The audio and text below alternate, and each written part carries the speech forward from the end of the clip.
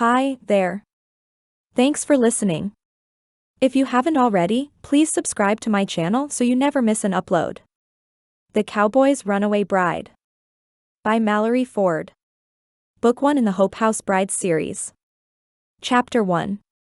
Just outside Mud Lake, Colorado. Late April 1885. Mootwood Lake, Colorado, the conductor shouted as the train began to slow its pace. Last call for Mud Lake, Colorado. Excuse me. The kind older woman who'd sat next to Kate Donovan on the train placed her age-weathered hand on Kate's work-calloused one. This is your stop, right dear? It was, and what Mrs. Austen didn't know was it might also be her only chance at a life outside a saloon or worse.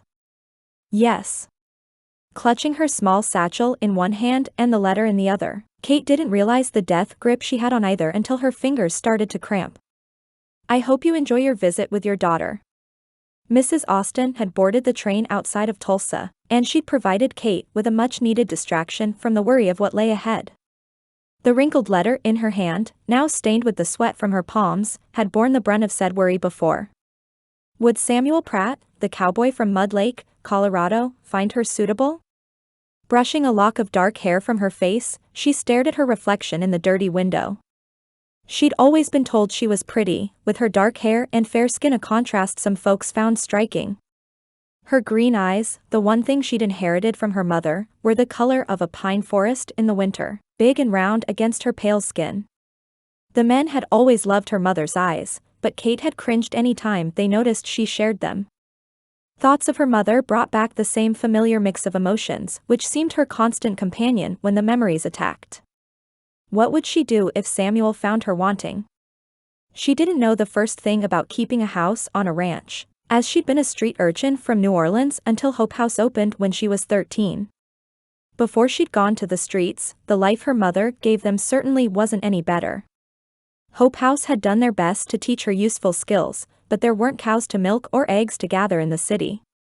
Unfurling Samuel's letter again, her cheeks heated with the knowledge she probably wasn't what the man expected. He spoke of the beauty of the ranch and his ability to provide for a family, but also of the expectation any bride of his would work hard as well. They didn't employ a housekeeper or cook, and all the hired hands were needed to wrangle the 300 head of beef cattle which roamed the ranch at any given time. She could work hard, that much was the truth. She'd worked hard, the state of her hands a testament to that, from sunup to sundown at the Latham's home ever since she aged out of Hope House. Sweat beaded on her forehead as the train slowed even more, and she swallowed down the fear which threatened to choke her. Would what happened at the Lathams reach her here? Would Samuel believe the lies told about her and cast her out? No, she had to put her faith in the only one who'd never disappointed her. God had gone before her, and he knew every step of the path leading her here. Whether Samuel had received word she'd be coming from the letter only leaving a couple of days before she did, she had no idea. Still, she could find her way out to his ranch if necessary. Mrs. Miller from the mail-order bride agency had been gracious enough to help her leave quickly, even stuffing a simple white dress in her bag before she left. Since Kate only had the dress she had on and one other, it had fit. It felt a little silly, worrying about such trivial things as a white wedding dress, but Mrs. Miller had a bit of a fascination with Queen Victoria. She said her brides were just as beautiful and special as the queen who'd started the white wedding dress trend, and she commissioned simple white dresses which could later be altered and used as church dresses for the young ladies she sent out west. The dresses weren't custom, but she'd had one that more or less fit Kate's thin frame, and Kate hadn't had the heart to refuse it. Mrs. Miller had broken her own rules to get her out of town safely, and she'd not robbed the woman of the well-meaning, if highly impractical, gift. Mrs. Austen placed her soft hand on Kate's cheek with all the gentleness of a loving mother. If you find he's not a good man, or you get into trouble, you come on to Denver. My daughter's husband works with one of the banks there, and we will help you. She handed Kate a note with necessary names and addresses, a kindness which had tears springing to her eyes. Regardless, I hope you'll write to me and let me know you're doing all right. Expression masking her concern, Kate did her best to reassure her new friend. I'll do that, and thank you for everything. The conductor called again for Mud Lake, and the train squealed to a stop. Its bell rang wildly, and Kate resisted the urge to cover her ears as she moved past the other patrons toward the front of the passenger car. A few folks nodded goodbye at her, the portly gentleman who'd ridden the whole way from New Orleans tipping his hat. Ahead, the mustached conductor smiled at her as she approached, extending a hand to help her down the steps without falling. Stepping onto the wooden platform, Kate glanced around at the little town called Mud Lake. It wasn't what she'd expected, at least not in landscape. There were some weathered clapboard buildings with various signs out front. One said mercantile, while another said clinic, though most of the others were so faded she couldn't quite tell what they said. Folks milled about down the street, mostly men, and her stomach tightened with nerves. Horses stood tethered to poles, and parked wagons dotted the dusty streets as well. All felt right for a small town in southern Colorado, but the mountains in the distance took her breath away. As though they'd been plucked right out of a painting, the peaks stood guard over the town, likely providing some shade in the morning. A rivulet of water flowed down from the snowy peaks up top, though she couldn't tell where it met the grasslands below. Would the ranch have such beautiful views? It was chilly, much colder than it had been in New Orleans when she left, but it invigorated her more than anything. From March to early November in the port city, there was a constant layer of sweat to contend with. If nothing else, at least Colorado was cooler. Judging solely on the name, Mud Lake had seemed like it might have been a barren and desolate place, which didn't appear to be the case at all. Breathing a silent prayer for the Lord to be with her, Kate stepped off the train platform onto the dirt of her new home. "You got him all?" Samuel Pratt gestured toward the last of the stragglers and did his best to do a final count for the morning. Bitsy and her calf liked to stay down by the creek. As though in answer, a couple of the cows brayed from where they grazed in the field. Joshua, his ranch hand of nearly 2 years, nodded. "Yes, sir." I counted again, and Riley went down there just to make sure. His attention moved from Samuel to something behind him, namely the long road leading to the ranch from town. "You expectin' somebody this morning?" He wasn't, which didn't mean much. "Nope." Peeling his eyes toward the road, Samuel realized it was his brother, Liam, who blazed down the road in such an all-fired hurry atop his Appaloosa, Hercules. What in the world is chasing him? He hadn't meant to speak the last part aloud, but Joshua chuckled at his words. "Only time I've seen him move that fast was over the last of Mrs. Olson's pies after church." Reining his old gelding towards the bunkhouse where Clarence would have something akin to food ready, Joshua tipped his hat to Liam on the way by. "Howdy, Sheriff." Liam raised his hand in a quick wave before steering his mount towards Samuel. His face was red, and the wind-blown look to his clothes told Samuel his brother had been in a mighty hurry from town. "She's coming." Pistols on both hips accented the star pinned to his vest. Who? Had Liam taken one too many fists to the head breaking up bar fights? He'd been the sole lawman in Mud Lake, Colorado, for over 5 years. Only a year younger than Samuel's 26, he had a couple inches on the cowboy's tall frame. "And what are you holding?" Brandishing the envelope in his hand, which had clearly already been opened, Liam's eyes widened. "Your mail-order bride. She's coming in on today's train, which should be here in," he checked his watch. "A half hour." "You opened my mail?" "Isn't that illegal, Sheriff?" Still, his heart began to race at the thought the woman who would be his wife was less than 30 minutes out. "Wait, I haven't gotten any other letters from the agency.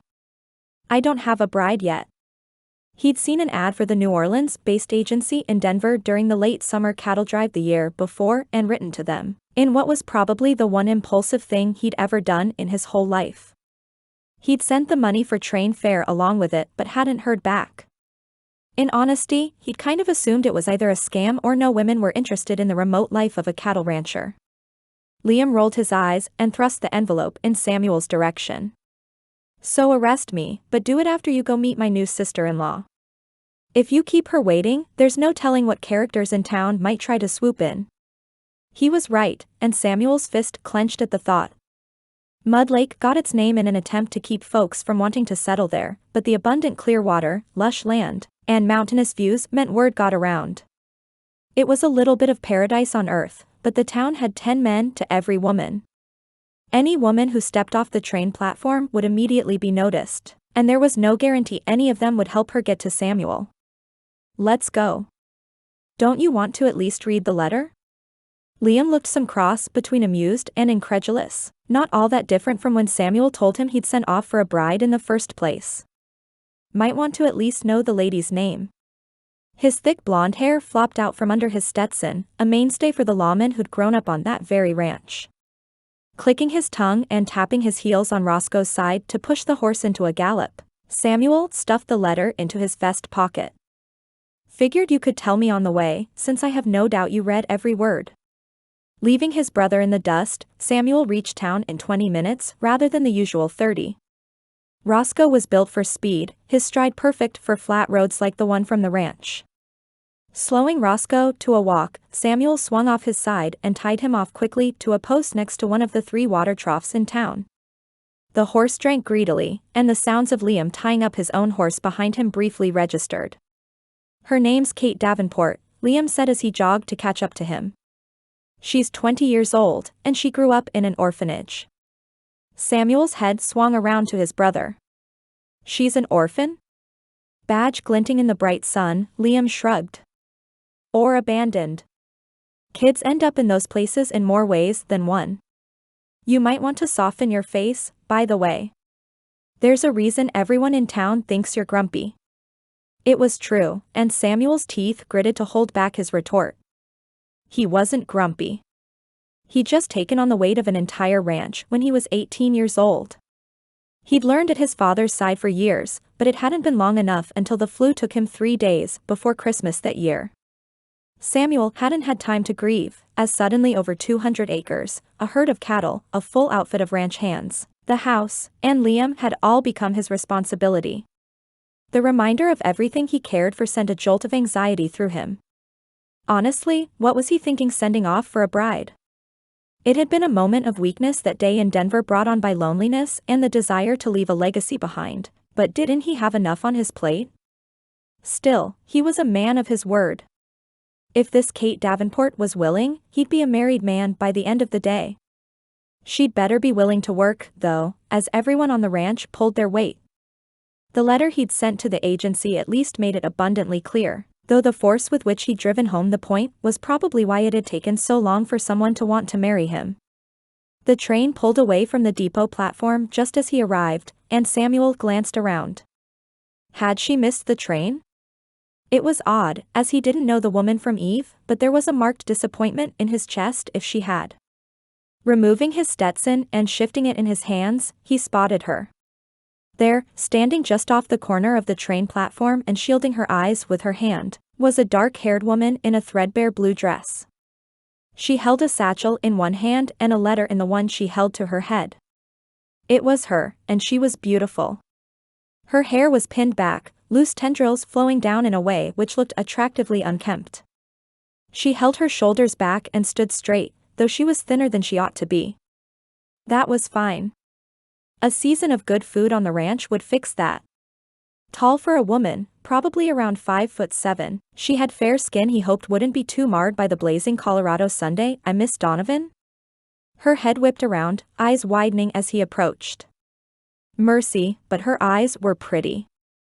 They were big and round, the dark green of the pine forest just beyond the ranch. Mr. Pratt, I presume? Her gaze flitted between him and Liam, brow raised in confusion. Or. Technically, we're both Mr. Pratt, Liam said as he stuck out a hand. But this, decidedly less handsome brother is your groom. My condolences. He winked, and Samuel fought the urge to elbow him hard in the ribs. I'm Liam, and this is Samuel. I'd say he's normally more talkative, but that's not exactly true. Enough, Samuel snapped with a little harsher tone than he meant. Miss Donovan, you can call me Samuel. Welcome to Mud Lake.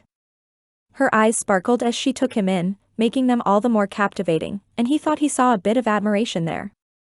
It's nice to meet you, Samuel, and you can call me Kate. Chapter 2. Kate looked over at Samuel in a manner she hoped was inconspicuous in her perusal of the town. It surprised her a little how handsome he was. He'd removed his Stetson for a minute, and his hair was so dark it was almost black. It was thick, albeit fairly rumpled from a day under the hat. He was strong, which she assumed came from his profession, and his tanned skin and stubble told her he worked the ranch right alongside his men. His brother, Liam, was built similarly, albeit an inch or two taller. He wore a holster with pistols on both hips, sending a long reflective tingle of fear down her spine. It had been many years since she'd needed to fear any police, and most of them had even been kind to the posse of street children who had taken her in, but one never knew. The lawman's blonde hair was as thick as Samuel's, though she had to admit she preferred her groom's. Samuel's dark hair and eyes blended with his stubble, the product of a few days without shaving rather than an intentional beard. In contrast to Liam's clean-shaven face, it made him look more mysterious. Then again, that might have more to do with the slight scowl he wore. Samuel didn't speak much as they strolled through town, but quiet didn't bother her. New Orleans had been constant noise, a barrage of shouting, wagon sounds, and all kinds of things to pound into her senses.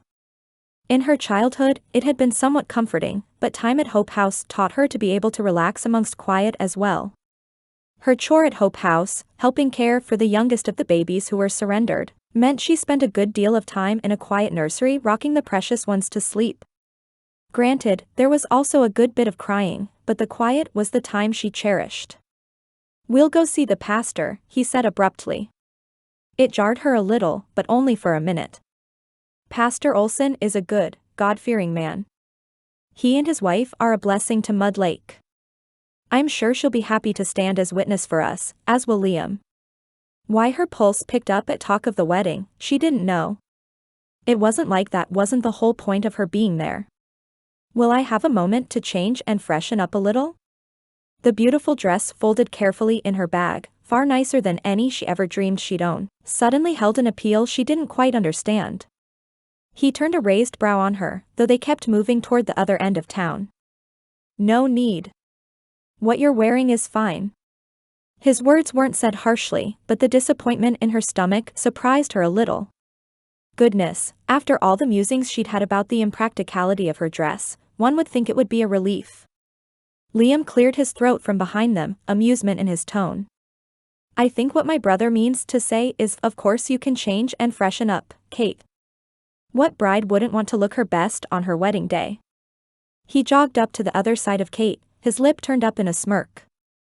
You'll have to excuse him.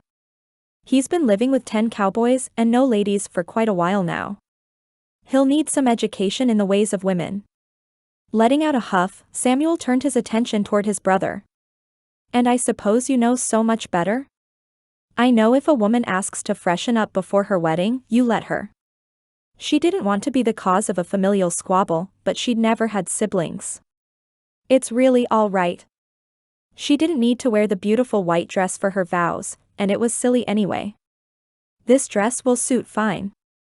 Tone much kinder now, as though he worked to keep his tone measured, Samuel dipped his chin to her once again. I'm sorry, of course you can have some time to get ready. Despite his tendency to stick his nose in places it doesn't belong, my brother is right. I spend most of my life around men, and I don't always think about these things. Both ignored Liam's quiet round of applause as they closed the distance to the pastor's house. They continued down the dusty street, though this time Samuel pointed out different businesses in town. He appeared to be making an effort, something Kate appreciated. There's the livery. We've got plenty of horses and 2 rigs at the ranch, but sometimes we'll buy feed there for a couple of our horses. The mercantile is that way, and the bank is just up a bit. This place is bigger than I thought it would be. It was true. From his letter, she'd assumed they'd be more or less isolated out in the Colorado wilderness. There were more than a few men moving from place to place, but she couldn't see any women. The men stared at her with open curiosity, though nothing more sinister that she could see. Still, her days on the street and time in the Latham house sent shivers running down her spine. Samuel shrugged his broad shoulders, pointing out the doctor's office as they passed. It was odd, since she just met him, but his steady demeanor brought calm to her own frazzled nerves. It's no Denver, and certainly not New Orleans, but we've got a couple of things popping up. The city's not as exciting as it sounds, Kate said honestly. She'd grown up in the ugly side of city life, begging and stealing for food in places no child should ever go. Once she aged out of Hope House, the one bright period in her life thus far, they'd helped her gain employment as a maid at the Latham's mansion in the Garden District. No one, least of all the kind folks at Hope House, would have ever guessed what would happen next. Samuel studied her for a moment, but he didn't pry. "And here's Pastor Olson's house. He's not expecting us because I just got your letter today, but I'm sure he'll be amicable." Nerves rose unbidden in her belly. And if he wasn't? What would she do if they couldn't convince the pastor to marry them?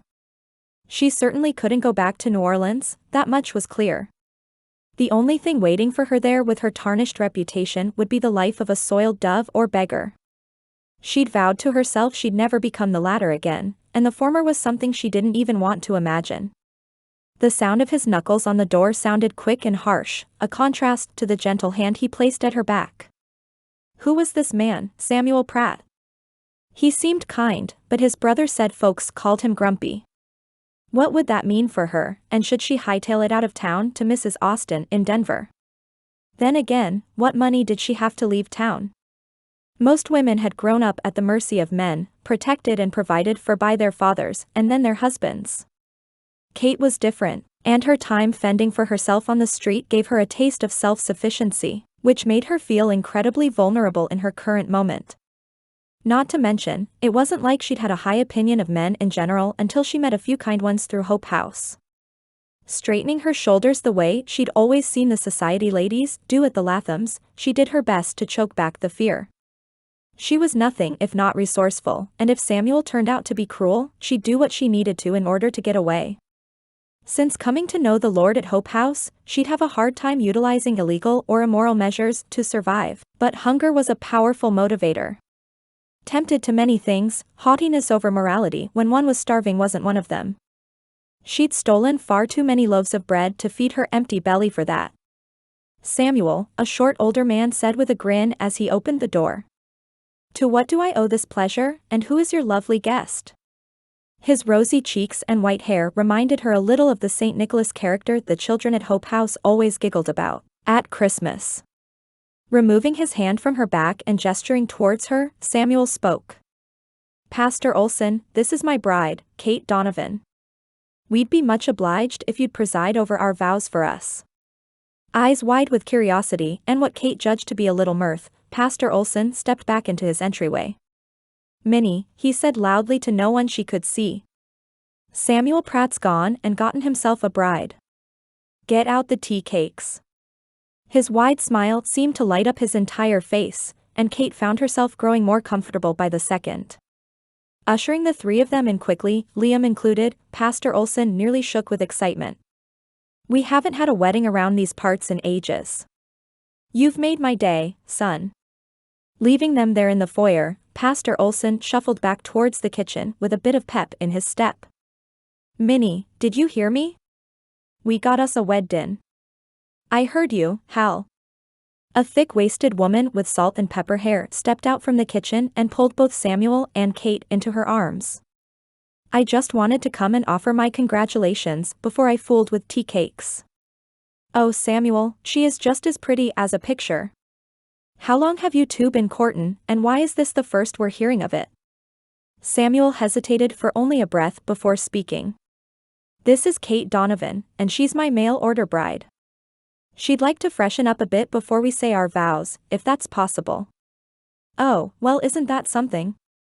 To her credit, Mrs. Olson didn't appear to discredit the marriage simply because of the way it came about. "Follow me, dear. I've got just the spot."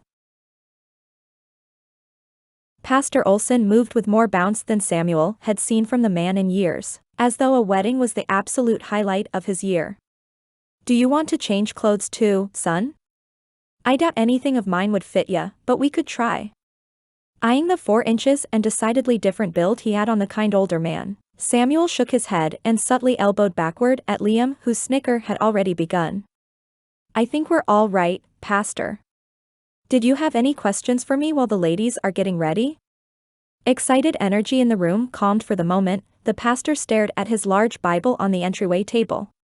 I think I do, and we can move to the parlor if you'd like.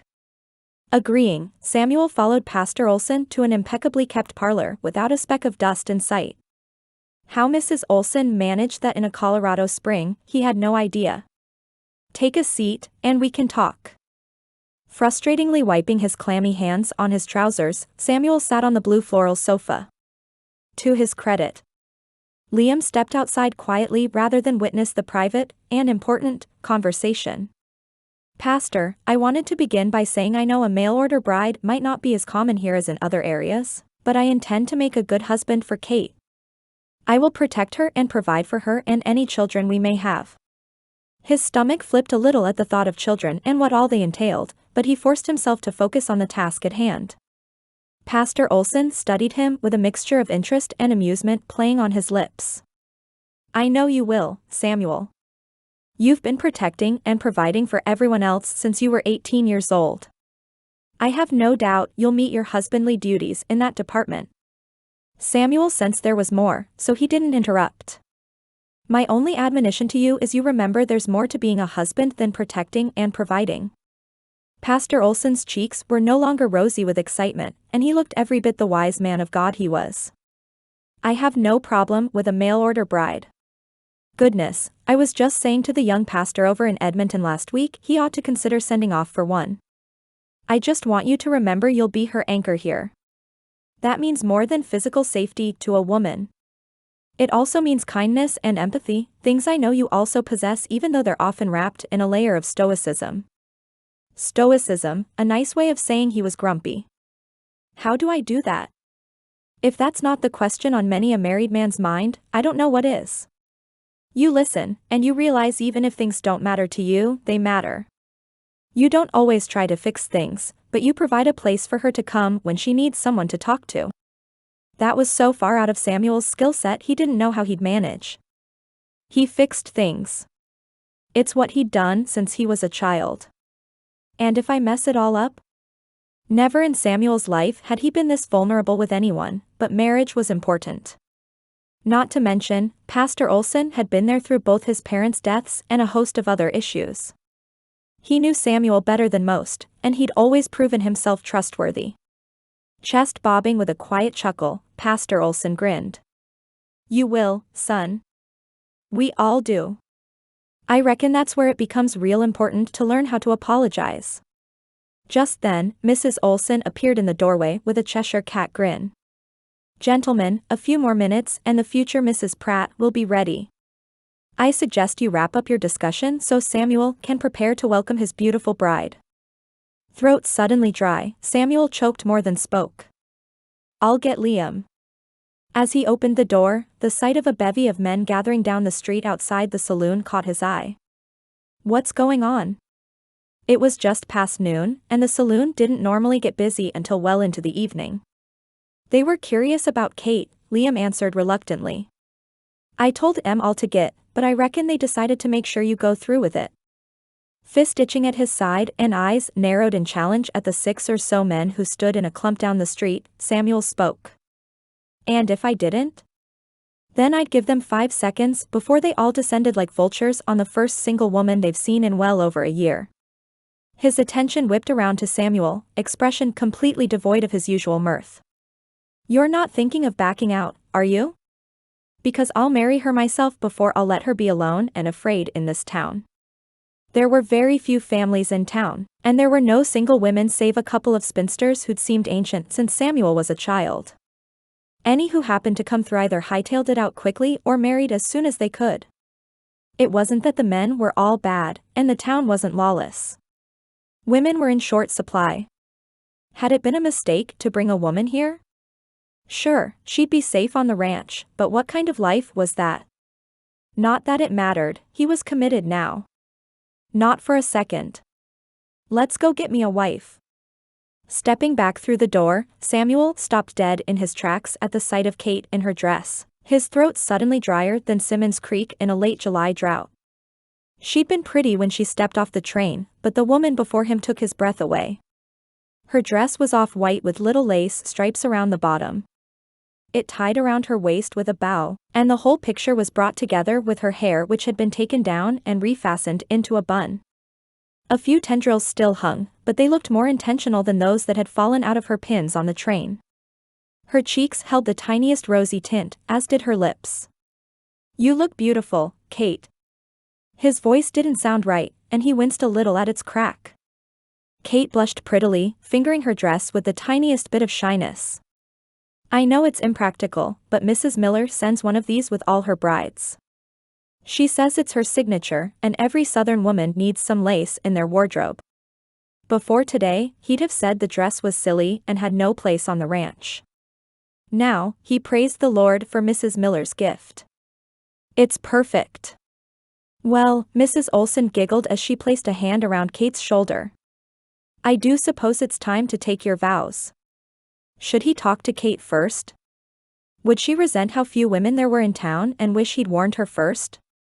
He'd alluded to it in his letter, but it didn't seem like such an issue until he could put a face to the idea of a bride. "Are you sure you want to do this right now? We can talk dash." "I'm sure," she interrupted with a quick nod. "That is, if you think I'll suit. I'm happy to marry today." If he thought she'd suit? What man in his right mind wouldn't think so? "If you're sure, we can go ahead." Sighing with relief, Kate allowed Mrs. Olson to lead her into the parlor. As soon as she was out of sight, Liam poked Samuel in the side. "Might want to wipe the drool off your chin before you take your vows. It might make your first kiss a little awkward."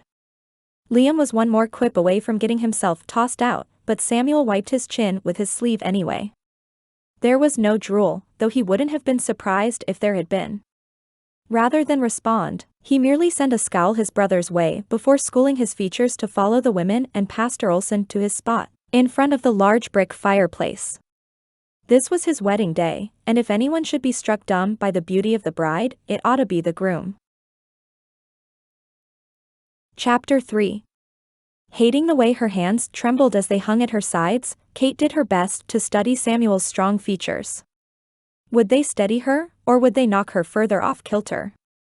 It seemed as though she'd been running for ages, though it really hadn't been long since she had left New Orleans. Did the stress show on her face?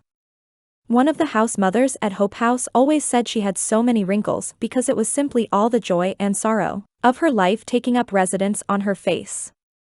Other than the few years of joy at Hope House, Kate's sorrow had been much more abundant.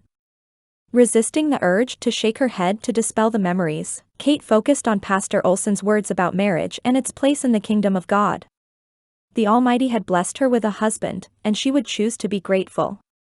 Mrs. Miller had only one unmatched groom when the scandal finally pushed Kate over the edge, and she'd not hesitated to have her out of town within the week.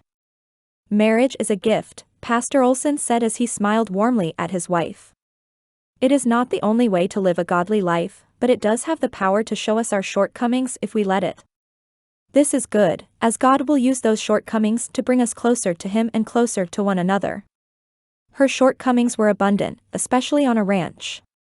Would it drive a wedge between them, or would she be able to learn it all quickly?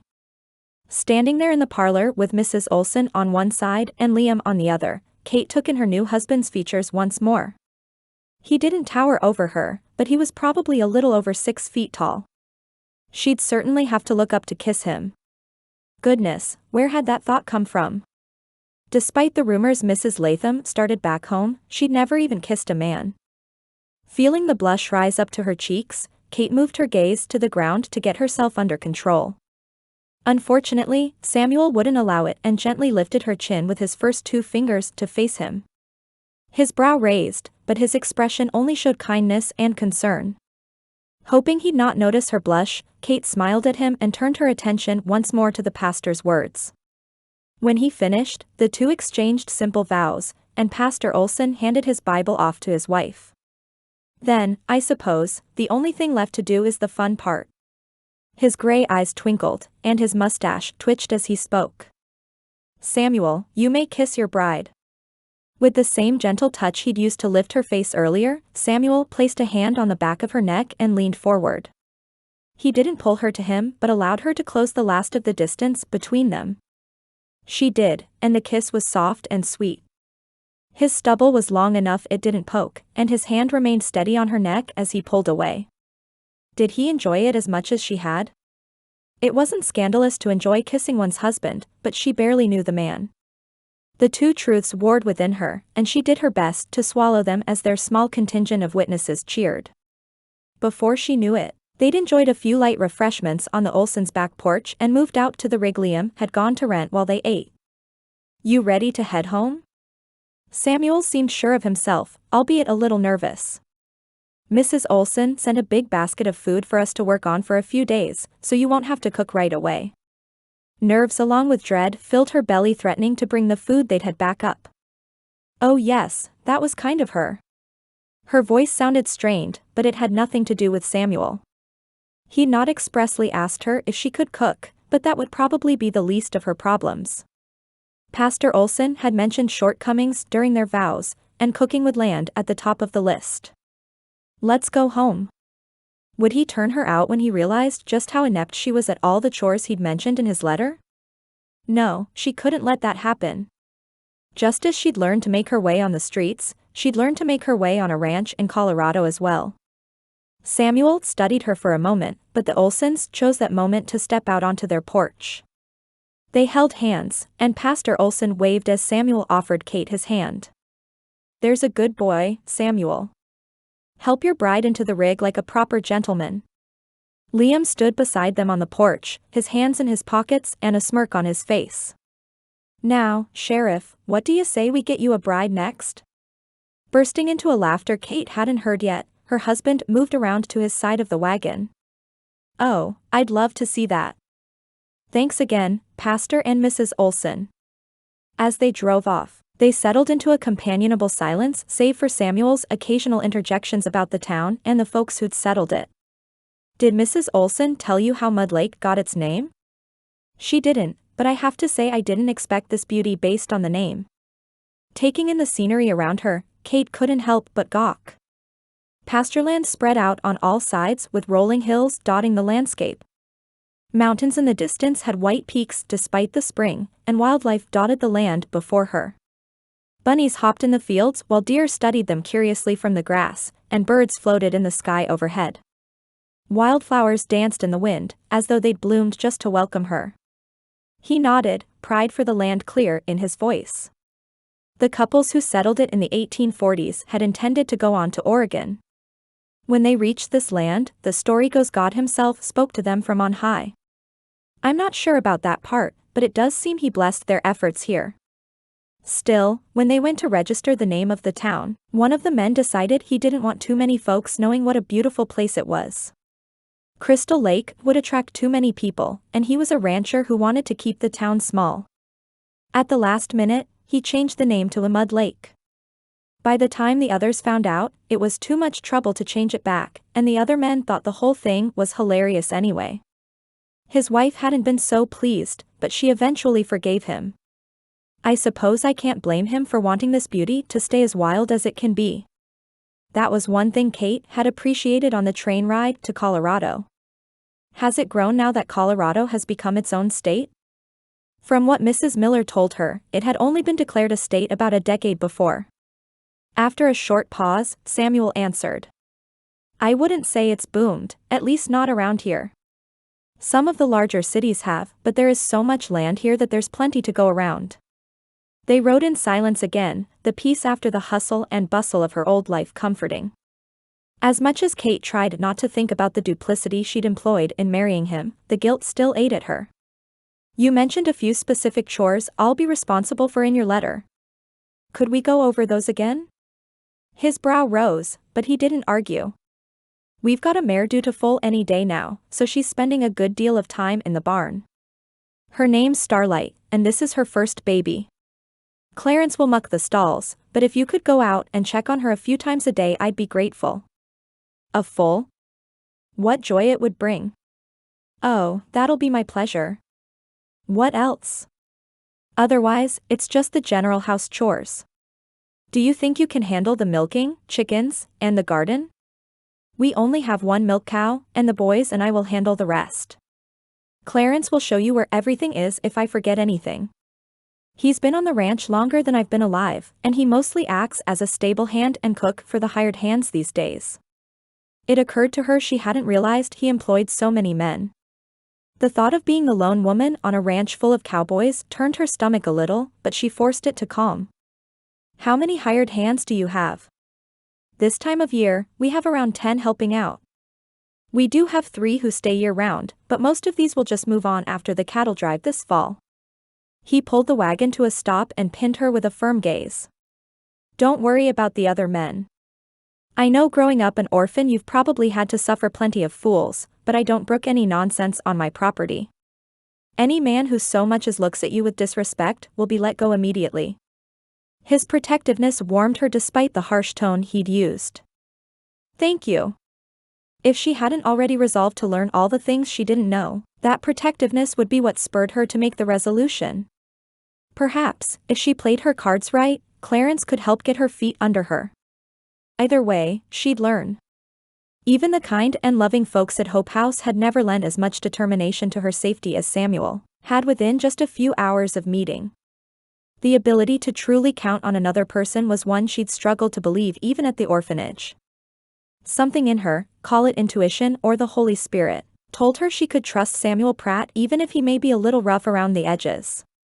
His letter said folks in town called him grumpy, but she had no doubt he was a man of his word. The only question, and the one she didn't want to think about too much, would be if he had a breaking point. Would her omission of important details about herself cause him to ask her to leave? She wouldn't find out because she'd learn how to do everything he asked of her and more, and she'd prove the scandal which had driven her out of New Orleans was completely fabricated at best and predatory at worst. Her other options weren't really options at all.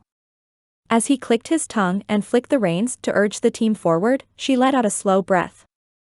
This would work. It had to. The clear awe on Kate's face as they approached the ranch filled Samuel with a pride he couldn't explain.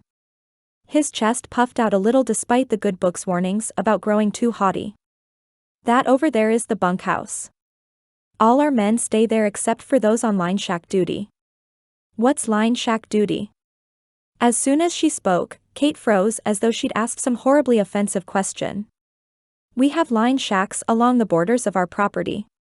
They're small, and get mighty cold in the winter without a good fire, but we take turns staying in them during calving season.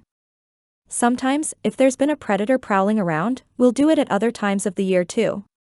Why had her face drained of color after she spoke? She had grown up in the city, and he didn't expect her to know all the facts of ranch life. You'll come up with more questions, I'm sure. This is my whole life, but I know it's not yours. She relaxed a little, and he could see her working to slow her breaths. Over there is the barn and the hayloft. The hayfields are to your left, while the cattle rotate to one of the 3 other pastures. I suppose you grow the hay to put up for winter? She seemed a little more comfortable now, though her back was still stiff as a board. He nodded and pointed to the top floor of the barn in the distance. Yep. We don't have as long a growing season as they would in Louisiana, but we make do. Over there, we've got one of 2 corrals, since one of my guys is a talented horse trainer. We hired him as a wrangler initially. After he broke 2 buck wild yearlings for us, I brought him on full-time as another source of income. We only take on a couple of horses a year, but it's become a profitable piece to our business. Had he bragged too much? The business of the ranch was something he enjoyed discussing, and his wife should probably know as much as he could tell her. Still, it wouldn't be right to overwhelm her on her first day there. Her green eyes swung from one end of the ranch to the other, taking in the view before coming back to him.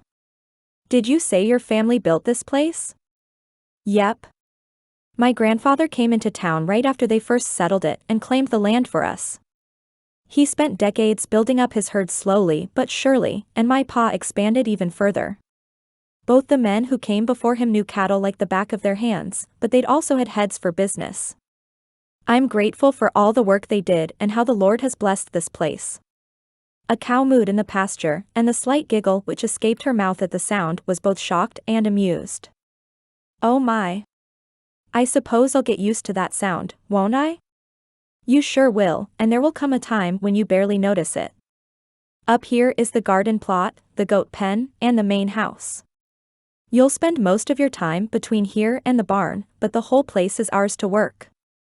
One of the goats brayed as they approached, and Samuel worked to keep a scowl from his face. The goats had been his mother's. Even though it had been years since she died, he'd been unable to bring himself to disband the small herd. Pulling the wagon to a stop, he grinned at the way Kate hopped down without his assistance. "I didn't realize you have goats." "We do," he replied. Would she notice the way he said "we"?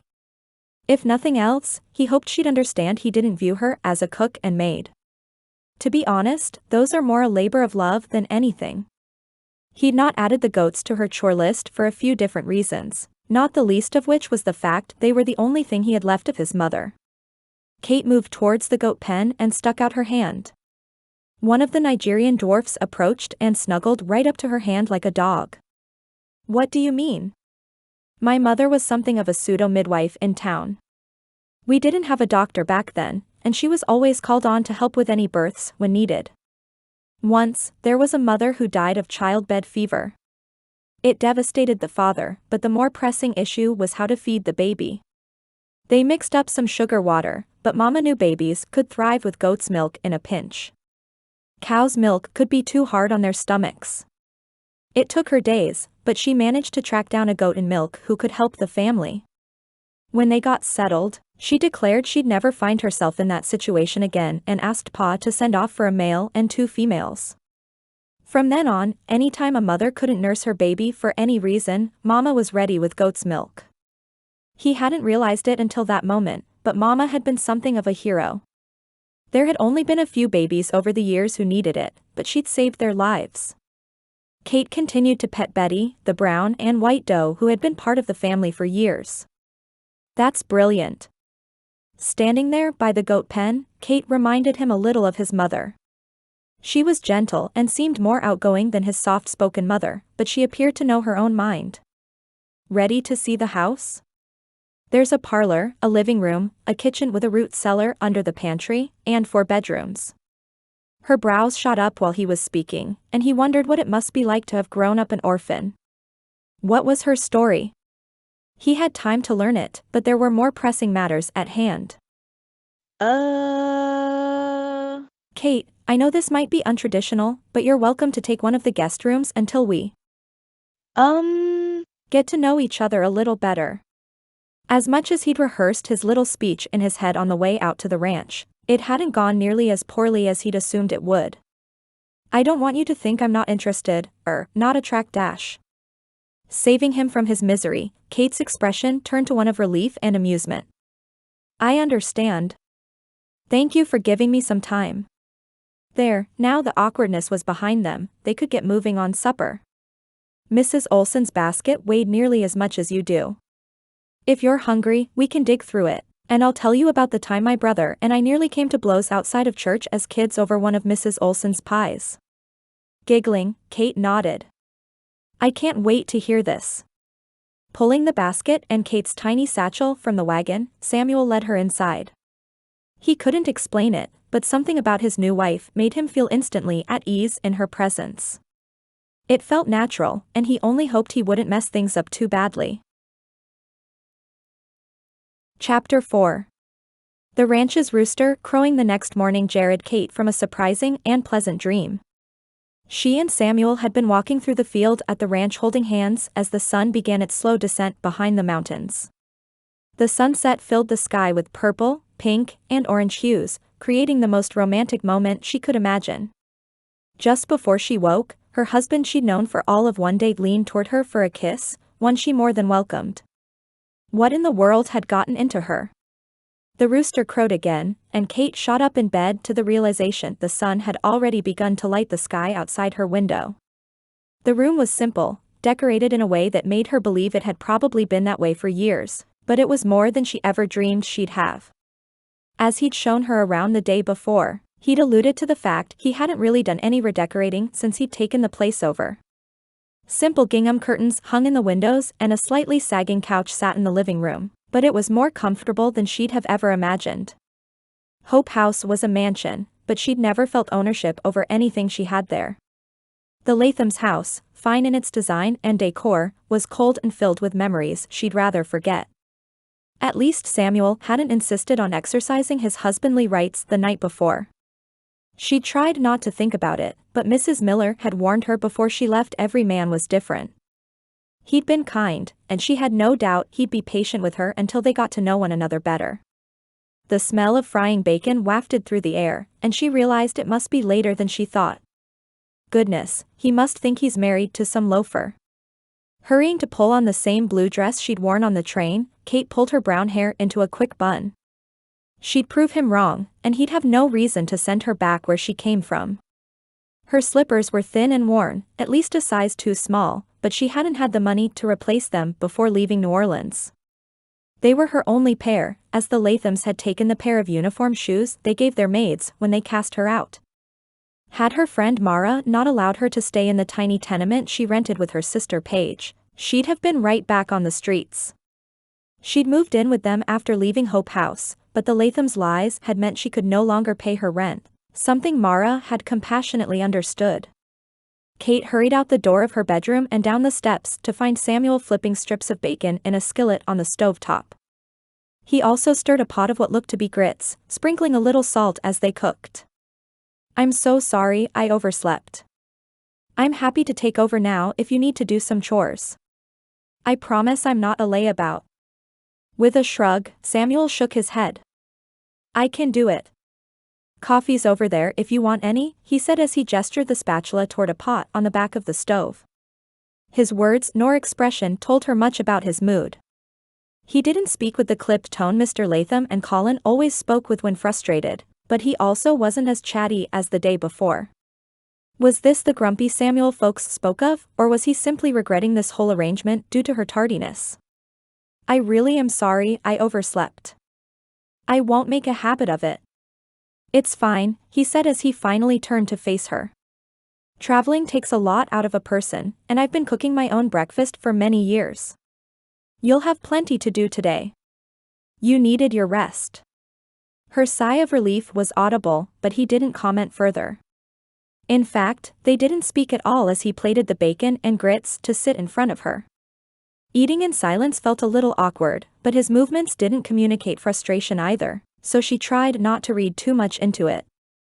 "This morning, I'll go out and milk the cow and gather the eggs as well as get acquainted with the space for the garden. Did you have a preference on how any of it is done specifically?" It would be a miracle if she could figure it out at all. She'd never done any such chores before, but he didn't need to know that. Milking intimidated her, but gathering eggs and planting a garden couldn't be too difficult. The chickens she'd occasionally seen in New Orleans always seemed fairly docile, and didn't one just plant seeds and water them? The milking might be a different story altogether, but she was confident she could make it work. "Milking first," he said gruffly.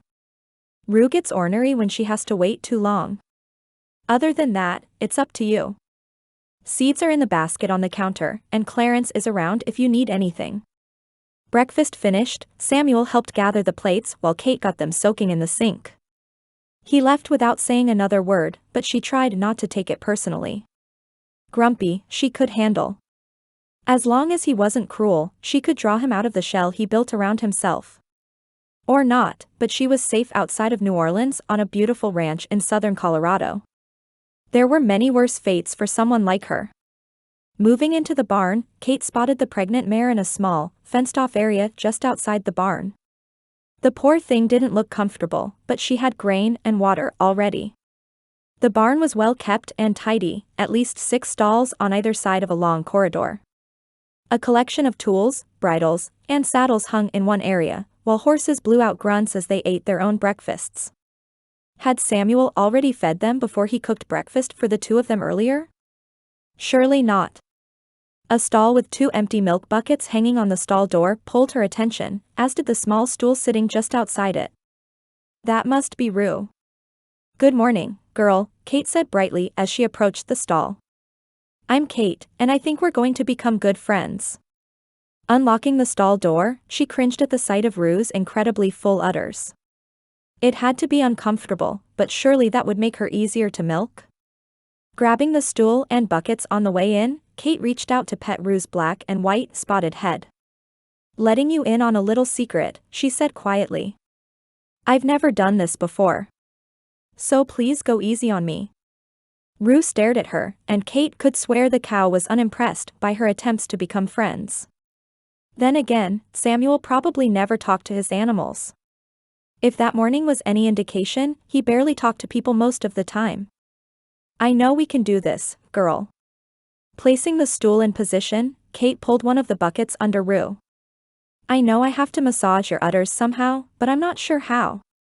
Trying not to be intimidated by the size of the cow, Kate placed both hands on one of the protruding parts of the udder, which surely had a name, but she didn't know it.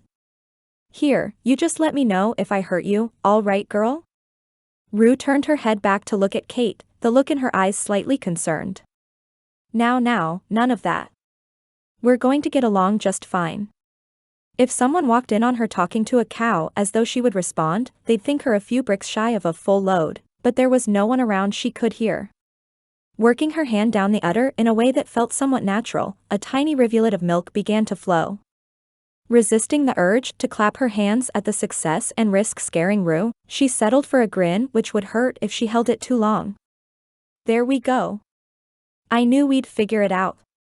She continued the one-sided conversation while milking, though her hands began cramping before long. She'd worked hard for 2 years at the Lathams, but milking must work different muscles. "Goodness, girl.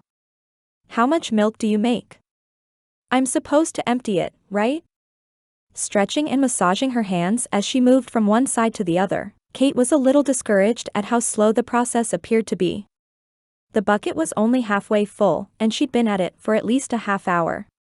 And why was the milk not bright white? It probably just needed to be strained. Finally, after she'd milked so long her hands started to twitch, the trickle slowed even further until it was only drops. "Surely this gets easier," she said as she patted Rue's rump. "It has to." Sweat poured from her forehead and her shoulder ached as much as her hands. "We'll get the hang of it, won't we?" A voice from just outside the stall startled her. "You know, a man with white hair and a bushy beard to match," said as he leaned onto the stall door. "My pa used to say that talking to yourself was sometimes the only way a body might get some intelligent conversation. I reckon talking to animals might be the same thing, so long as you're not expecting them to talk back." He grinned, and Kate swallowed down her embarrassment. "Hi, you must be Clarence." "I'm Kate, Dawn." Pratt. "Sorry, still getting used to that one. Boss told me he went and got himself a gal." Clarence nodded in approval and sent a knowing look behind her. "You ain't never milked a cow before, have ya? Was it that obvious?" "First," he said as he pulled the stall door open and patted Rue's head. "No one with experience would ever leave a milk bucket unattended. That's a quick way to get all your liquid gold kicked over. Second, she ain't empty. And third, you didn't wipe off the teats before you started milking, so there's dirt and mud in the bucket." Oh no. Did that mean all her hard work was for nothing? Hanging her head, Kate's satisfaction from a few moments before waned. "I guess I thought I'd strain it." "Not dirt like that," he said as he took a seat on the stool himself. Grabbing the second bucket, he pulled a clean rag off a hook on the wall and wiped down what was apparently called a teat. "Squat down and watch.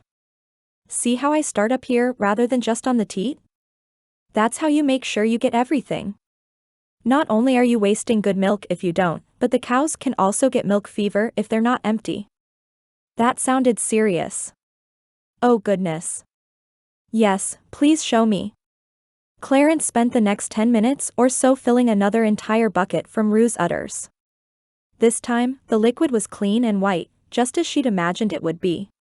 In the last few minutes, he even let Kate try again, though her hands and shoulders fought her every step of the way. "Like this?" "Excellent," he answered with a grin. "I reckon we'll make a cowgirl out of you yet." "Thank you." The rest of the morning passed in a flurry of egg gathering and garden planning, Kate sporting a couple of scratches from the former. Clarence had actually helped her with the egg gathering, and he'd been kind enough to help her out when her hair got caught in a low-hanging branch just outside the coop. She hadn't looked in a mirror to see the effects, but at some point she stopped caring. The ground had to be plowed, that much she knew, but the weeds needed to be pulled first. Clarence mentioned a pile of aged cow manure behind the barn and showed her where the shovels and wheelbarrows were. That job held very little appeal, but she'd do what she needed to do.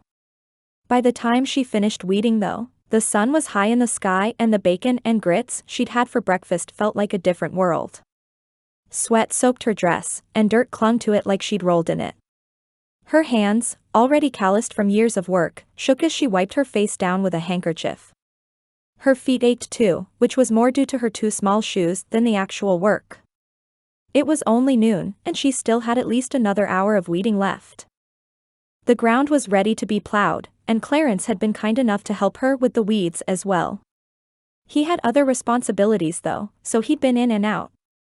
Placing her trembling hands on her hips, Kate took in a deep breath of the clean mountain air. Lord, give me the strength to be the wife Samuel needs. Give me the grace for all my shortcomings, and help him be patient with me along the way. A light breeze flowed through the field, and it bolstered her spirits in a way she didn't realize she needed. They'd always taught at Hope House that the Lord went before them, so they need not fear. He walked beside them, so they were never alone. He stood behind them to catch them when they fell. If that morning was any indication, Kate would fall often. She'd disappoint Samuel far more than she liked. The Lord was with her, and he'd sent Clarence to be some sort of cowboy angel for her.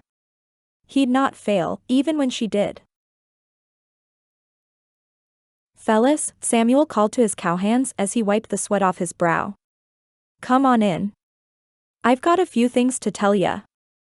All 10 of the hands in the field moved his direction, the herd all grazing happily for the moment. They'd done a well check on all the calves that morning, as well as gotten a few more branded. They'd also pulled an unlucky heifer out of a briar thicket she'd gotten herself stuck in, a longer process than any of them anticipated. The scratches and scrapes on Samuel's face smarted, but hopefully Kate could mend some of the rips in his shirt. The thought of Kate and how she fared at the house had plagued him since the minute he left, but he'd done his best to put it from his mind. She'd be fine, and Clarence would help her with anything he could. Would it help his nerves if he claimed one of the puppies the Sandersons had a few miles down the road? Women liked puppies, didn't they? Not to mention, they could use a good guard dog or two. The last of the cowboys gathered in front of him, most of them either wiping their own sweat off their foreheads or taking a swig from their canteens. Good job today, men. Y'all worked well together, and I appreciate all the hard work you've put in. Nodding at Riley, his foreman and good friend, he directed his next words. This may be our best year yet at auction, and each of the men will receive bonuses based on their work ethic this year. Riley signaled he understood. Deciding the amounts of the bonuses would be his job. He spent every day with the men, whereas Samuel often had to stay behind to work the business side or go into town. Now, as for the most important thing, I have some news. The hands looked on curiously, all eyes glued to him. I've taken a wife from New Orleans. She came through a bridal agency, and her name is Kate. A myriad of responses followed. Some of the men grinned wide while others' mouths dropped open. Riley's eyes went round as saucers, though he'd at least known Samuel sent off for one. Wow, boss, he said quickly. Congratulations. The rest of the men echoed their sentiments, but Samuel held up a hand. Thank you. Now, I make an effort to only hire men of upstanding character and reputation, but I need to make one thing abundantly clear. Kate is to be respected as an extension of me and treated the way a lady should be treated. If I hear any of you have so much as looked at her in a manner which makes her uncomfortable, you'll be let go faster than a hot knife through butter. Got it? Of course, boss, one of his year-round hands named Neil answered quickly. We'll all show Mrs. Pratt nothing but respect. Any chance we'll get to meet her soon? It would probably be smart to introduce her to all of them at once. That way, he could keep an eye out for any who might become a problem. I think we can arrange that. Okay, enough jabbing. You're all done for the day, and I imagine Clarence has supper ready in the bunkhouse. All but Riley headed that way, most nodding or speaking their congratulations as they passed. Once they were alone, Riley clapped Samuel on the back. "Well, what do you know, the grumpy bachelor got himself a bride. She's settling in all right?" "I sure hope so." That morning had been a little awkward, but surely that would wane with time. Sleeping late appeared to embarrass her, but he thought nothing of it. With all the traveling and change she'd had in the days before, it wouldn't surprise him if she took a few days to get adjusted. "Seems to be, anyway." "Good," Riley replied. "Has she met Lizzie yet?" Lizzie was Riley's older sister who ran the mercantile with her husband Ben. "I know she'll be happy to have another woman her age in town." Once again, the guilt of bringing Kate out here to a place with so few women nagged him. "Not yet, but I plan to take her into town soon. Hopefully, between that and church, she'll be able to make a few friends." As he approached the house, he noticed the garden plot had been weeded that day. The eggs had been gathered too, and Rue grazed happily in the pasture closest to the house. A bit of pride rose in him at his new wife's tenacity. He'd worried what the adjustment would be like for her coming from the city, but it appeared she'd jumped right in. Opening the front door, Samuel spotted sandwiches from Mrs. Olson's basket plated on the counter, along with the last of the pie. It wasn't until he reached the dining room that he spotted Kate and his heart sank. She slumped over on the kitchen table, fast asleep despite her filthy face, dress, and hands. Lines of dried blood striped her hands, and he imagined they looked much the same as the ones he had on his face from the briar patch. He'd at least had gloves, so his hands didn't look any worse for it. Her shoes also lay on the floor beside her, slippers which didn't look large enough for her feet with their own caked blood from what he assumed must be blisters inside them. Careful not to wake her, Samuel knelt down to study her stocking-clad feet. It felt too intimate, but the blood spots on her stockings quickly drove away any discomfort. Her head lay on her folded arms, her dirt-smeared face somehow beautiful despite the evidence of her hard work. Should he wake her up or try and carry her to bed? Surely, she'd want to bathe before going to bed, and he should probably get her scratches cleaned up anyway. Decided, Samuel placed a gentle hand on her shoulder. "Kate? Kate, honey. Wake up." She startled a little, but her eyes opened slowly. "What? Oh Samuel, I'm so sorry." Blinking her eyes quickly, she shot up out of her chair. "I'll have supper in just a dash." "It's all right, Kate. You've clearly worked hard today. Sit down, and I'll bring you your plate. Then, I'll get the washtub ready for you. Do you have any other dresses besides this and your wedding dress?" Hair cascading out of her bun and the cheek she'd slept on bright red, she bit her lip. "I have one more, but it's more of a church dress. I can get this one clean tonight," she said as she rolled her shoulders. She tried to hide her wince at the motion, but he noticed. "It'll be fine. Why don't you let me see whether any of my mama's dresses might have held up in the attic? She was about your size, and that'll keep you from having to wash so often. You just take a seat and eat, and I'll go have a look."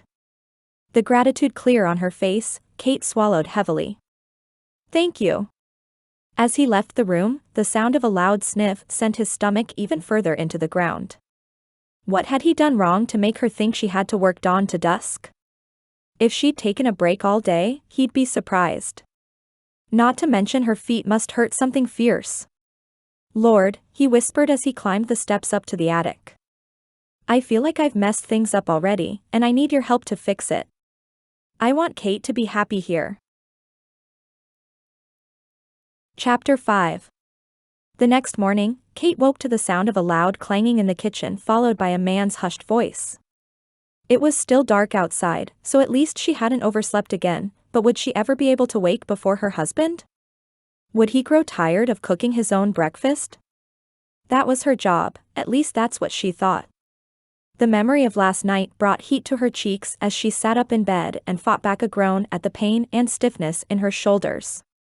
The bath had helped, but Samuel had gone back out to milk Rue again after dinner and not returned until after she'd gone to bed. Was he second-guessing the whole arrangement? Would he ask for an annulment? He'd been kind enough to find her a couple of dresses which had belonged to his mama, but it was clear she wasn't what he'd been expecting. Tears threatened at the idea he might send her packing. Denver was her only option, but she didn't even have the funds to get there. If he did cast her out, would he at least give her enough money to buy a train ticket? The scratches on her hands smarted while the blisters she'd gotten on her feet burned.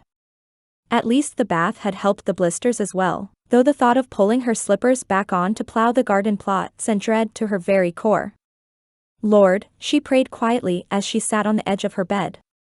You brought me here, and I need you to give me the strength to be the wife Samuel needs me to be. I don't know what he's thinking, but he's bound to be disappointed. Pain radiated from her feet up to her neck as she stood, but the determination she'd felt stepping onto the train platform in Mud Lake bolstered her enough to slide on the brown calico dress Samuel had brought down the night before. At least she hadn't had to do laundry last night, and the dress was only a couple of inches shorter than she'd have liked. Her arms and shoulders already ached from the work she'd done yesterday. If she'd had to pull out a washboard as well, they might have fallen clean off in protest. Grinning a little at her own hyperbole, Kate took a deep breath as she sought out her slippers. Where had they gone? They'd been on their last leg as it was, but they were the only shoes she had. Perhaps Samuel had taken them to wash out the dried blood from yesterday? Wincing a little at the thought, Kate stuck her head out her bedroom door. Samuel?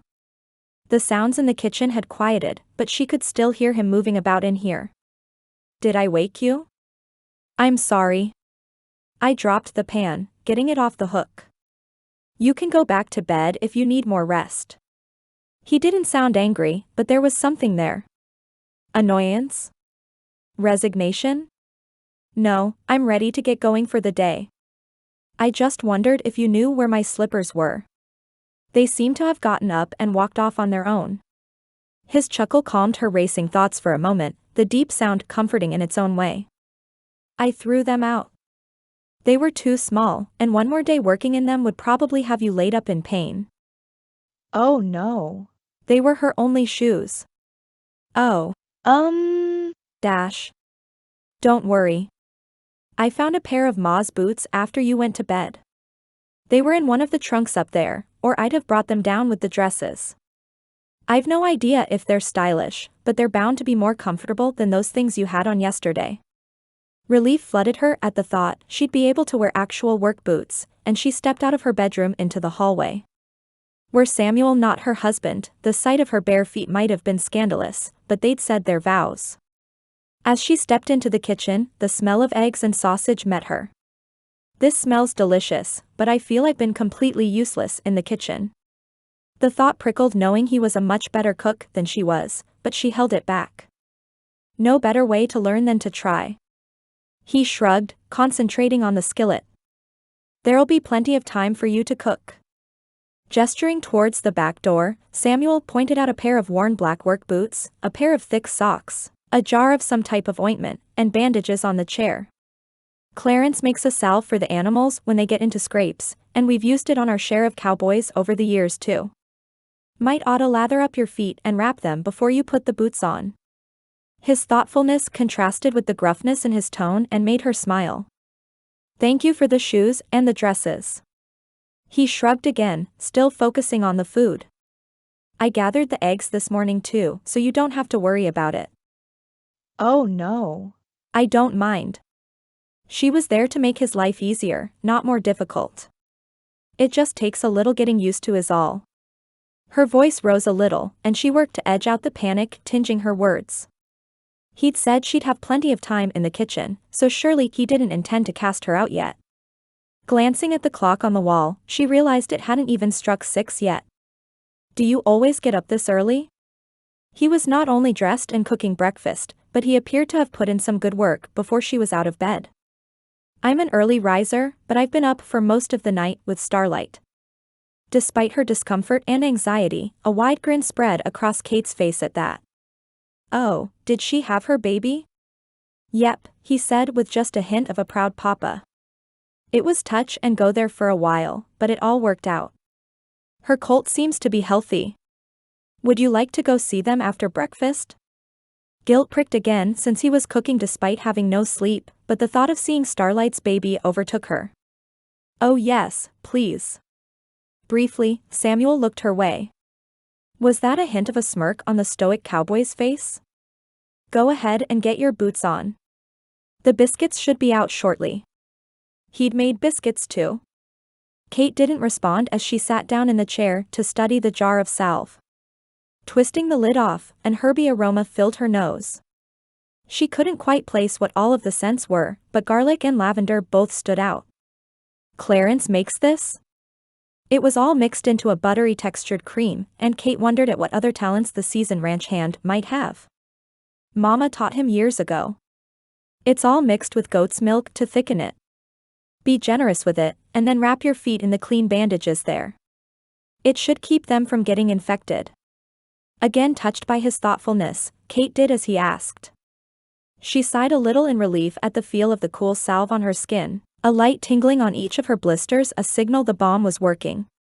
She wrapped the bandages tight enough to still be comfortable before pulling on the thick socks and boots as well.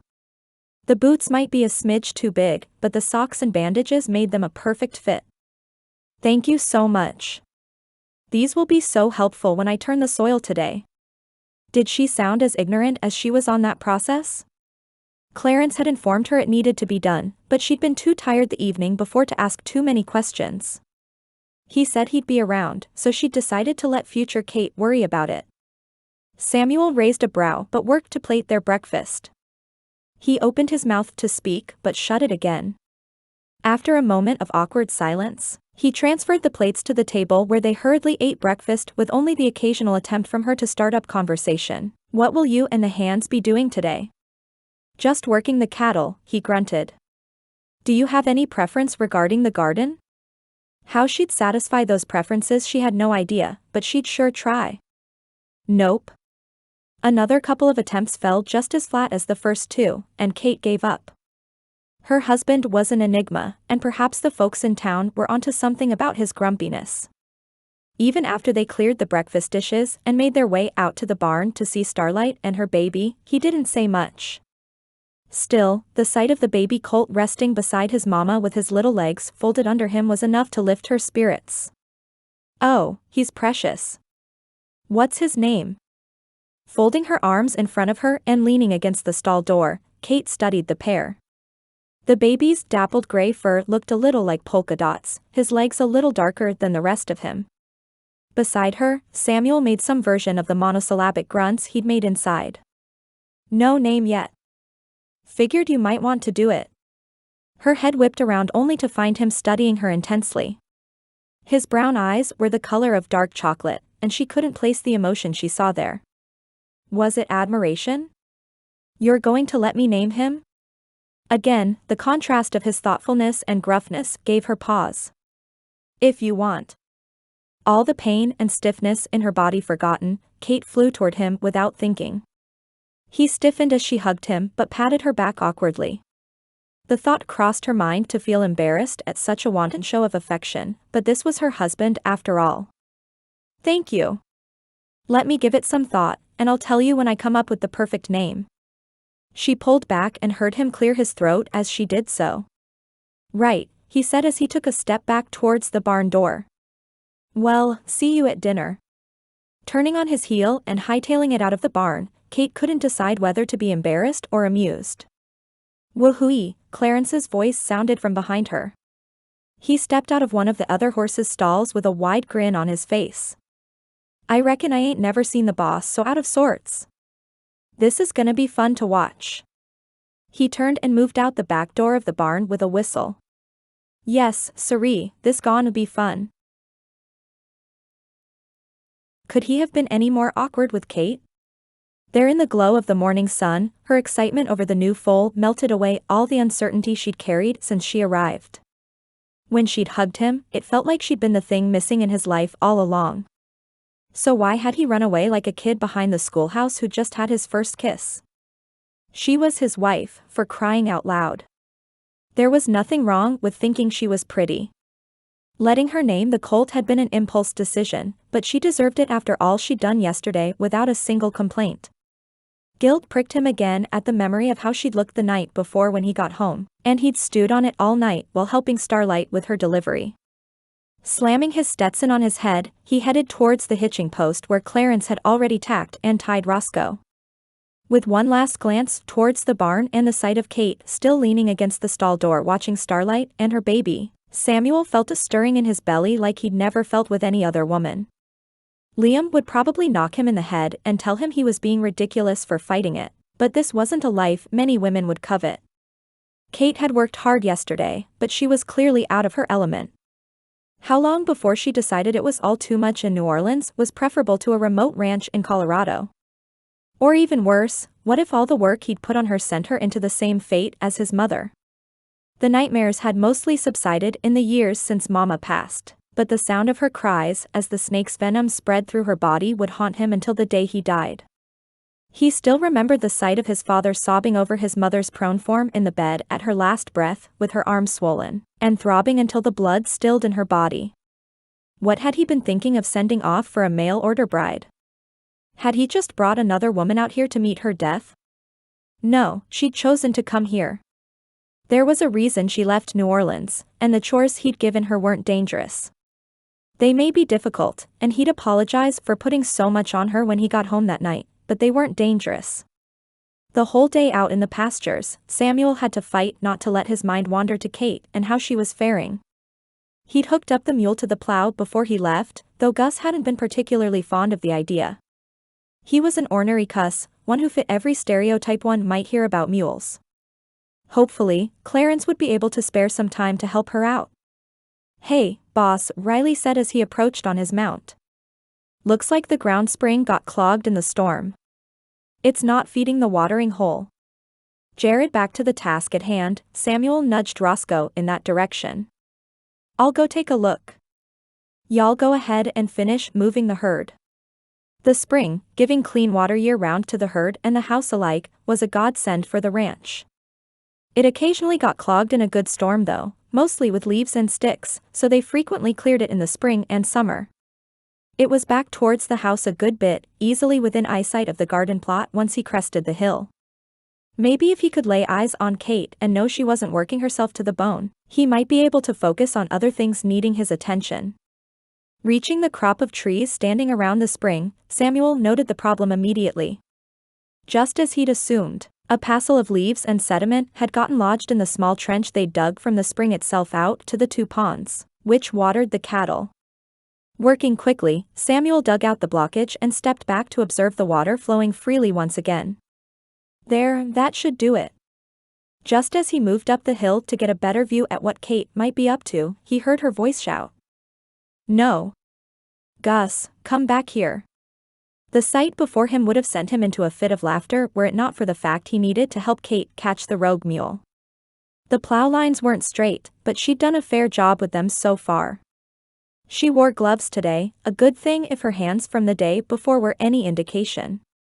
Gus had apparently decided he was done pulling the plow and had taken off in the direction of a field overrun with dandelions, his favorite snack anytime the cows were kept out of the field long enough for them to grow. Kate had hitched up her skirts and taken off after him, the plow bouncing along behind him as he ran. "Gus, no. Stop." She'd almost reached him when her feet got tangled up, and she lost her balance. As soon as he saw her go down, Samuel jumped back on Roscoe and pushed him into a hard gallop the 50 or so yards down the hill to where she'd sat up in the grass. Unfortunately, it wasn't just grass, as her chin, neck, and entire top half of her dress were covered in cow patty. The smell reached him before she even noticed he'd arrived, focused as she was on regaining her footing. "If it's perfume you were wanting," he said with a smirk, "I bet Lizzie at the Mercantile can get you something smelling a mite better than that." Finally noticing him, Kate's eyes widened as he swung down off Roscoe. Would she appreciate his attempt at humor, or would it upset her? Thankfully, it appeared to be the former, and her sweaty and dirt-streaked face split into a tired smile. "You think so? I figured it'd be the scent my husband preferred, him being a cowboy and all." Oh, this woman was one pleasant surprise after another. After a while, it all kind of blends together. What happened with Gus? Glancing behind them at her haphazard plow lines and the clear mark in the dirt where the mule had run off, he didn't even try to keep the smirk off his face. "About that," she replied as he helped her brush off some of the mess on her dress. He was apparently finished farming for the moment. Studying where Gus stood happily munching on dandelions not 10 feet from them, she let out a grunt. But we got a good bit done, so I suppose I'll give him a break. I can do the rest myself. Kate was a riddle, but she was as determined as any woman he'd ever met. Why don't you leave the rest for tomorrow? In fact, I should have done this part anyway. I can round Gus up in a couple of hours and finish up the rows. She'd mentioned turning the soil that morning. He'd debated telling her then he could do it himself, but she'd seemed so confident. Shaking her head quickly, Kate pasted a smile on her face, which was a little wide to be genuine. Nope, I'll finish. You've got a million things to do, I'm sure. I'll get cleaned up a little, then Gus and I will get back to work. If you're sure. Memories of his mother assailed him, both her determination and her demise. Though he'd only known her for a few days, the thought Kate would meet a similar end curdled in his stomach like sour milk. Still, they were on a ranch. The danger would always exist, no matter how many chores he did for her. Just don't work so hard you hurt yourself. I won't, but I do need a few supplies in town. Could I borrow the rig and go to the mercantile in the next few days? His head cocked to the side of its own accord. Can you drive a rig? I can do most anything I set my mind to, she replied confidently. Comes with the territory of the life I've lived. Curious about that life and the chain of events of the woman before him, Samuel studied his bride for a second. I'll be happy to take you tomorrow after I do the morning checks on the herd. Just make a list for anything we might need so we don't miss anything. Are you sure? I don't want to make more work for you. She looked equal parts relieved and unsure, solidifying his theory that she'd never driven a rig before. As though it had a mind of its own, Samuel's hand shrugged from its glove and reached up to smooth down some flyaways of Kate's chocolate brown hair. Her sharp intake of breath had him jerking his hand back, but the feel of her hair would stay seared on his fingertips the rest of the day. I'm sure. Chapter 6. I've decided on a name for Starlight's baby, Kate said eagerly as they rode into town the next afternoon. The sun was high in the sky as they ventured over the dusty roads, wildflowers bursting on either side. Samuel settled back in his seat, lips turned up in a smirk. Tell me. A little self-conscious, Kate picked at a loose thread in her dress before continuing. Well, one of the stories in the Bible which has always been meaningful to me is Samson and Delilah. I have a tendency to take things into my own hands and try to live by my own power. It made sense, as she'd spent so many years virtually alone, but it was a piece of her the Lord continually worked to refine. So, as a reminder of that lesson, I want to name him Samson. Samson, Samuel repeated. I like it. I reckon we could all use a reminder now and again that the weight of the world doesn't really rest on our shoulders. Kate sure could. It's something I pray God will remind me of daily, and I can trust him when everything else feels dark. They crossed over the property line in a comfortable silence before Samuel spoke hesitantly. So tell me a little about yourself. Your letter said you grew up at an orphanage, but that's all I know. He'd finished up all of his chores in the morning, leaving the hands to run the place for the afternoon. Between herself and Clarence, the plowing and planting had gotten finished the day before, and all she'd had to do that morning with the garden was give it all a good watering. If you want to, that is. Where in the world should she start, and should she share the parts betraying just how little she knew about farm life? Were it not for Clarence, she had no idea how she'd have managed. Goodness, Clarence had been a godsend in teaching her the process of planting a successful garden. Maybe, just maybe, her inexperience wouldn't show to Samuel. Her shoulders and back ached even more than they had the day before, but her excitement over going to town had eclipsed the soreness somewhat. Even the fresh scratches from egg gathering earlier didn't dampen her spirits, though she was getting better at avoiding them.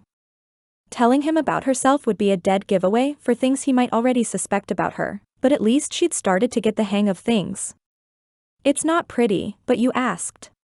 Kate raised a brow in his direction, and he nodded at her to continue. I grew up in New Orleans, she said as she settled back on the creaky wood of the wagon bench. She'd not tell him about the ugly rumors, but her husband deserved to know a few things about her. I don't actually know who my father is, but my mother tried her best with me until she died. It probably sounded cold. Mama had never been particularly warm towards Kate, and she died when she was only a child. Samuel's eyes were full of compassion as he turned them on her. I'm so sorry for your loss. I can't imagine what it would have been like to be completely alone at such a young age. To be honest, I was mostly alone before she passed anyway. Did she dare tell him the truth of her mother's profession? Surely, he wouldn't cast her out over the sins of her parents. I was born in a brothel. It wasn't something my mother wanted to do, but there were limited options for a woman alone. There, she'd said it, and it was up to him how he received the information. Rather than cast judgment, Samuel simply transferred the reins to one hand and placed his other one atop hers. His voice was strained as he spoke. Hence feeling like the world was on your shoulders. I wish you'd never had to go through that. Uncomfortable with pity but touched at his caring, Kate shrugged. Once she died, I managed to find a pack of street kids to get by with until someone from Hope House found me. At first, I didn't want to go with them, but they promised me food and good treatment. Not to mention, the police in New Orleans had begun cracking down on the street kids since we stole food so often. I figured it was better to choose where I went than end up in an overpacked group home where you had to fight for scraps. And were they kind to you there? The one bright spot in her growing up, Hope House had been a beacon for her as the first place feeling like home. They were. It was and still is a special place. Abigail Jones, the benefactor, provided substantially enough so we always had plenty of what we needed and a little of what we wanted. Watching the little girls receive dolls for Christmas had been one of the memories she knew she'd carry with her forever. She'd been too old for such things by the time she arrived, but she understood the gravity of the gift. Mostly, we were just loved there, and it's where I came to know the Lord. Many of the others who'd come through Hope House's doors were more resistant to the gospel, understandably so. They had questions about how a loving God could allow such things to happen to them, her friend Mara included, but Kate had accepted the truth with open arms. She'd needed it like a man in a desert needed water, something to cling to when the world got dark. I'm glad you had them, Samuel said as they continued their slow trek towards town. I just hate that you needed them. It was clear her history weighed heavy on his mind, but it was all part of who she was. As much as she'd tried to mask her shortcomings in going to the ranch, Hope House was one piece of her she'd never be ashamed of. They talked a little more, and he told her about the landscape surrounding the ranch and town. Mud Lake, Colorado, only seemed to get more beautiful the more she studied it, and she thought she'd never tire of the view. The hill on one side of the road sloped down to a creek bank Samuel said used to supply water to the town until it rerouted itself, after a series of heavy storms. It still provided water, but it came down a different path. Be careful if you're ever out here alone for some reason, he said seriously.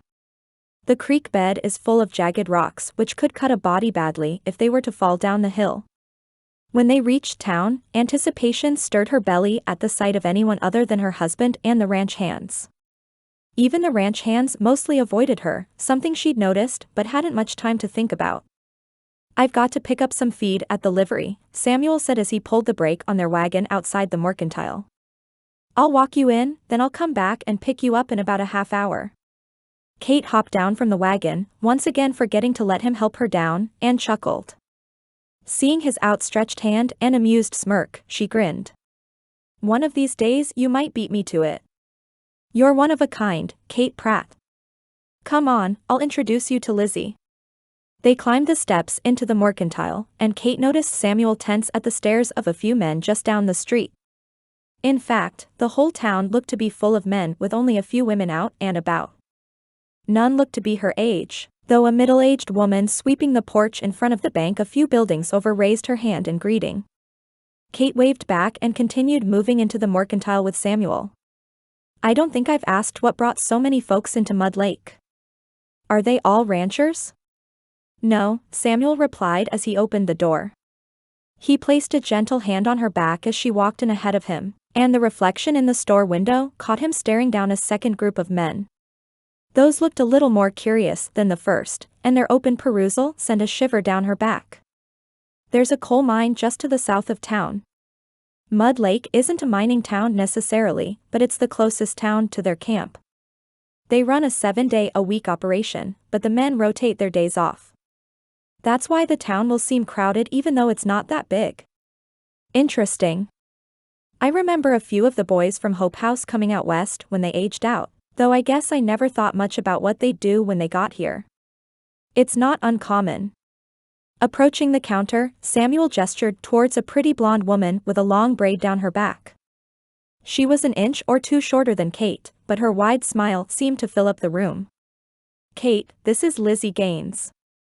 She and her husband, Richard, own the mercantile which his parents opened back when the town first started growing. Lizzie, meet my wife, Kate. With a squeal, Lizzie rounded the counter and pulled Kate into a hug which both shocked and warmed her. I'm sorry to be so forward, she said without releasing the hug. I've just been so excited to meet you since Pastor and Mrs. Olson came in sharing the news. She said you're a delight, and Mud Lake is blessed to have you. Finally, Lizzie released Kate but continued to smile from ear to ear. Immediately, Kate liked the woman and sensed she could trust her. Growing up the way she did, trust was something Kate offered sparingly, but her faith had given her some discernment in the area. The woman before her was kind, and she'd be a good friend to Kate if she got the chance. I'm thrilled to be here, and I'm so happy to meet another woman my age. There are a few of us, but not very many. We've got a sewing circle next month with all the ladies in town if you'd like to join, and of course, we'll see you at church on Sunday. She spoke quickly, almost like a child after they'd had too much sugar. She didn't quite bounce the way a child might, but the energy rolled off the woman in waves. Samuel chuckled and handed Lizzie a list of things he needed from the store. I've got to go see Paul about the feed, but I think you're in good hands. Surprising Kate, he leaned in to kiss her atop her head before pulling back as though the motion had shocked him as much as it had her. I'll be back to pick you up in a bit. Just wait here for me.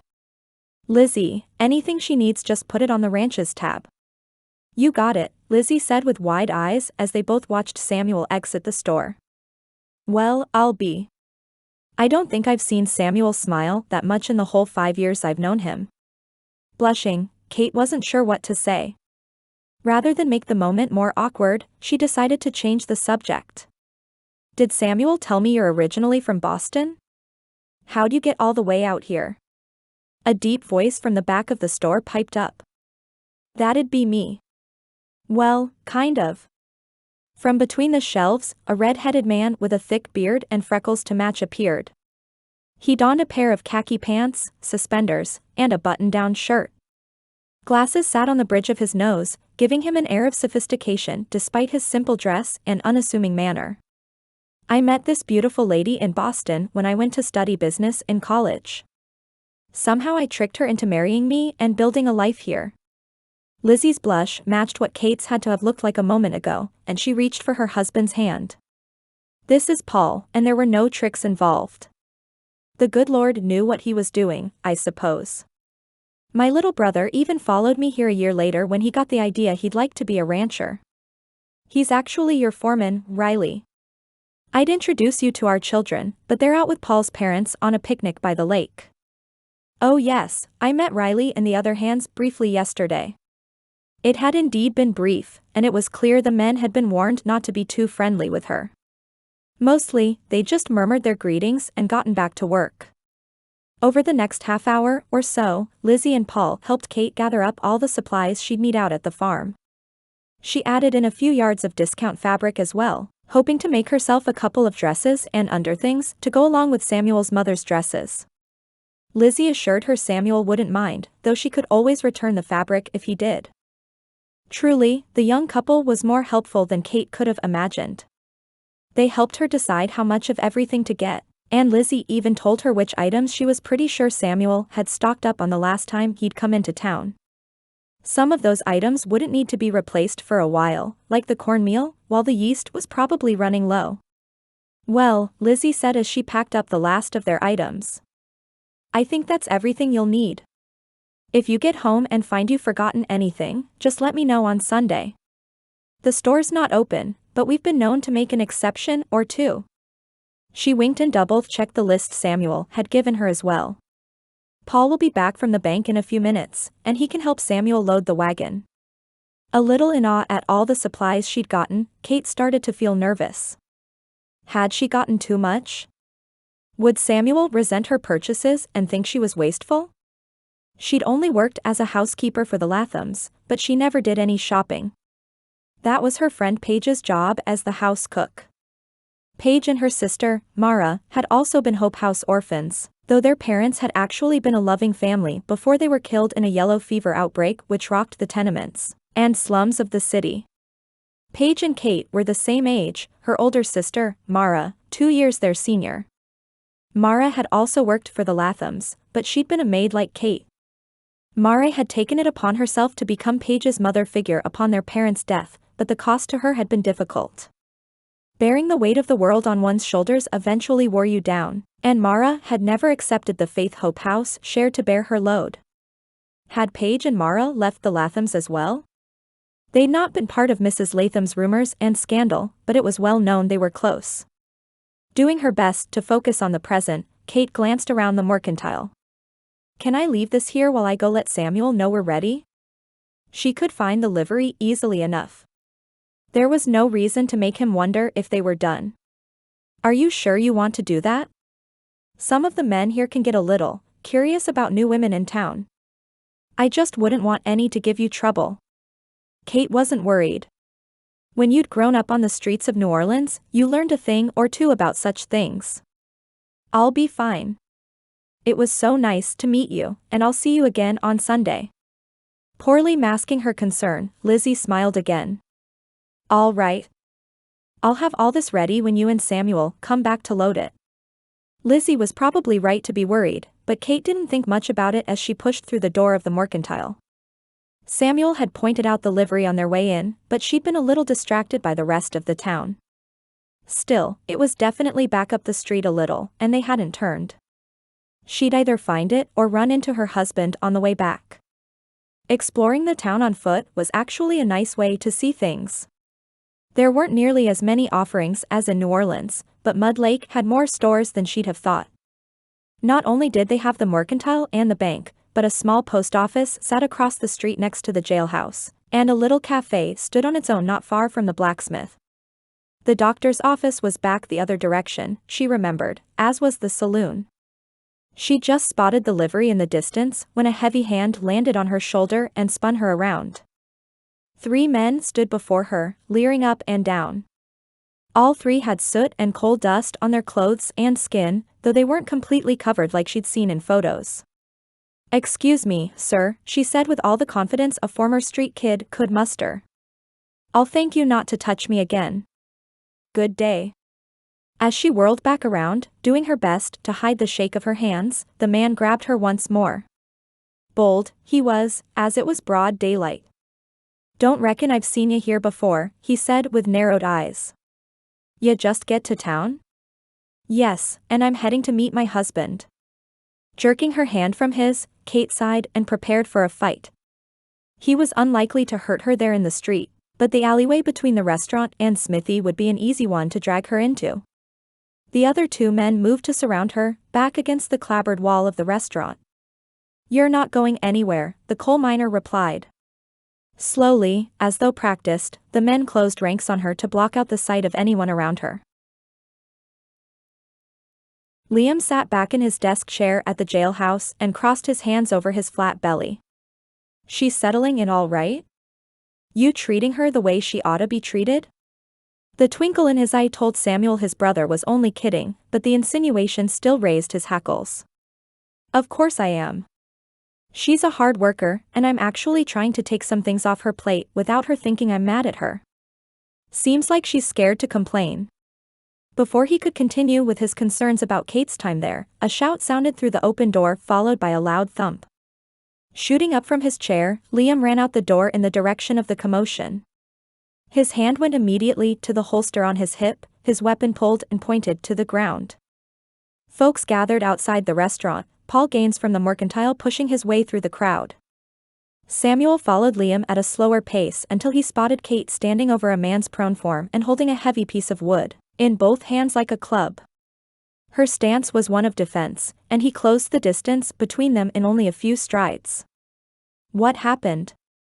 Another man he didn't recognize kneeled on the ground a few feet from them, holding his gut as he struggled to catch his breath. Another had apparently tried to push his way back through the crowd, but Paul and another man had wrestled him to the ground and subdued him. Kate breathed heavily, eyes wide like a spooked cat. Her grip was tight around the board, gaze firmly on the man lying on the ground. Had she killed him? Liam squatted beside the miner and felt for his pulse. Strong heartbeat, but someone go get the doc. Two young men jogged off down the street, but Samuel paid them no attention.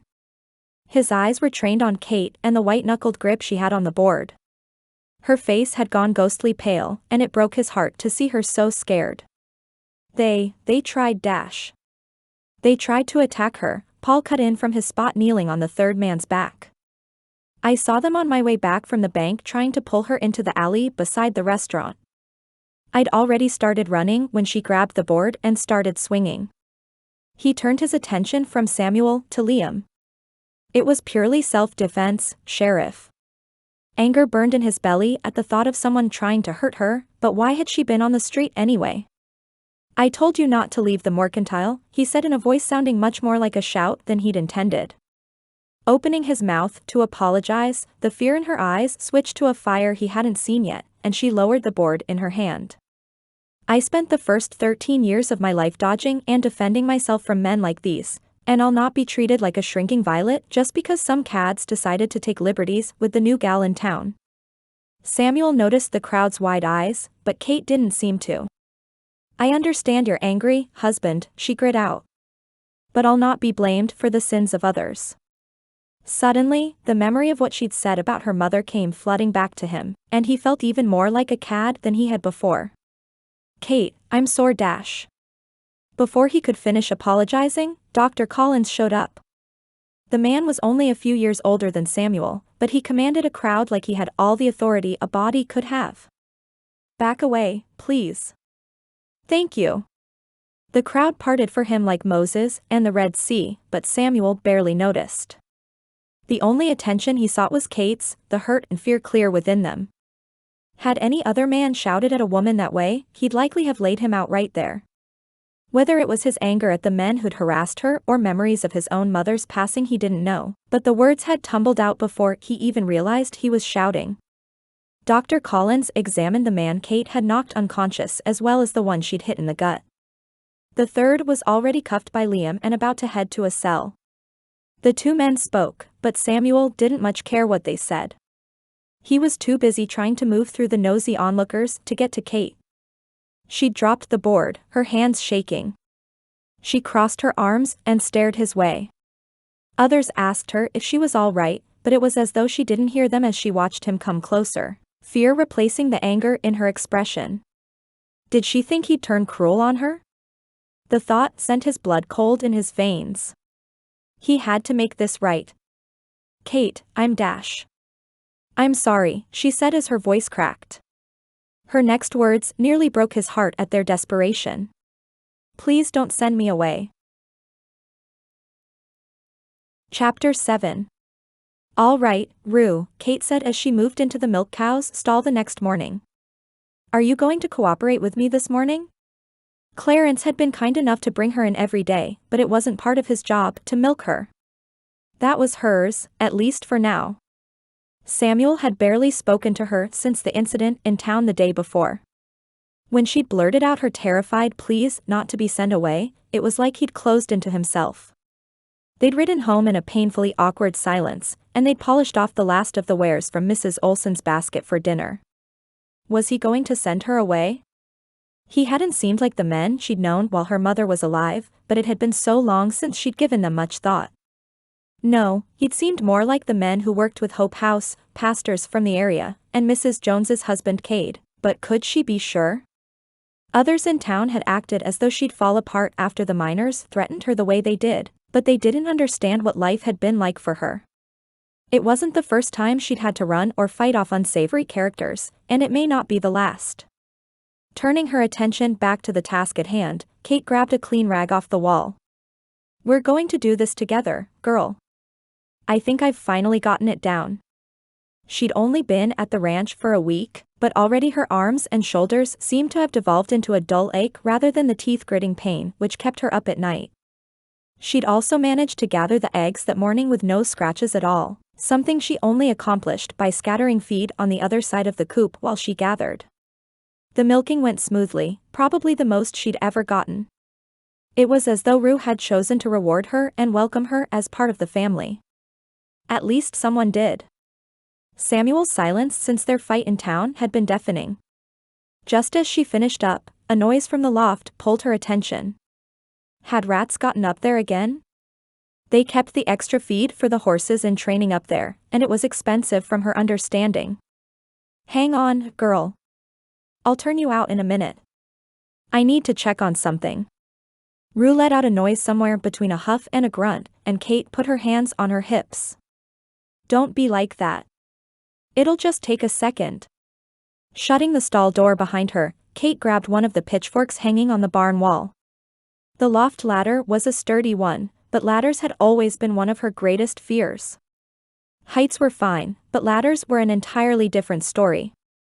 Climbing on the ladder at the Lathams to clean their tall windows had been her least favorite part of the job, but Rosalind Latham would forever insist on a weekly cleaning. Her ankles shook as she climbed, but she made quick work of it even with the pitchfork in hand. Blowing out a breath of relief when she reached the top and her feet met the slatted wood of the loft floor, her calm was short-lived when she spotted the animal before her. It wasn't a rat or a field mouse, and it wasn't a snake either. There, staring back at her with tiny beady eyes and a pert pink nose was a skunk. Its fur was black and white, just like she'd always seen in the illustrations she'd read to the children at Hope House. It was oddly shaped though, and perhaps not as fluffy as she'd have thought.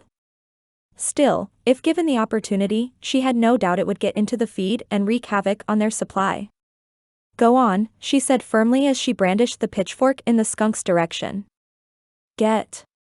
Rather than tuck tail and run, the skunk looked at her as though it was bored, moving closer despite her ramblings and waving of the pitchfork. It studied her before stepping onto one of the bags of feed and puncturing it with one of its long claws. Did skunks have claws like that? No time to dwell, Kate decided to risk smelling awful for a few weeks and charge the skunk with a mighty shout akin to the rebel yell she'd always heard described from the war. Get out. That's not for you. Just then, the skunk turned on her and started to hiss and growl. Its teeth, sharp enough to see as it bared them, had her stopping in her tracks. It moved toward her, and somewhere in the back of her mind it occurred to her this didn't appear to be a skunk after all. Unfortunately, she didn't have time to dwell on it. Moving faster, it came towards her until it had backed her all the way to the hayloft's opening to the dirt below.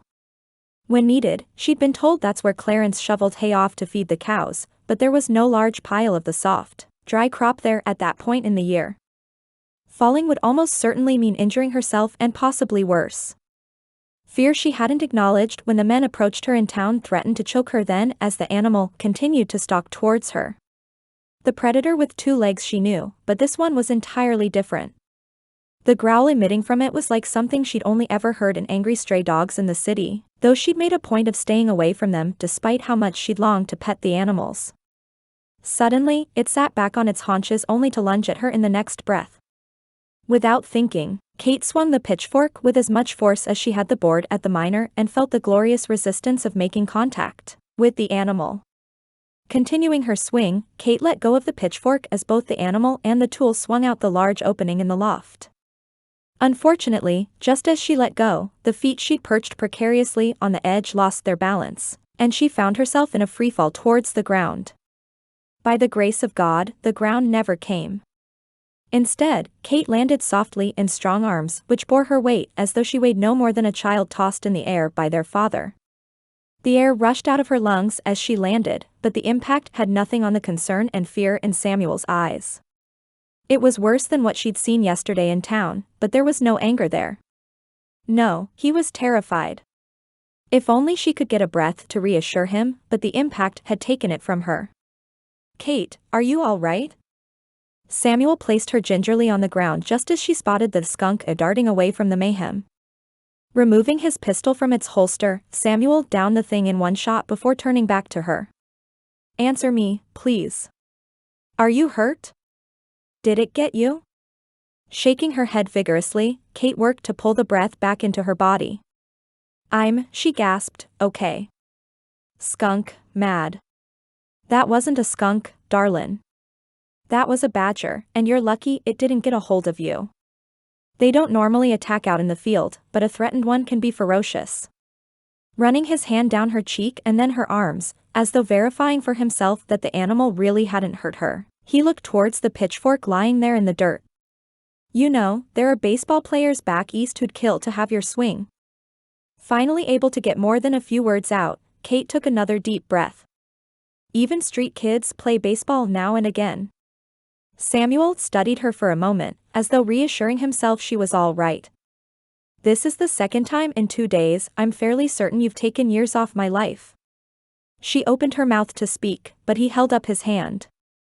"No, let me finish. I'm sorry. I'm told I can be a little overprotective of those I care about, and I never should have shouted at you." That was inexcusable. He was right, but the moment had also unleashed a part of her she'd rather stayed buried as well. "I told you about my mother's life. Men were frequently unkind to her. I told myself I'd never cower to any man." "Nor should you," he replied. "If I ever lose my head like that again, you're welcome to take the pitchfork to me." He smirked, though his eyes still looked a little sad. "Now, since you do appear to be prone to sticky situations, how are you with a pistol?" For the first time since he'd seen Kate standing in front of the restaurant with the board raised in defense the day before, Samuel had finally begun to relax. The awkwardness of the ride home yesterday had been nothing compared to the sleepless night he experienced, tossing and turning as he tried to think of ways to apologize for the way he'd blamed Kate. Not to mention, he'd humiliated her in front of a bevy of townsfolk, shouting the way he did. He'd been ready to apologize again until the plea not to send her away stopped him in his tracks. It had stunned him she would think he'd do such a thing, but he had enough wisdom to realize they needed a longer conversation than hurried reassurances there in town. He planned to convince her she was home for good despite all the upheaval she'd had in her life to that point. The fact she could trust a man at all after her experiences with her mother was amazing, but Hope House probably had something to do with that. So once you've loaded your weapon, you'll want to make sure it's pointed at the ground until you're ready to shoot. Never point a gun at anything you don't intend to kill. That's how accidents happen, and that's how folks get shot by mistake. They stood out near the ranch's spring, facing the hill he'd crested the day she lost control of Gus. The targets he'd set up were more or less scarecrows, but they'd do the job. The hill provided a backdrop lest her shots go wide, something they were bound to do for a while. Like this? She was attentive, paying close attention to everything he said. If a body had to teach someone to shoot, she was the ideal student. That's great, but take your finger off the trigger until you're ready to fire. Rest it on the side of the gun. Adjusting her finger, Kate appeared to be cataloging the feel of the gun in her hands. Perfect. Now, there's going to be a little kickback, but I know you're strong enough to handle it. The next few minutes were spent with him going over a few other gun safety rules, while also doing his best not to let his illogical thoughts take over. Any woman on a ranch in Colorado needed to know how to shoot, and she'd already proven capable of taking care of herself. He'd not always be around to take down badgers or rough miners, so the best thing he could do for her is train and arm her. Everything in his body, particularly the little boy who'd watched his mother sweat and shiver as the venom pulsed through her body, longed to wrap Kate up and never let her out of his sight. That wasn't practical nor possible, and Clarence wasn't always around. There you go. Now, open both eyes, and find your target. She did so, her hand steady on the weapon. Can I fire? Her voice was sure and strong, as though she drew power from the gun rather than feared it. You sure can. Largest target is the chest and torso, so aim for that. The next few minutes floored him, as she was the most natural shot he'd ever seen. Just as he'd hoped, she grew more and more confident with each shot. The hill behind their makeshift targets had more than a few bullet holes, but she'd hit the figures more often than not. The smile on her face had his mouth going dry at the sight, something between giddy and determined. Emptying the chamber once more, Kate pointed her gun to the ground once again. "Thank you so much for teaching me. This is more fun than I thought it would be." Her eyes twinkled in the setting sunlight, and Samuel realized they'd been at it longer than he realized. She handed him the gun the way he'd taught her, and he holstered the weapon at his waist. "You were amazing. I don't think I've ever seen anyone take to it that quickly. Most women are a little nervous the first time they shoot." Studying their targets once again, Kate spoke quietly. "I've spent much of my life feeling vulnerable and scared. This makes me feel powerful, like I can take on the world if I have to." The words broke his heart a little, and he reached out to take her hands in his. "If I have anything to say about it, you'll never have to." Breathing a quick prayer for wisdom, he knew it was time to discuss what she'd said yesterday. "You think I'm going to cast you out, but I'm not. I'm in this, and I am a man of my word. We'll have our issues. I'll make you so mad you'll want to whack me with a skillet, but I was taught to honor commitments." He didn't say he'd started to fall for her despite the short time she'd been there, but the truth was as clear to him as his own name. Kate Donovan Pratt was everything he'd never thought to ask for in a wife. She was sunny to his cloudy disposition, and she didn't meet a challenge she didn't try to conquer. From what Clarence had told him, she tackled every project with enthusiasm and a teachable spirit. No, it wasn't time to speak his burgeoning feelings. He didn't even understand them himself yet, but they were there. Still, staring into her forest green eyes as the sun set over the hills and mountains, what had once been a clear future of bachelorhood or pure marriage of convenience blurred. Those eyes, the ones so full of expression in every situation, misted with tears. In a voice barely above a whisper, Kate spoke. "I want to believe that." How many people had walked out of her life? How many times had she been wounded and wronged?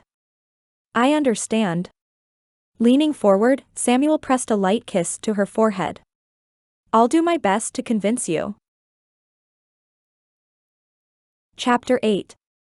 The next few days passed in a flurry of farm chores, gardening, and a string of meals she'd barely been able to choke down while Samuel never complained once.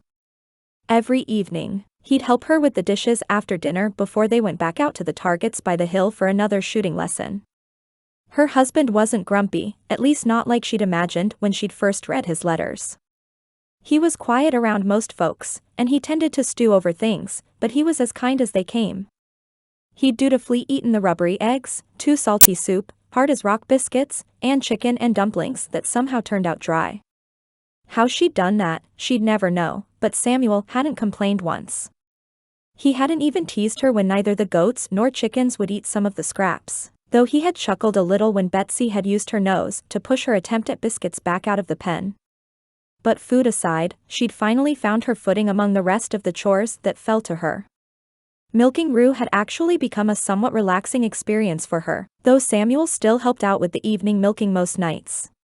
The garden was planted, and Clarence told her he'd help her work up some trellises for her pole beans, tomatoes, and a few other crops in a few weeks. Even Gus, the stubborn mule who'd given her so much trouble at plowing time, had decided she wasn't so bad after all. That was likely due to the handful of dandelions she brought him every day to munch on, but she wasn't above a bribe. All in all, the ranch had started to feel like home.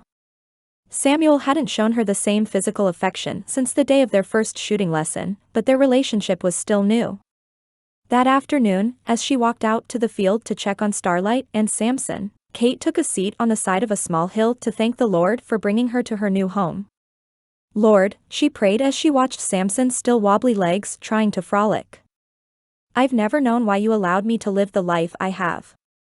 I've asked you why I had to be born in a brothel to a mother who was used and abused in the name of providing for us. I've spent more nights cold and hungry than any child ever should, but even when I didn't know it, you were with me through all of it. And you led me to Hope House, the place I came to know you. I still can't bring myself to trust that I'm fully home, and I keep thinking the rug's going to be pulled out from under me at any moment." That was something she'd not realized about herself until after she'd left Hope House. As kind as they'd been, it had always had an expiration date. She wasn't allowed to stay there once she turned 18, but there weren't a bevy of options available to a woman alone in a place like New Orleans. They'd done their best to prepare their charges with skills to work. They'd even helped her locate the job at the Lathams and the tiny apartment she'd shared with Mara and Paige. They'd done all they needed to and more, but it hadn't shielded her from the vitriol of Rosalind Latham. "I don't know where I go from here, Father, but all I ask is that you go with me. Go before me, and prepare the way." Samuel had been emphatic he wouldn't cast her out, but what if he discovered the truth of why she'd left New Orleans? Would he assume she was just like her mother, or would he believe the truth? It was all a little too good to be true, the beautiful setting, comfortable home, and kind husband. A girl like her didn't have those things, and yet here she was. How long she sat there on the side of the hill watching mother and baby play, she didn't know. All she knew was the sun had already started to approach the horizon of the mountains in the distance, and her stomach started to rumble its dissension. "Well, I suppose it's time for me to go make another poor attempt at dinner." She'd followed a recipe card she'd found in a box in the pantry and had bread rising on the counter, though she had no idea whether she'd done it right. Maybe she could go into town sometime and get a few tips from Lizzie on cooking. Samuel was actually a pretty good cook, but her pride kept her from asking her husband for help. He did enough around the ranch, and he didn't have time to hold her hand through the meals as well. And poor Clarence. He'd been cooking for years, but his food wasn't much better than hers.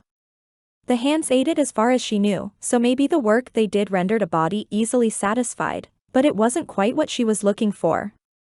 Decision made to talk to Lizzie or possibly Mrs. Olson the next day at church, Kate sighed. In she went, though it felt a little like heading to the naughty corner the children had been relegated to at Hope House. If they broke rules or played too roughly, they'd be sent to the naughty corner to face the wall and think about what they'd done. Whether it worked or not, she didn't know, but the slump of her shoulders heading towards the house and into the kitchen reminded her a little of the way they always looked when they'd received their sentence. The squeak of the back door was drowned out by the sound of a puppy's bark, and she rushed inside only to be attacked by the enthusiastic kisses of a little black and white furball. Its tail wagged something fierce, vibrating the pup's entire body with excitement. It yelped again, and Kate knelt to the floor to get a better angle for cuddles. She'd not even thought far enough to wonder how the thing got there when Samuel's heavy footsteps approached from the parlor. Guess the cat's out of the bag, or the dog in this case. That wasn't exactly how Samuel saw the puppy's reveal going, but it was probably perfect.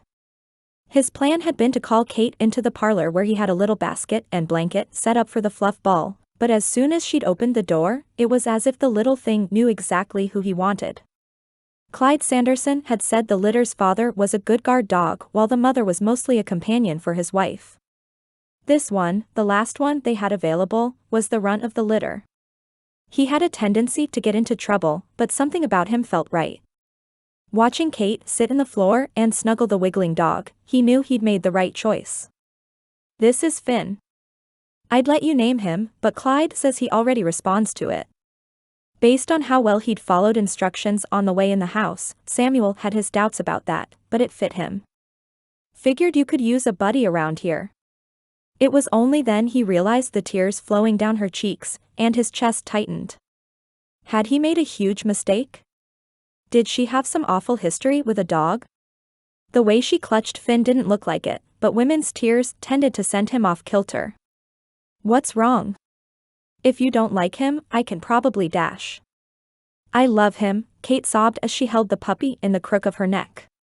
He joyfully licked her face and hands, his tail moving so fast Samuel could barely see it. "I've wanted a dog since I was a kid, but it's never been an option." She continued to stroke Finn's thick fur with one hand while she wiped her eyes with the other. "I'm sorry to be so silly over this. It's just, how could you have known?" Should he say the main reason was so he could train the thing to become a guard dog? The thought of leaving for the cattle drive at the end of the summer already had his stomach tied up in knots. How could someone who'd not even been in his life a full week take up so much of his thoughts? Was it simply the worry which had been his constant companion since his mother died?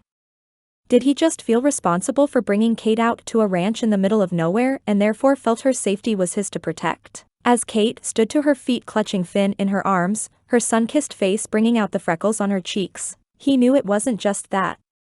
I didn't know, but every ranch needs a good guard dog. We haven't had one since my brother's dog, Archie, died a couple of years ago. It was time for a new one, and this way you won't have to be alone up here during the day. Slowly, as if she wasn't sure she should, Kate closed the distance between them. Pressing herself to him in an awkward and wiggling fur-filled hug, she wrapped one arm around his back. It surprised him a little that she'd initiated it, but how much he liked it didn't shock him at all. Any man would be a fool not to bend over backwards to try and draw a smile and touch from a woman like Kate. She pulled back, staring at him with something he couldn't quite name. Thank you. This means more to me than you know. Chapter 9. Kate twisted her hands in her lap while she studied the ever-widening gap between them and their front porch, as they rode in the wagon toward town. Are you sure Finn will be okay with Clarence? She wanted to go to church, and she'd been looking forward to seeing Lizzie again since the unfortunate supply run they'd had earlier in the week. Still, Finn had been almost inseparable from her since the minute Samuel brought him home, and she couldn't bear the thought of him being upset. What if he thinks I abandoned him? Laughter and a happy yip echoed from the front porch as Clarence and a couple of the year-round ranch hands played with Finn. Some of them, Joshua and Riley included, had already gone on to church. A few of the others had declared themselves dog-sitters and stayed behind to play with the ranch's new puppy. He'll be fine, Samuel replied with the faintest of smiles on his lips. I've never seen a passel of cowboys so excited about a baby animal before, especially when they see calves and baby horses most every year. His tone might have sounded a little incredulous, but Kate saw right through it. Finn had wiggled his way into Samuel's heart too. Why? Earlier that morning Kate had descended the stairs to find Samuel reading his Bible on the sofa with a sleeping Finn in his lap. Funny how that happens. Doing her best to let thoughts of the dog drift away, Kate focused on their surroundings. Mountains rose up in the distance, as though they held the whole of the ranch in the palm of their hands. Small streams and ponds fed from the mountains, and the ranch's spring trickled along over rocks and sticks, carving out the tiniest bit more land with each passing day. Wildlife, everything from deer to jackrabbits to the occasional actual skunk, slunk around in the distance. She could live here 100 years and never tire of the beauty surrounding her. They rode for a while in silence, Kate only breaking it when the town's buildings appeared in the distance. It was an odd little picture, the sight of man-made buildings rising from the dust of such wild land. Still, while the town was nothing compared to the beauty of its surroundings, Kate could imagine herself coming to see it as home. Do many women come to church? Most all of them in town do, Samuel replied. It's the only time they really have to visit, save the occasional get-togethers, so they make a point of coming when they can. You already know Lizzie and Mrs. Olson, and I imagine you'll meet Virginia Davis and Clyde Sandrin's wife, Tori.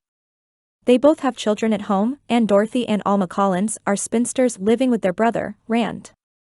Alma sometimes helps out Doc when he needs it, but they mostly keep to themselves and help out at Rand's farm. How old are they? I don't rightly know. They've lived here since I was a child, and I thought they were ancient then. I know better than to ask a woman's age, so I couldn't tell you. He smirked, and Kate sensed there was more to the story than he told. Something I ought to know? It wasn't often her husband turned mischievous, but if Clarence could be believed, he'd been so as a child. Depends on who you ask. I maintain it was Liam who locked Miss Dorothy in the outhouse after school one day, while he'll say it was me. I do have witnesses who attest to the fact it was definitely Liam who climbed to the top of the oak tree in their yard and dumped water on her after she took our ball and wouldn't give it back, but those same witnesses would probably incriminate me for instigating the whole thing. He shrugged. In fairness to us, she'd also spent years chasing us with switches out of the field where we played during recess. Kate gasped, barely containing her laughter at the image. Did they own the field? Nope. It was over the property line. She said our shouts were just too much for her nerves, and we always played during her daily nap. We couldn't help that it was right after lunch, so a bit of a standoff began. That is, until someone hit the ball over the property line and she sent her dog out to get it. hence the water from the tree and locking her in the outhouse. You boys were a handful, I'm sure. Did you get into trouble? Oh, absolutely. Pa tanned our hides for the outhouse incident, and dumping the water was the last thing we did before he put us to work on the ranch.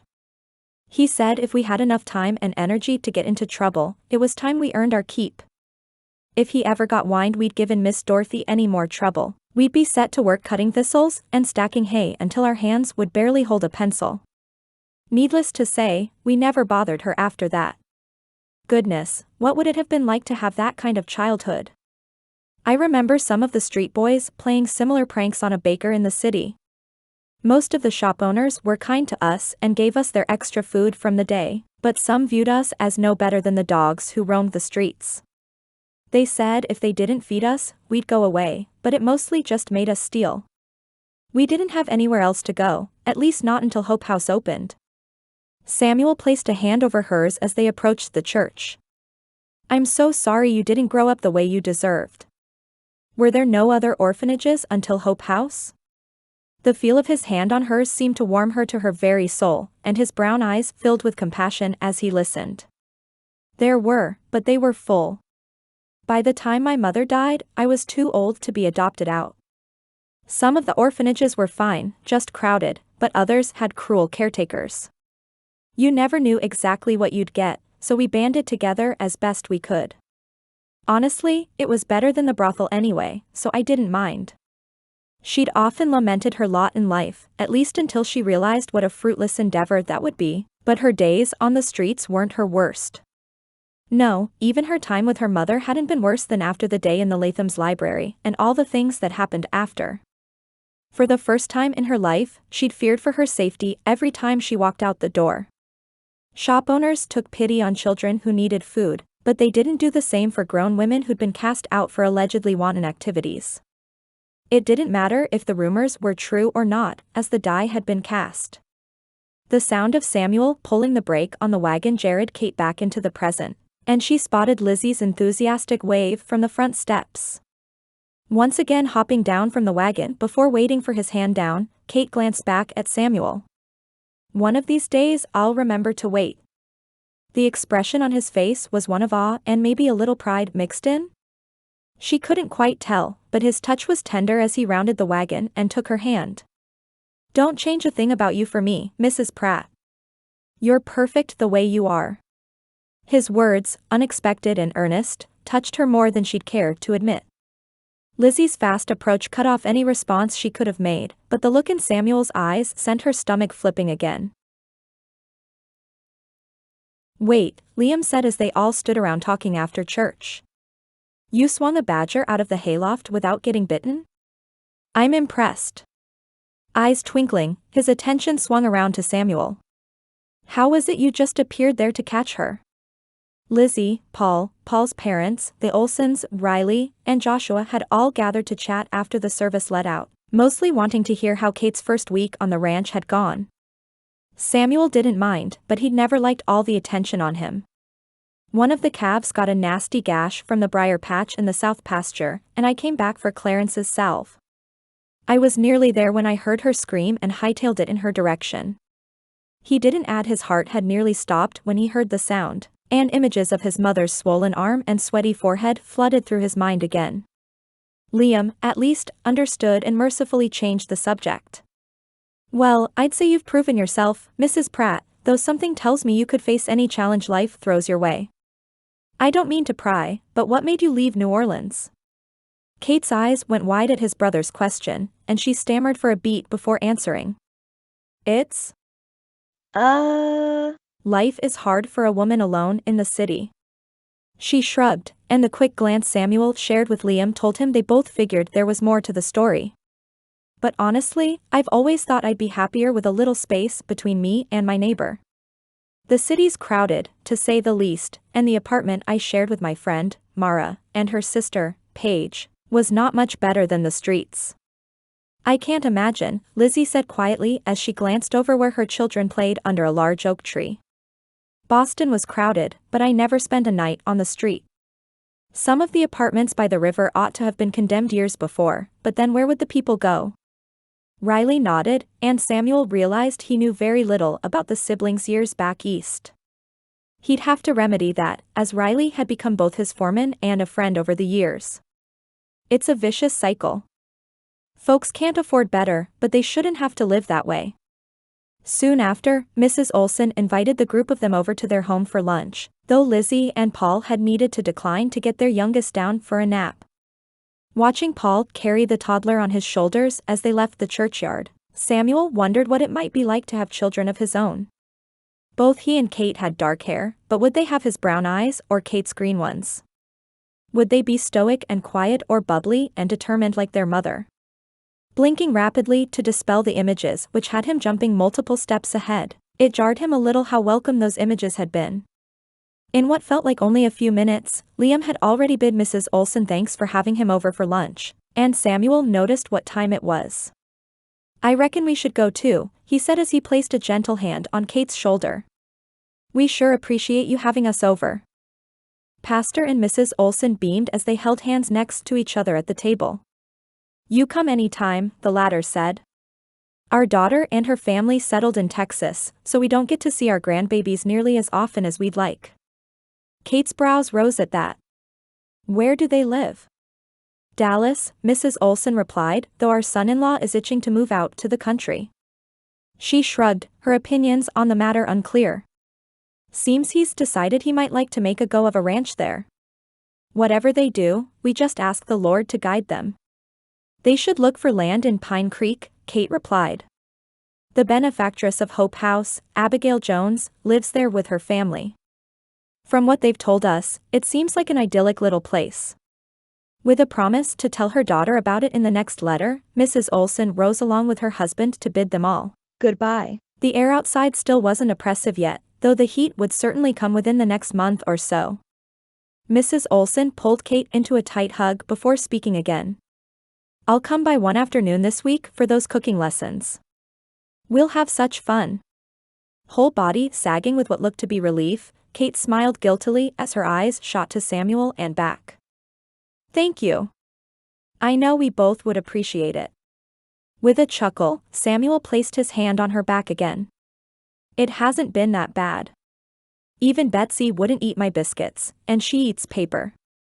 To the backdrop of the Olsens' laughter, the couple moved back to the rig they'd taken into town that morning. "Let's get going. I know Finn will be happy to see you." At the mention of the dog, Kate's eyes lit up. "I'll be happy to see him, too." She allowed him to help her up into the rig, but he had no doubt she'd have climbed up herself if he'd waited another second. "I hope he's been good for Clarence." As they set off down the road, Samuel realized how much of the lunch conversation he'd missed with his musings. "Did you enjoy getting to visit this morning?" "I did," she said with a contented smile. A breeze trickled across the prairie from the mountains in the distance, making the few tendrils of hair which had fallen loose from her sunbonnet dance. "I can't wait for the sewing circle next month. Lizzie says it's easier to get to know one another there because usually the only small children there are nursing babies." He'd not heard any mention of that, and Samuel inwardly chastised himself for how little he'd paid attention. "When's that again?" "2 Saturdays from now," she answered. "You don't need to drive me in. I can either take one of the horses or drive the rig myself." The thought of her going into town alone turned his gut, particularly after what happened that day at the Mercantile. "No, I'll take you or Clarence will." "Don't go into town alone." His tone was harsher than he'd meant it to be, and he could feel the air tense as Kate's hackles rose. "Is that an order, sir?" "I'm sorry, I just don't trust there aren't more men like the ones who cornered you out there waiting to take advantage of you." "Surely you know all about that, with Dash." "With what?" Kate twisted her whole body to face him. "With a mother like mine? With a history like mine?" That hadn't been what he was about to say, but had there been more to her leaving New Orleans than she'd shared? Surely there were more jobs available for young women than she'd let on, yet she'd left in a hurry. Taking a deep breath, Samuel worked to stay calm. "No, and I'm sorry if I implied anything different. I was going to say you have more experience with the dregs of humankind than most women would out here, and you know desperate men do desperate things." He pulled the wagon to a stop and turned to face her. As though it had a mind of its own, his hand reached out to cover hers. "I just want you to be safe." The fire in her eyes cooled, and her gaze went to where they held hands. "I know, but I think I've proven I can take care of myself when I need to. Not to mention, I'm close to becoming a better shot than you are." She winked, and his whole body relaxed. "I'm sorry to have overreacted, though. I get a little sensitive about my past." Again, the thought nagged at him that there was more to the story than he knew, but it wasn't the time. They sat there a moment more before he removed his hand from hers and continued down the long road home.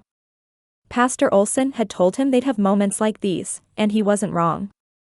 "Lord," he prayed silently as they drove, "help me take control of my words so I don't hurt Kate with carelessness, and give her the confidence to open up to me about whatever she's hiding. I can't fight for her if I don't know the enemy." Just then, a verse from the book of Exodus sprang to his mind. "The Lord shall fight for you, and ye shall hold your peace." Chapter 10. Kate had only been in Colorado for 3 weeks, but already she'd gotten the hang of most of her daily chores. Mrs. Olson had come out and taught her a few basics in the kitchen, but she'd said she'd come out again that week to help her some more. It had been a godsend, the kind elderly woman willing to teach her about the finer points of everything from bacon and eggs to bread baking, and Kate wouldn't take a moment of it for granted. Her meals still weren't anywhere near the quality she'd like them to be, but at least Betsy was willing to eat the leftovers. Kate knelt in the garden, weeding where some of the seeds had already begun to sprout, wondering how successful her garden would be that year. Would she have pints and pints of tomatoes to preserve? Not that she knew how to do that, but surely Mrs. Olson could teach her. Squash, corn, greens, tomatoes, onions, pumpkins, and a host of other crops were in the ground, but whether she'd actually be able to coax bounty from them was the question. Somehow, Samuel and Clarence had managed in past years despite all their other duties, so hopefully it wouldn't be too difficult. Taking a breath and closing her eyes, Kate imagined what the space would look like with mountains of fresh produce bursting from its plants. She pictured herself moving through the uneven rows with a large basket groaning under the weight of all the food as Samuel watched from up the hill. As it stood, if her garden failed, she knew he wouldn't cast her out. Still, despite the issues they'd had on occasion, she wanted to impress her husband. Every day when she hauled water from the pump, she hoped and prayed the seeds in the ground would be fruitful. Today was no different, and those hopes in her heart kept her going even when the sun beat down from above. Finn was asleep in the small run she kept him in while she was working the garden, though she'd let him out once she was done digging in the dirt. He'd decided he liked helping, but unfortunately his version of helping had sacrificed 3 of her sprouts already.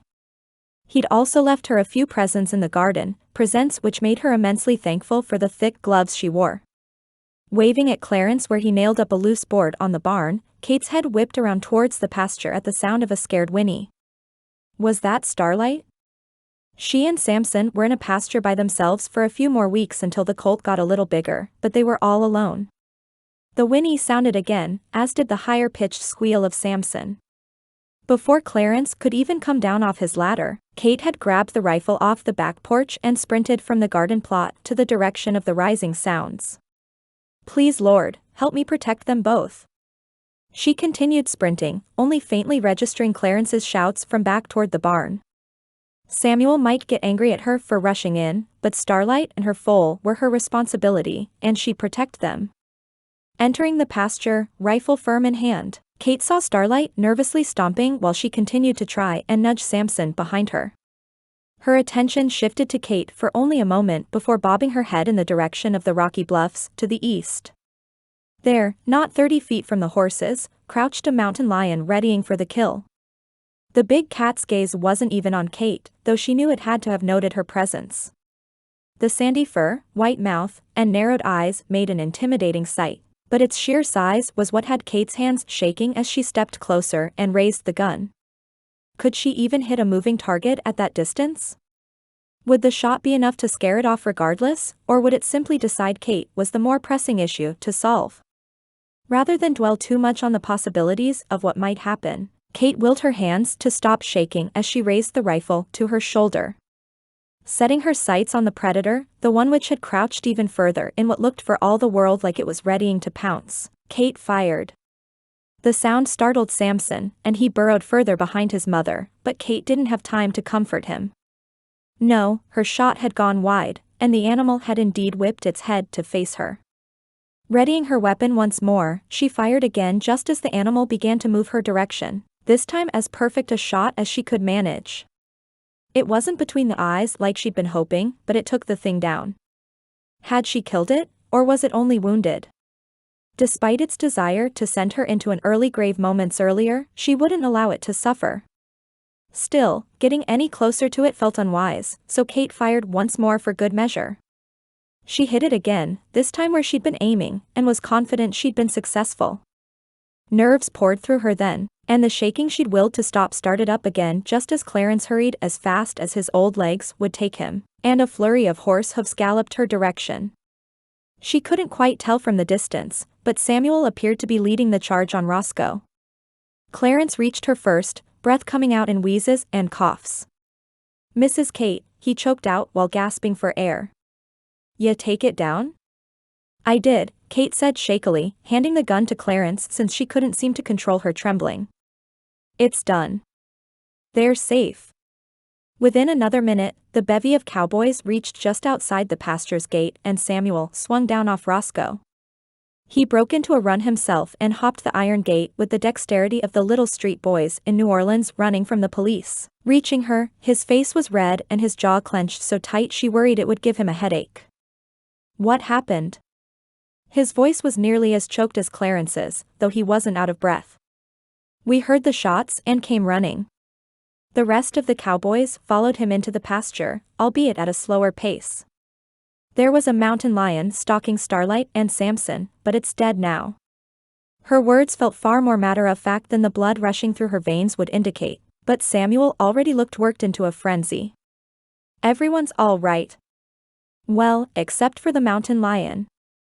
She smirked, but his stoic features didn't break in the slightest, and she realized it might be too early for jokes. Throughout her life, when folks around her panicked, she'd always grown calm and quiet. Sometimes, it was with shaking limbs, but there was a natural need to counterbalance the chaos within her. Eyeing her groom then, the wildness in his expression, that instinct roared to life. With no warning, Samuel pulled her into his arms like he wouldn't believe she was safe until he did so. His heart thumped wildly in his chest, and she could hear him struggling to calm his breathing. "You're all right," he said as he stroked her hair. "You're all right." He repeated himself with a whisper a few more times before pulling back to study her again. Whether he'd been reassuring himself or her, she didn't know, but the feel of his strong arms around her and light kiss to her hair relaxed her nonetheless. Riley and Joshua slowly approached the massive cat lying on the bluffs. "Looks like you hit him twice," Riley called. "Well done. We heard 3 shots. Did you fire a warning?" "No," she called as her shaking had begun to slow. "I missed the first time." Samuel's hands tensed on her arms, but they didn't tighten enough to hurt. "They don't usually hunt at this time of day." "Riley, can you take a couple men to scout and see if there might be a reason this one was out mid-morning? Could just be a coincidence, but I'd like to double-check." "Will do, boss."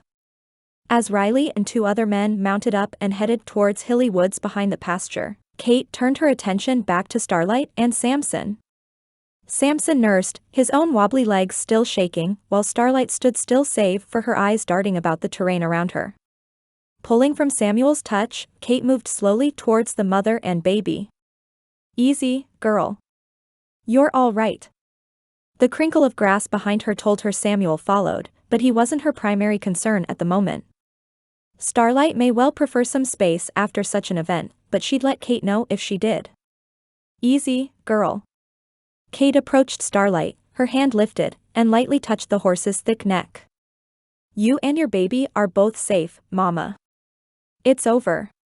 Starlight not only accepted the touch, but nuzzled Kate's other hand with her nose, as if to say thank you. Whether it was the touch from the horse or the truth of her words, tears sprang to Kate's eyes then, and she buried her face in Starlight's neck. Body shaking with silent sobs, Kate didn't notice Samuel move even closer until he'd placed his hand on her back once more. When she lifted her head from starlight, Samuel pulled her once more into his arms. When had all the hands gone back to work? Save for the 2 horses within reach, they were completely alone in the small pasture. Removing his glove, Samuel placed a hand on her cheek and met her eyes with his own beautiful brown ones. He didn't speak as he lowered his lips to hers, and a tremble of an entirely different sort ran down her spine. It was still gentle, but more familiar than the first kiss they'd shared on the day of their wedding. His hand moved from her face and wrapped around her waist to pull her closer, the kiss growing deeper as he did so. Much too soon in her estimation, the feel of his lips was gone. "I'm trying incredibly hard right now not to overreact and lock you in the house to keep you safe." His voice, husky and deep, betrayed the depth of emotion she could see in his eyes and had felt in his kiss. His admission, one of vulnerability and respect, warmed her. "We're all safe," she echoed the words she'd said to Starlight. "It's over." "Boss, why do you look like somebody kicked Roscoe?" Clarence's gravelly drawl was somewhere between amused and concerned. "Mrs. Kate's safe, and so are Starlight and Samson." Samuel sighed on his perch in Rue's stall, the night milking something he'd mostly taken over since Kate's first day on the ranch. The buckets were nearly full, and he reckoned he couldn't come up with many more excuses to stay outside the house much longer. "I'm fine, Clarence." The old ranch hand snorted as he set aside his pitchfork and leaned against Rue's stall door. "Son, I been knowin' o' ya since you were a baby, and I know when you're tellin' tales and when you're avoiding something. You're doin' both right now, so spill it." That was the unfortunate part of running the ranch you were born on. Some of the hands had been there so long they weren't afraid of you a bit. But then, Clarence had always been good at listening and keeping confidence. He'd never been married that Samuel knew of, but he was a good, God-fearing man. He didn't always accompany them to church because he led a small group of the ranch hands in a short Bible study while they were gone. Some of them who'd never think to attend church would attend Clarence's meeting. She could have died, Clarence. They all could have, and it would have been my fault. The guilt, the same guilt which had eaten him raw after his mother passed away, clawed its way into his heart and mind once more. And then I kissed her like I had no more self-control than a yearling with a chip on his shoulder. Straightening, Clarence narrowed his eyes at Samuel. "You still carrying around that nonsense? First, it ain't right for a man not to kiss his wife. You got a license, after all. Second, what happened today was no more your fault than the snake bite which killed your ma. Your pa told you that over and over again after it happened." Finished with the conversation, Samuel stood and grabbed the buckets at Rue's feet. "She'd have never been out there if it wasn't for me. Neither of them would've. You and Pa and Liam can say it until you're blue in the face, but I know the truth. It was my fault Mama died, and it'll be my fault if something happens to Kate." Thrusting the buckets towards Clarence, Samuel stormed out of the barn to the sound of a yapping Finn on the front porch. He must have been underfoot while Kate cooked dinner, something Samuel had accidentally trained him to do when he gave him scraps from breakfast the other day. Approaching the porch, Samuel relaxed as the pup climbed into his lap and proceeded to pepper him with kisses. This whole thing may have been the biggest mistake of his life, but there was no way he could turn her out. To ask for an annulment would leave her worse off than where she'd started, and he didn't renege on his commitments. Having managed to keep his cool in the pasture as Kate regained her composure, it chipped away bit by bit in the time he'd had since to stew. "I can't go through that again, Lord," he prayed quietly as Finn settled down a little. Stroking the puppy's thick black and white fur, he continued. "I can't be the cause of losing another woman I care about." Why he trailed off, he had no idea. It's not like the Almighty didn't know what he'd been about to say. But she'd only been there a short time. There was no way he loved her yet. He admired her, sure. He enjoyed her company, but love? No, it was far too soon, and he wasn't in any condition to be thinking about such things anyway. "I know I'm supposed to trust you, Lord. I know I'm supposed to let you fight for us, but I'm having a real hard time doing that." As he nudged Finn from his lap and stood to his feet, Samuel stared off at the lush land which had been his pride and joy since he was a boy. Would it also be the downfall of another woman in his life? Would the wild and untamed expanse of wildlife, rushing rivers, snowstorms, and steep bluffs claim the life of Kate too? He'd been raised to respect the land, to work with it instead of against it. He'd known from before he even started school that this land was more than just beauty and productivity, it was also dangerous. Still, that respect he'd learned had never shifted into fear. At least, not until the moment he heard Kate's rifle fire 3 times in short succession. Fear of the land and life he loved had now taken up residence inside him, burrowing its way through his body like a gopher on the plains. Chapter 11. Kate rounded the corner of the chicken coop later that week only to drop the basket of newly collected eggs with a gasp. "Samuel, why aren't you out with the men?" She knew the answer, as he'd been hovering ever since the incident with the mountain lion, but her patience had worn so thin it nearly snapped.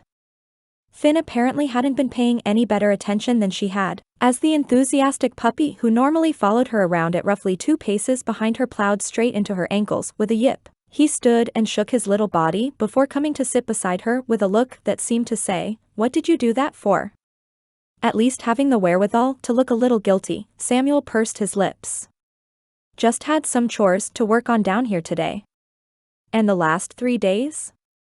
Eyes darting over her shoulder to where Clarence carried horse manure out to the new pile, Samuel shrugged. "I'm just worried about you, all right? Can't a man worry about his wife?" Frustration dimming a little at his genuine concern, Kate shook her head softly. "Sure you can, but what good does it do? You're going to have to get back out there soon, aren't you? What about the cattle drive in August?" She had him there, and his expression betrayed what she knew to be true.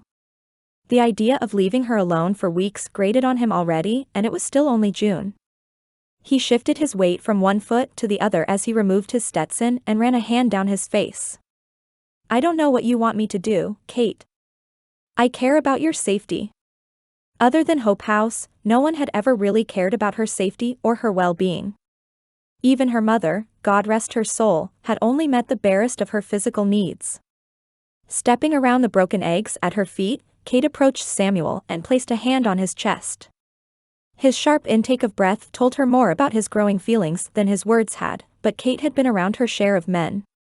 She'd never courted one despite what many in New Orleans had come to believe, and she'd certainly never set sights on someone else's betrothed.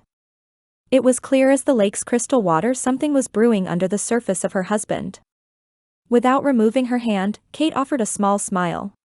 "You can't be my own personal bodyguard, Samuel. We live on a ranch, and I knew the dangers when I agreed to come out here." Well, that wasn't exactly true, but she knew enough to know she'd have to be on guard. "You've taught me to shoot. Finn barks anytime he sees a grasshopper, and Clarence is within shouting distance. Not to mention, I think I've done a pretty good job of settling in here without someone constantly in my shadow." He swallowed, so much clearly unsaid if his pained expression was any indication. "I'm having a hard time trusting the Lord on this one. My mama." When he trailed off, Kate knew he wasn't going to elaborate exactly what happened to her. At least, not that day. "I know, and I'm so sorry you lost her." As she watched him battle whatever inner turmoil he carried, it occurred to her maybe she wasn't the only one with secrets. The whole time she'd been there, she'd harbored guilt over not being honest with Samuel about the real reason she left New Orleans, but it seemed like he had a story as well. Still, the idea the Lathams would somehow take her humiliation all the way from New Orleans to Mud Creek weighed on her. What motivation could they have for doing so she didn't know, but they'd made her life miserable to cover up for their son, Colin, once. It wouldn't surprise her if they did it again. Without responding to her condolences, Samuel sighed deeply. "I'm going out to meet the hands, and I'll see you at dinner." He sounded sad, resigned even. It broke her heart a little to see her kind and steady husband struggling so deeply. "Be safe, all right?" Gently, as though no heavier than a feather, he knelt to brush her cheek with his lips. "Try not to attract any more mountain lions for at least a month or 2. She snorted, well aware he didn't find the situation as amusing as she did. "If I do, I'll be sure to hit him on the first shot this time. I guess that's all I can ask." Shoulders still sagging a little, Samuel placed his Stetson back atop his head and walked towards the barn. As he saddled up Roscoe and rode out into the far pastures, Kate knelt and stroked Finn's soft fur. "There's more to him than we know, isn't there? But then, I guess there's more to me too." In response, Finn flipped onto his back in the universal request for a belly rub, and Kate happily obliged. As she finished and gathered all the unbroken eggs, Kate prayed over the situation. She prayed that Samuel would trust the Lord with her safety, but the nagging conviction she should also trust him with her future remained. Remembering the way the men had taunted and jeered at her in New Orleans and marveling at how quickly the word had spread, it all brought fire to her belly. She'd been innocent of what Mrs. Latham had accused her of, but that didn't matter. The Latham sons' wedding had been one of the most anticipated events among New Orleans society, and its cancellation had been an equally massive scandal. There were no lengths Mrs. Latham wouldn't pursue to get revenge for the story she'd concocted in her head, and Kate had even begun to wonder if the woman had started to believe her own lies. No, she couldn't make any of it go away in her own power. All she could do was give it over to the Lord and beg him to keep the ugliness hidden. Then again, what if it was his will that it come to light? Samuel had said he was a man of his word, but what if he believed them? Would he cast her out just as any feelings they might grow for one another had begun to sprout? And if so, with few options available to Kate, would a hurting and bruised heart be the least of her concerns? Riley took a swig from his canteen as he pulled some hardtack from his saddlebag. "You want some, boss?" He eyed Samuel warily, and the latter knew he'd been barking orders ever since Kate had shooed him off the day before. "No, it's not that." Samuel glanced back at the house, quiet and peaceful in the distance save for Gus's occasional bray to let everyone know he was still around. "Just got a lot on my mind, I guess. I'll try and stop taking it out on the men." With a scoff, Riley shook his head. "They'll be fine. Just wanted to let you know I'm here to listen if you need to, I dunno, talk or anything." Could he let Riley in on the worry that was all but eating him alive? Was it even fair to him to do so? It wasn't like listening to his boss's problems was in the foreman's job description, especially when those problems involved the boss's wife. Still, Liam didn't spend much time on the ranch, and Pastor Olson was always so busy on Sundays. "I guess there's just a whole lot I don't know about being a husband, and I never really thought much about what I'd feel like having a woman up here." "You worried about her?" "No use in blowing smoke." "More than I probably should be." Riley paused, apparently mulling over the situation. "That because you're catching feelings for her or because you feel guilty about what happened to your ma?" Always direct, Riley hit the nail on the head. He'd still been in Boston when Ma's accident happened, but anyone who'd been in Mud Creek back then knew the details. It wouldn't surprise Samuel if Paul or his family shared the story. "Sorry if that's oversteppin' a thought." "It's not, and I guess it's some of both." A breeze kicked up and wafted over the hills where they perched on their horses. A few of the hands were rounding up wandering calves, but most of them were busy fixing the fence line to the north. Riley shifted in his saddle and took another bite of hardtack before speaking. "You know, ranching has been good for my faith in ways I never thought it would be." "How so?" Removing his Stetson from its perch, Riley wiped the sweat off his brow with a bandana. "There's only so much a body can control out here at the mercy of wildlife, weather, and the market. Makes a man trust God'll take care of you. Sure, until a snakebite takes your mother on your 13th birthday, and you know she wouldn't have even been out there if it wasn't for you." "And if he doesn't?" "I'm no pastor," Riley replied. "But I reckon there's times he can see something we can't. It don't mean he causes something to happen, or maybe it does, I don't know. But I do know me and Lizzie losing our parents in that flu outbreak ultimately brought us out here. Well, it did after I lost my job at the docks anyway." Samuel's foreman had blown the whistle on some unscrupulous business practices of the shipping tycoon he'd worked for, and he'd had to leave Boston under circumstances more sensitive than even his sister knew. He'd only told Samuel because of the possibility of what he knew would catch up to him, and he didn't want to apply for a job under false pretenses. "Maybe you're right. I just wish he'd share some of that wisdom with me." "Didn't he do that already?" I mean, the Bible's full of folks having no choice but to trust the Almighty knew what he was doing. Well, Foot, he was right. I guess so. All right, enough jawin'. Let's get back to work. As they joined the rest of the hands, memories of his mother continued to flash through his mind during the day. The anniversary of her death was coming up soon, but that also meant his birthday. Clarence knew how little he cared to celebrate his birthday, but it'd be a miracle if no one in town told his bride about the occasion. He'd have to come clean eventually, but not yet. Chapter 12. Come on, girl, Mrs. Olson admonished playfully as she eyed Kate's pitiful attempts at kneading her dough. I know you've got some frustrations in that body o' yours. Let it out. Smack that dough like you mean it. She chuckled, somehow completely clean save her apron while flour streaked Kate's hair, face, and dress. The good book doesn't cotton to smacking folks who may deserve it, but working a few loaves of dough just may do the trick where your temper's concerned. It was their third cooking lesson, and Mrs. Olson had declared it was time to learn to bake.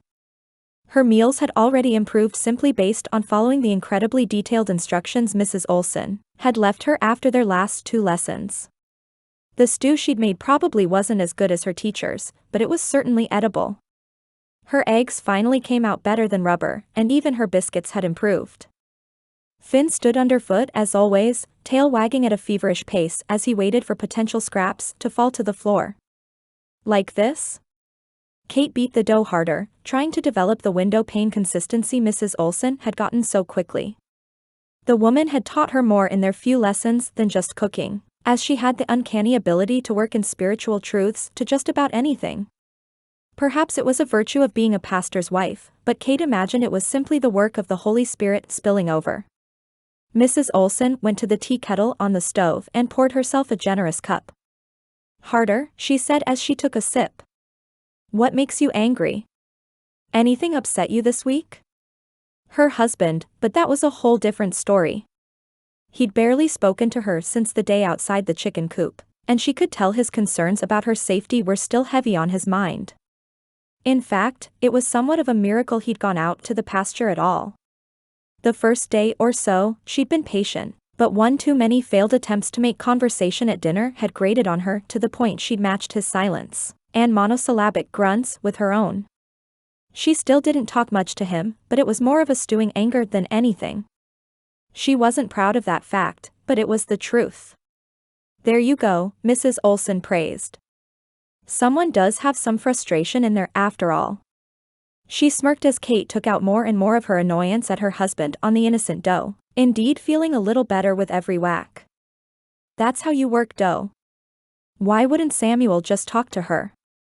It was so clear he had secrets of his own, something she couldn't fault him for carrying, but hers weren't turning her into a hermit despite living in a home with her spouse. Hers didn't have her staring him down in a way that made him feel incredibly awkward but still not speak. Hers didn't have her teeth gritting so hard every time she went about her morning chores she had to massage her jaw. Every morning, he checked the rifle and pistol he left for her at the house to ensure they were loaded and told Finn to take care of things before heading out to the pastures. No, she had her own secrets, but they weren't eating her from the inside out.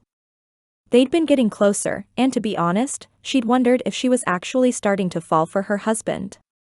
It was a pleasant surprise, as few mail-order brides really expected to make a love match through the highly impersonal process of a bridal agency.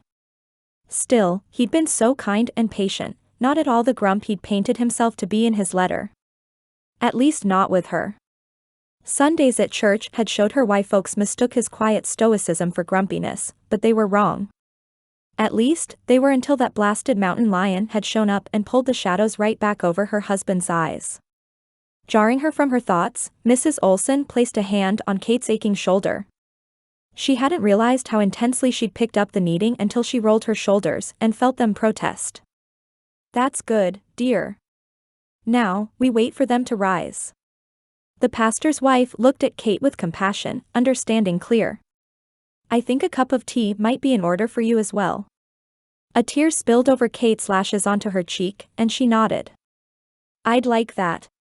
A few minutes later, they'd settled on the back porch with their steaming mugs of tea despite the warm weather. Finn chased bugs in the yard as though they were great threats to their well-being, and watching him pounce just as a grasshopper hopped away lifted Kate's spirits all on its own. I just don't know how to help him. I'm afraid if I push he'll send me away. He says he won't, but he's basically already doing so without actually saying it. She'd spilled pretty much the whole truth of the situation to Mrs. Olsen, save for her own past in New Orleans. She didn't know whatever it was Samuel kept from her, but Mrs. Olsen seemed to understand more than she let on. Rather than repeat the assurances Samuel wouldn't do such a thing, Mrs. Olsen settled back in the wooden rocker and took a sip of her tea. You've been abandoned too many times in your life. It's bound to have an impact on you. Even aging out of Hope House must have felt a little like being thrown to the wolves. It wouldn't have if I hadn't ended up in the wolves' den, Kate replied. Surprising herself with her honesty, she realized continuing would be the only way to remove the weight from her chest. If I tell you a rather shocking story, will you keep it to yourself? I'm not ready to tell Samuel just yet. Dear, he's a good man, and he'll receive your story in kind. I've lived my whole life on the belief you don't go telling stories that aren't yours to tell, and I don't plan on breaking that streak now. Pacified, Kate sighed. When I turned 18, Hope House helped me get a job for a wealthy family in New Orleans named the Lathams. I cleaned for them, as did my friend, Mara, while her sister, Paige, worked as their cook. We'd all had different chores at Hope House, and mine helping out in the nursery didn't exactly give me skills in the kitchen. No doubt remembering her first attempts from their lessons, Mrs. Olsen chuckled. But I bet you've got a magic touch with babies. Maybe, but the Lathams didn't have any small children, so cleaning it was. There were a few other maids as well, my friend, Mara, included, but the Latham's son took a special interest in me. Mrs. Olsen let out a breath. Keep going, love. Colin was charming and handsome, but far too pampered for my liking. She'd had schoolgirl crushes just like any other young woman, but Colin's suits and affected air meant he'd never have been one of them. Quite honestly, if she were to think back on the few boys over the years who'd caught her eye, they all fell more in step with her husband's rugged strength than Colin's charm. He was engaged to Becca Rothschild, so even if I had liked him, I'd have never pursued anything. He didn't care about Becca, but she was from an equally wealthy family. I might have been tempted to feel sorry for him if it wasn't for his philandering. Every weekend he'd leave and come home drunk, clothes askew, smelling of a different kind of cheap perfume. She'd recognized the scents because her mother had used the same ones. Becca didn't care as long as no one else knew, though I'm sure some rumors circulated. The rumors wouldn't have reached her anyway, as she didn't run in society circles, but the truth always seemed to have a way of coming out. His parents ignored it, as taking mistresses was something he'd learned from his father in the first place. Still, no one spoke of it, as though it was some closely guarded secret. If it was, Colin certainly hadn't cared to keep it. Anyway, one day I was cleaning Mr. Latham's study while his wife hosted a bridal tea for Becca. She never liked any of us to linger while she had friends over, so I'd learned to make myself scarce. Rosalind Latham had grown up in the upper crust of old money Virginia from what Mara had told her. She'd come to New Orleans to marry Mr. Latham just before the war, and her family back east had lost virtually everything. The Lathams didn't, while many of their other friends had, so Kate could only speculate at how they'd managed that. That day, something changed. She'd more or less pushed down the memories into the recesses of her mind, a skill she'd honed during her difficult childhood, though it did occasionally come out in her dreams. Colin had been growing increasingly friendly with me over the weeks before. He'd sit and talk to me while I cleaned, despite how little I responded. I couldn't be rude and send my employer away, so I mostly just did my best not to encourage further talk. It had all made me very uncomfortable, but there were few avenues available to me. Truly, what could she have done? Quitting one home in the wealthy Garden District to go work for another would never do, and there were so many folks down on their luck in the years after the war. Finding the job at the Lathams had been a miracle in and of itself. Reaching over, Mrs. Olsen placed a weathered hand on hers. No, I'm sure there weren't. Kate swallowed down the lump in her throat and continued. That day, he found me in his father's study as Mr. Latham was away on a trip. He shut the door, and I smelled whiskey on his breath despite the early hour. The tears threatened again, but she willed them back. He tried to, as her words trailed off, the memories attacked. The way he'd yanked the rag out of her hand. The way his pungent breath had accosted her face. His dark eyes leering at her like the mountain lion leered at Starlight and Samson.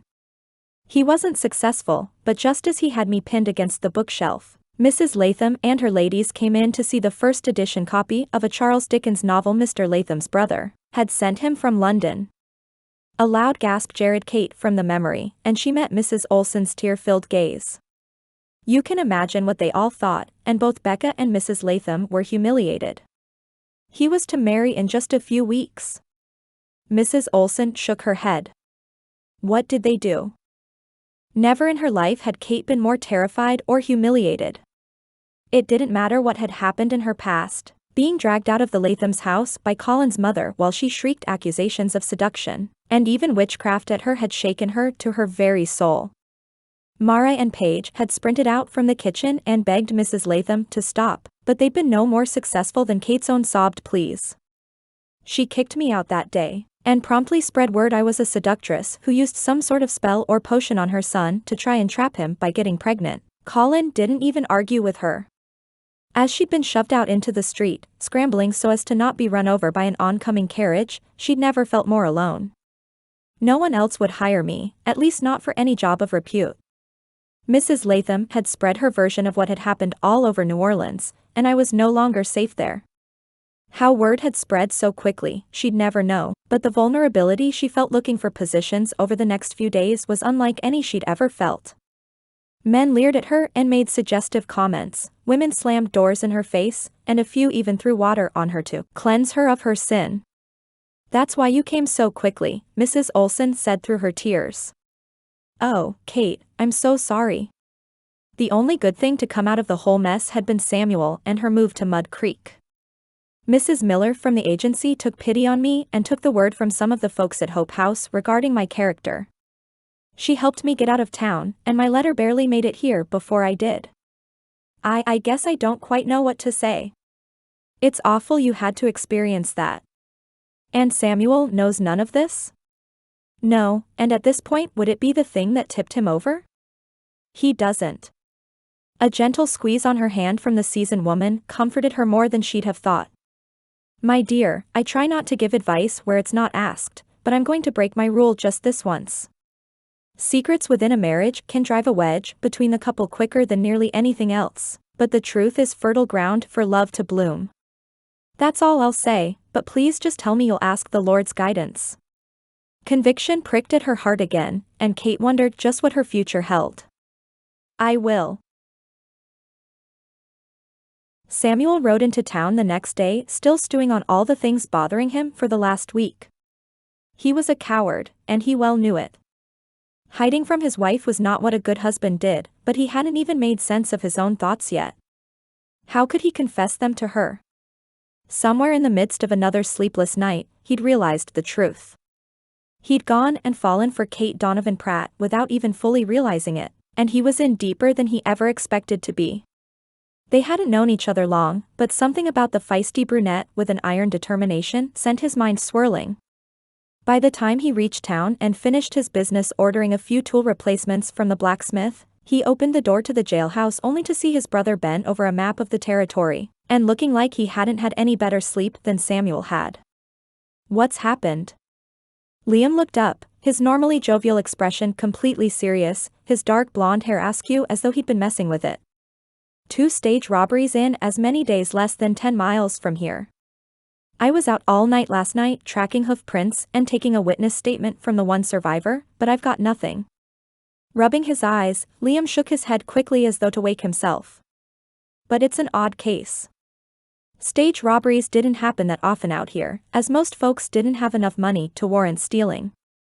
Still, the idea there were criminals close only served to heighten his anxiety even more. What did they get? That's the thing. Any stealing they did seemed like an afterthought, as though they were looking for something specific. Or someone. The possibilities settled like a brick in Samuel's gut, but flying off the handle on baseless hunches would be no good to anyone. How can I help? As of right now, you can't. Let me wire some of the other lawmen in the area and see if they're experiencing the same thing. Liam was cut off from speaking any further when the door to his office opened again, and Abraham Edwards from the post office came hobbling through the door. "Hey, Abe," Liam said as he regained his professionalism. "What can I do for you?" "Let me know if you need anything," Samuel said with a wave as he slid out the door behind Abe. "You know I'm always happy to send you a few men if you need them." He'd done it a time or two over the years, especially when Liam had needed some extra manpower. Riley had always been willing to go, as had Joshua and a few other hands. He didn't force anyone, but they'd always seemed to appreciate the temporary change of pace. Doing his best to put it from his mind, Samuel untied Roscoe from the post outside the jailhouse and headed for home. Maybe, if he could get his act together, he might be able to string together more than a few words at dinner rather than making his bride feel like she'd done something wrong. Chapter 13. Kate tossed her rag down on the counter with more force than necessary, but better the rag than taking it out on her husband. "I'm not asking you to stay in and take me. I'm asking to take the wagon myself. I'll be fine. You've said yourself those horses know the way to town blindfolded." At least he had the decency to look pained at the situation. The way he placed his thumb and forefinger on the bridge of his nose was an indication of his inner turmoil. "Kate, I'm sorry, but I haven't had time to teach you how to drive it, and I don't feel comfortable sending you out on your own." Tears sprang to her eyes, as did the fury at both the moisture there and the situation. "I have been looking forward to this for a month, and they're expecting me. The sewing circle is the only time all the ladies in town get together to visit. I understand you can't go, but it's not fair for you to decree I can't go alone. I can handle myself." It was the most they'd talked in nearly a week. She knew the conversation kept him from the emergency he had to see to with some of the cattle, but he was being unreasonable as well. If Clarence hadn't already left earlier for one of the other ranches south of Mud Creek to return some equipment they'd borrowed, he'd likely have taken her. As it was, the last-minute cancellation was simply the last straw in Samuel mostly ignoring her all week. "I don't know how else to say it, Kate, but you're not going. That's all there is to it. I'll make it up to you, but right now I have more important matters to attend to." Her mouth dropped open at his last words. He didn't see them because he'd already turned on his heel and stomped towards the door, all but slamming it behind him. She didn't matter? Well, if that was the case, then it didn't really matter if she accidentally drove the rig into a ravine, did it? The tears spilled over, and she wiped them angrily from her cheeks with the backs of her hands. Finn sat at her feet, whining and staring at her with worried eyes. Leaning down to take the fluff ball in her hands, she pressed him against her neck. "I know I matter to you, buddy, even if I've never really mattered to anyone else." The words surprised her a little, but she realized the truth of them as she spoke. He didn't care about her, and he was only trying to control her. No matter what he'd said or the few stolen kisses they had, his actions in the last week proved she didn't matter. Whether it was a mountain lion or driving a rig, he'd just have to accept she wouldn't be kept in bondage the way her mother had been.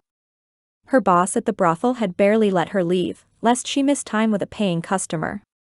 No, Kate decided a long time ago she'd never be in a position where she was controlled by someone else, and some exchanged vows didn't change that. She spotted Samuel's figure disappearing over the hill atop Roscoe from her spot next to the window, her mind made up. The rig was already hooked up, as Clarence had done it before he left, and Samuel had apparently forgotten to remedy that before he left. "Perfect," she muttered as she went out to tether Finn to a tree so he wouldn't be stuck inside and have an accident. Climbing up onto the rickety wooden bench seat, she took the rough reins in her hands. It can't be that difficult. Double-checking that she'd not forgotten her pistol on the bench beside her, Kate urged the horses forward. The trip to town was just as uneventful as she'd assumed it would be, and she was still fuming at her husband as she knocked on Mrs. Olson's door. The kind woman who'd come out to their ranch so many times over the last few weeks welcomed her with a bright smile, only for her expression to morph to concern as she looked at Kate. "Oh dear, what's wrong? Was she that obvious?" "I'd rather not talk about it right now. Can I come in?" As kind as Mrs. Olson was, Kate knew she'd probably chastise her for directly disobeying what he'd ordered her to do. She'd also probably send the pastor out to talk some sense into him, but Kate didn't feel like dealing with her own guilt. Of course, Mrs. Olson replied as she stepped back into the foyer. "Come on in, dear. The other ladies are just through there. Did you bring your sewing project?" Embarrassed at having forgotten such a critical component of a sewing circle, Kate bit her lip. She'd started an embroidery project earlier that week with intentions to finish it at the circle. It was to be a pillow for the sofa, one she hoped Finn wouldn't decide to make into a chew toy. "It doesn't matter. I have more than enough supplies for every gal here and more. I was just taking some cookies out of the oven, but I'll join you in a moment." The next 2 hours were like a balm to Kate's soul. Lizzie told her more about coming from Boston and the ins and outs of owning a mercantile. Mrs. Olson shared a little of their story as well. Virginia Davis and Tori Sanderson were indeed there, as were the two sisters Samuel had apparently terrorized as a boy. Dorothy and Alma listened to her platitudes about settling in on the ranch with pursed lips, their disapproval clear. My, Dorothy said as she studied her embroidery. "I just can't imagine being a woman alone coming all the way out here. Why, Alma and I didn't even come unchaperoned when we came from Tulsa. It would have been unheard of back then for a woman of any reputation to ride a rail line by herself." Lizzie snorted but covered it with a cough. "She hardly hopped the train without a ticket, Dorothy. She simply boarded in New Orleans and came here. Things are different now, and women have a little more freedom than we once did." She winked at Kate, the latter thankful for her input. Still, women had underestimated and criticized her as long as she could remember. Until it had turned dangerous with Mrs. Latham, it had never bothered her. She knew who she was, and she knew who she belonged to. "I think it's incredibly romantic," 16-year-old Janie Sanderson said. "And I know folks say Mr. Pratt is grumpy, but he's a very handsome man." Both Collins sisters gasped as Janie's mother admonished her. "Janie, where did you get the idea it was appropriate to call another woman's husband handsome?" Eyes big, Janie shrugged her shoulders. "Well, it's true." She dropped her eyes back to her own sewing project, but Kate couldn't deny the girl was right. All eyes in the room turned to Kate, but she couldn't help the burst of laughter that bubbled up in her. Within a breath, Lizzie and Mrs. Olson had joined, as had all the other women in the room save the Collins sisters. A balm to her soul indeed. "My husband is many things, Janie, but ugly is definitely not one of them." The girl lifted her eyes gratefully to Kate, and the conversation turned to other topics. It felt utterly and completely normal, gathering with women to sew and chat about child-rearing, the summer's gardens, and other benign topics. Some women might balk at the chatter, but Kate had always longed for such experiences. Still, the reality of that morning weighed on her, and Kate scooted out before Mrs. Olson could corner her and ask questions she had no desire to answer at the moment. Shame had started to creep in at the idea she'd so heartily gone against what Samuel had asked her to do, but she'd been perfectly fine at the reins of the wagon. In fact, as the wagon bounced lightly over the bumps in the road on the way back to the ranch, she realized what a pleasant experience it was to be out in this land by herself. With the mountains to one side and the lake to the other, it felt almost like something out of the storybooks she'd read to the children at Hope House. Would her actions today be enough to convince Samuel she was more trouble than she was worth, or would he allow her to explain the past week had felt like torture for someone who needed human interaction as much as she did? Passing the lake, she eventually reached the hilly slope Samuel had pointed out to her the first day they rode out here. It was fascinating, really, the fact the creek had rerouted itself, though the sharp rocks at the bottom were certainly intimidating. The team stayed firmly on the road, and Kate again thought through how much she'd enjoyed the morning.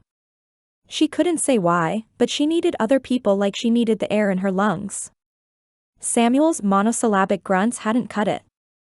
All week, thoughts of the sewing circle had bolstered her enough to keep going, and there was little she wouldn't have done to get there.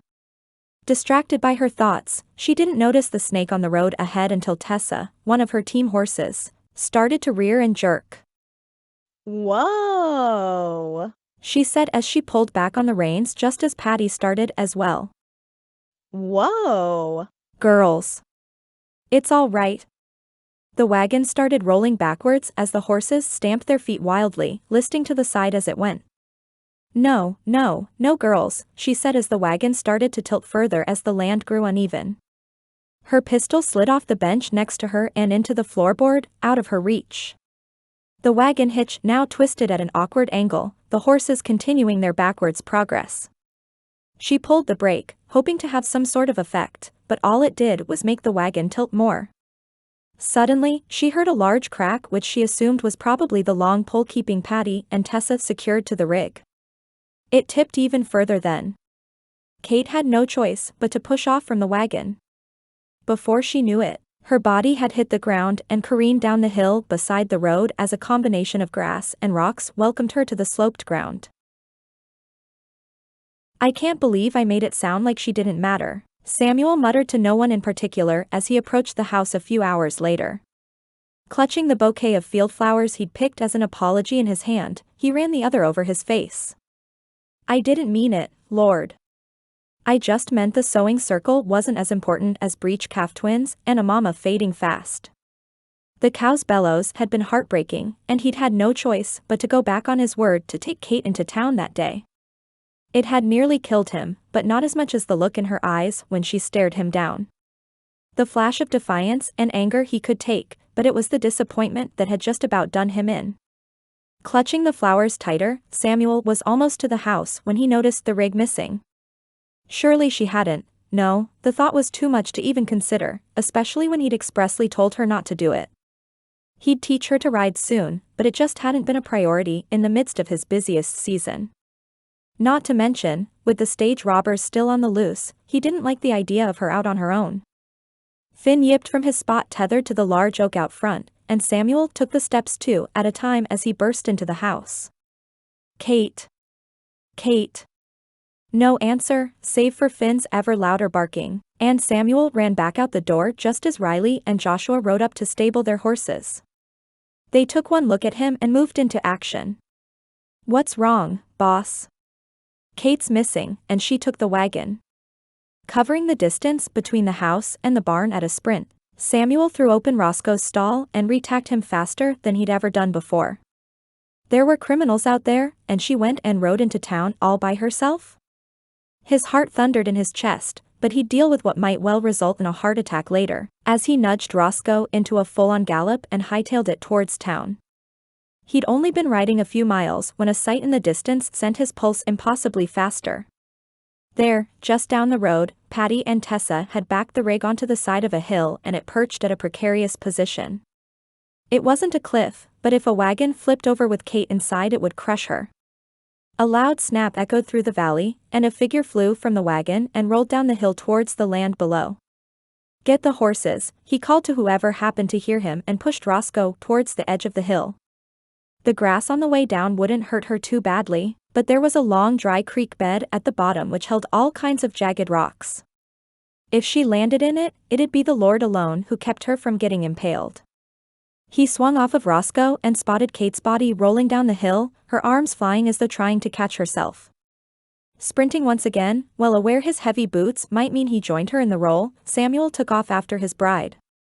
Mercifully, he reached her just 10 or 15 yards from the rocky creek bed and managed to throw himself down in front of her to stop her descent. It wasn't exactly what he'd planned to do, but he lost his balance along the way.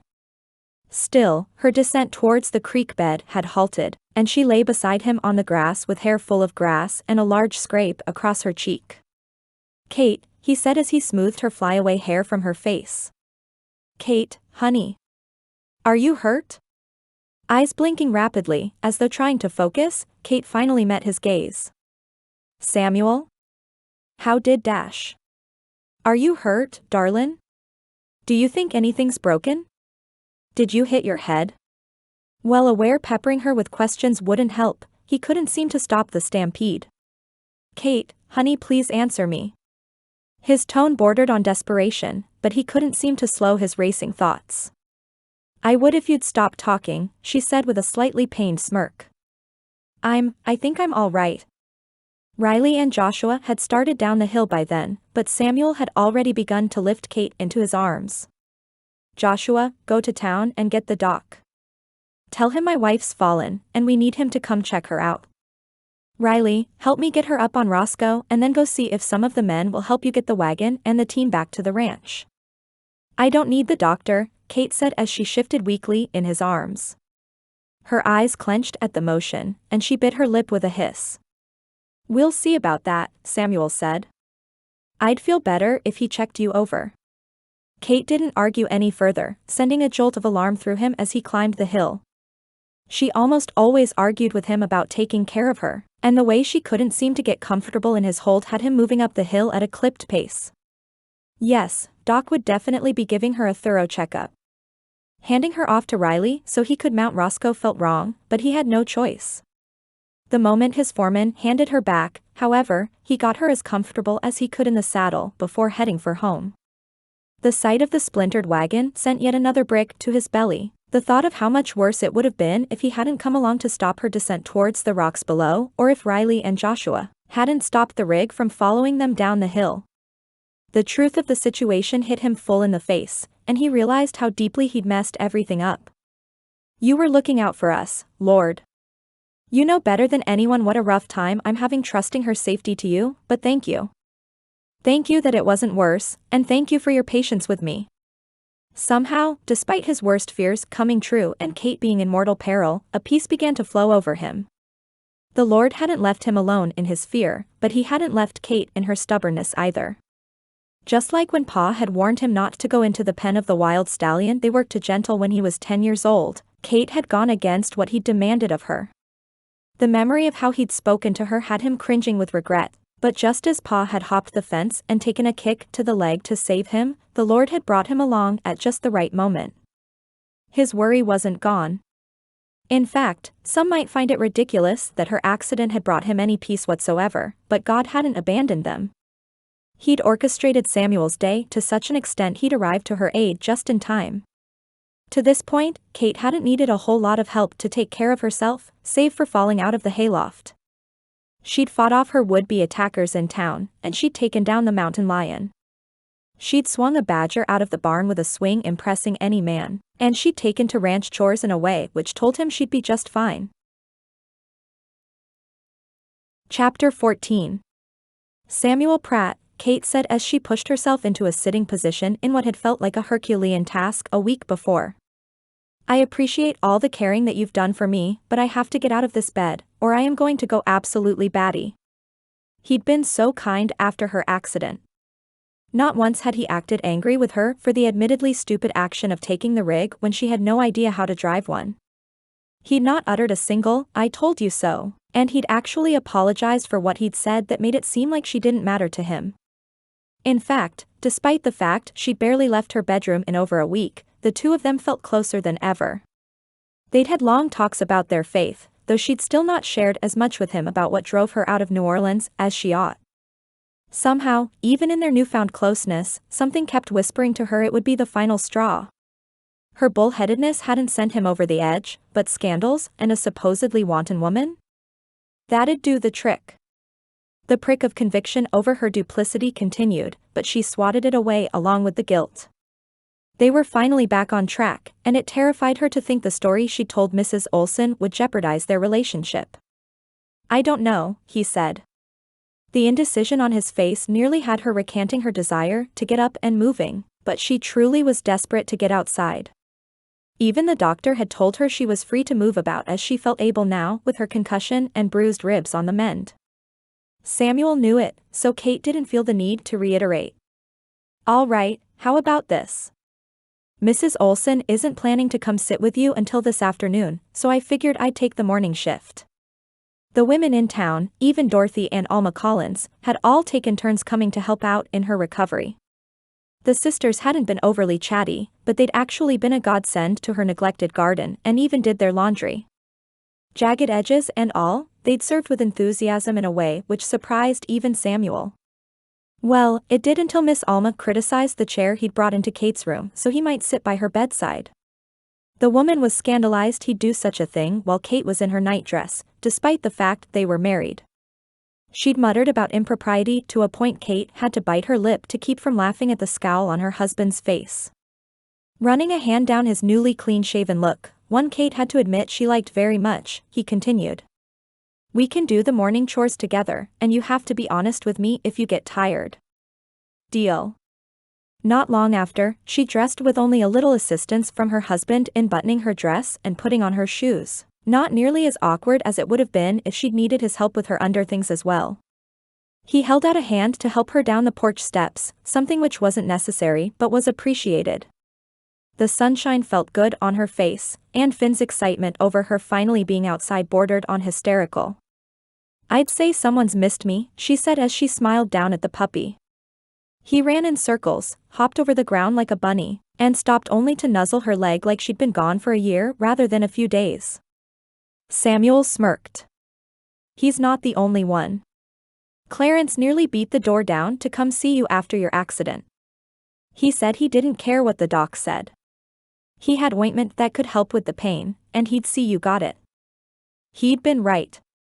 Kate hadn't been willing to take the laudanum the doctor offered her due to memories of her mother's use of substances to numb her own brand of pain, but the peppermint and ginger salve combined with the willow bark tea he made took the edge off. I missed him too. The crusty old cowboy had a heart of gold, and his concern touched her. Moving out to the chicken coop, Kate held the basket while Samuel knelt to gather the eggs. Even the chickens seemed happy to see her, if their good-natured wing flapping was any indication. The garden was a little harder to manage in her current state, but she was able to harvest some vegetables which had already appeared on the plants while Samuel took care of the weeding and watering. Goodness, Dorothy and Alma did wonders out here. They sure did, Samuel replied with an eye roll.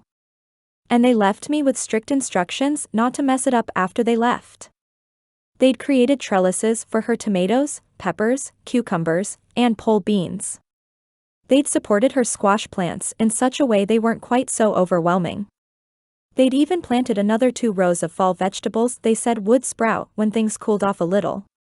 As happy as I was to see them go, I have to admit they were a help. Kate bit back a laugh, thinking of the ornery but good-hearted spinsters. I'm sure they did. They worked for another hour or so when Kate's rib soreness picked up. I told you I'd be honest with you, and I think I need a break. With a smile which had butterflies flapping a little in her stomach, Samuel stood and walked over to her. How about a rest on the porch? I've always loved this time of morning on the ranch, and I so rarely just get to sit and look at it. So he wasn't going to make her go right back to bed?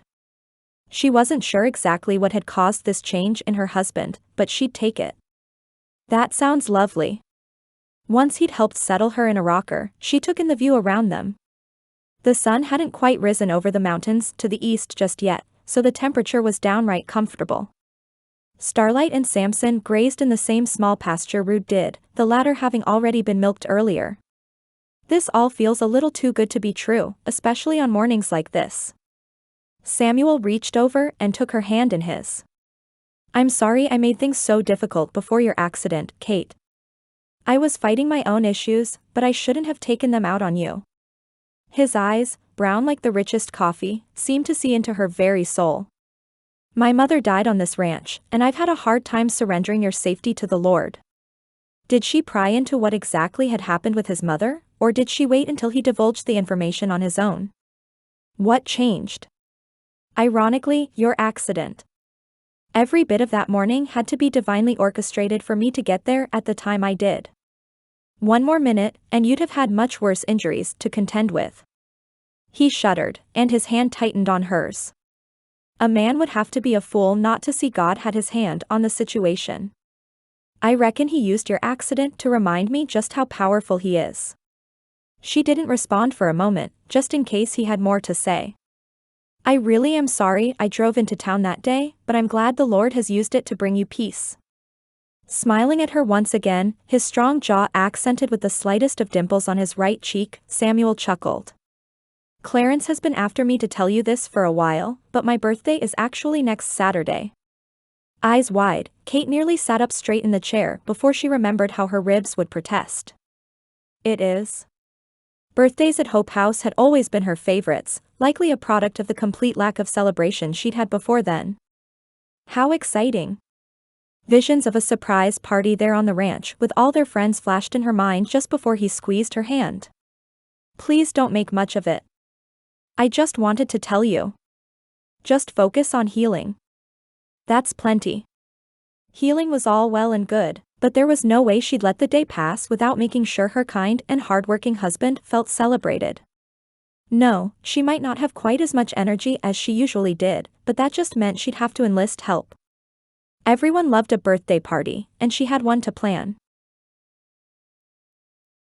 Samuel had finally coaxed Kate into sitting on a bale of hay while he finished a few barn chores. He and Clarence had more or less split her chores between themselves over the past week, but Kate was itching to get back to them. Not yet, though. He'd reached a point where the idea of her doing normal ranch tasks didn't send his gut roiling, but it wouldn't be wise to send her back in too quickly. They'd spent the morning discussing everything from the day-to-day workings of the ranch to his childhood to stories about himself and Liam when they were younger. She rightfully guessed they'd been quite the handful, and he'd barely stopped himself from teasing her that she'd likely be dealing with some handfuls of her own one day. It still surprised him how quickly his thoughts turned to such things, but he couldn't deny they did. Still, it would be a good idea to change the subject. Scooping another shovelful from Starlight's stall into the wheelbarrow he kept just outside, he turned the conversation to other things. Tell me about New Orleans. Not the difficult things if you don't want to, I've just never been to a city that large. Kate settled back on her bale of hay, leaning against the knotty wood of the barn wall. Actually, I really love the city itself. There's constantly something happening and people to meet if you're of a mind to.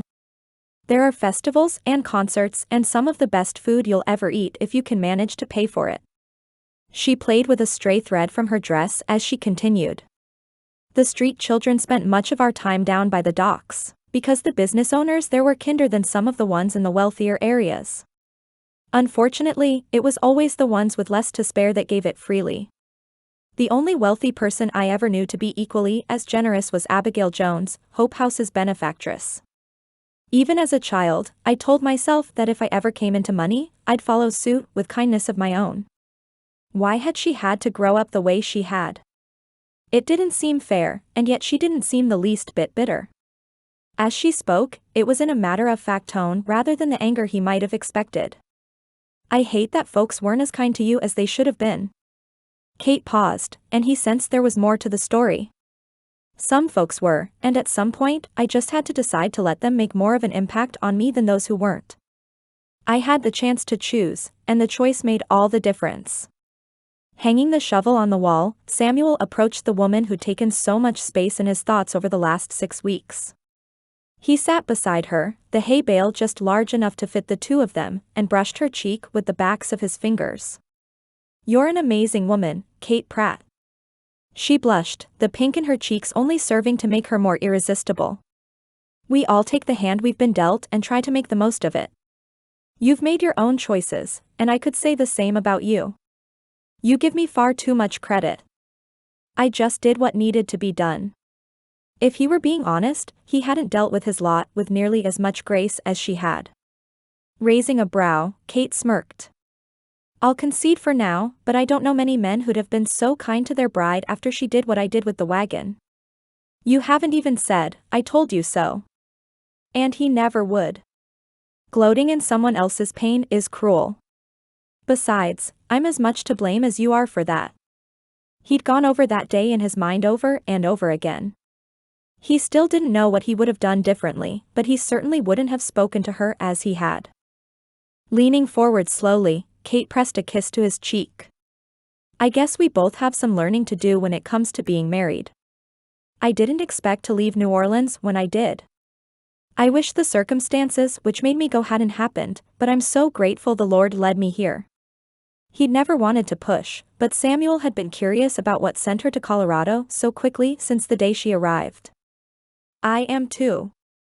You don't have to, but do you mind sharing what made you have to come here so fast? He held his breath as she bit her lip, pondering what to share. Even the musty air of the barn seemed to still as she did so. I suppose it's probably time for me to tell you everything. Chapter 15. Liam cocked his head to the side, not nearly as excited as Kate thought he should be. You want to throw Samuel a birthday party? Have you asked him about it? He shifted his weight from one foot to the other, hands shoved in his pockets in a way that reminded Kate of his brother. Men. They didn't understand the power of a good celebration to bolster the spirits and make a body feel special. No, because if I did that, it wouldn't be a surprise. Besides, he said not to make a big deal out of it, but when's the last time anyone did something special for your brother's birthday? Studying the ceiling at church, Liam sighed. I think you might want to reconsider. I don't want to get in my brother's business, but he's not exactly the surprise party kind of guy. Exactly, she replied. It had been 2 weeks since her accident, and this was the first week they'd come back to church since it happened. Samuel would have been content to keep her home one more week, but she'd had folks to talk to about a party. Lizzie and Mrs. Olsen had been on board immediately, and it was only Liam dragging his feet. That was fine. He was a busy man anyway. But Samuel Pratt spent his entire life doing for other folks, and it was high time someone planned something for him. He'd gotten her Finn, he'd been beyond patient as she'd learned the ropes of the ranch, and he never missed an opportunity to help or serve in some way. So, can I count on you to be there? The party would be next Saturday at their house, and Liam's job was to call Samuel away for a few hours that morning to work on a few projects at Mrs. Jacobs's home. According to Lizzie, both Samuel and Liam had taken to helping whenever they could since the woman's husband died last year. Mrs. Olsen already planned to be there that morning for what Samuel would think was a cooking lesson, but would actually be party preparations. Liam shrugged and put his hands in his pockets. Sure, but I still think you need to talk to him about this. Perfect, she said brightly as she turned on her heel to go back and join some of the other women. See you then. The rest of the week passed in a flurry of activity for Kate.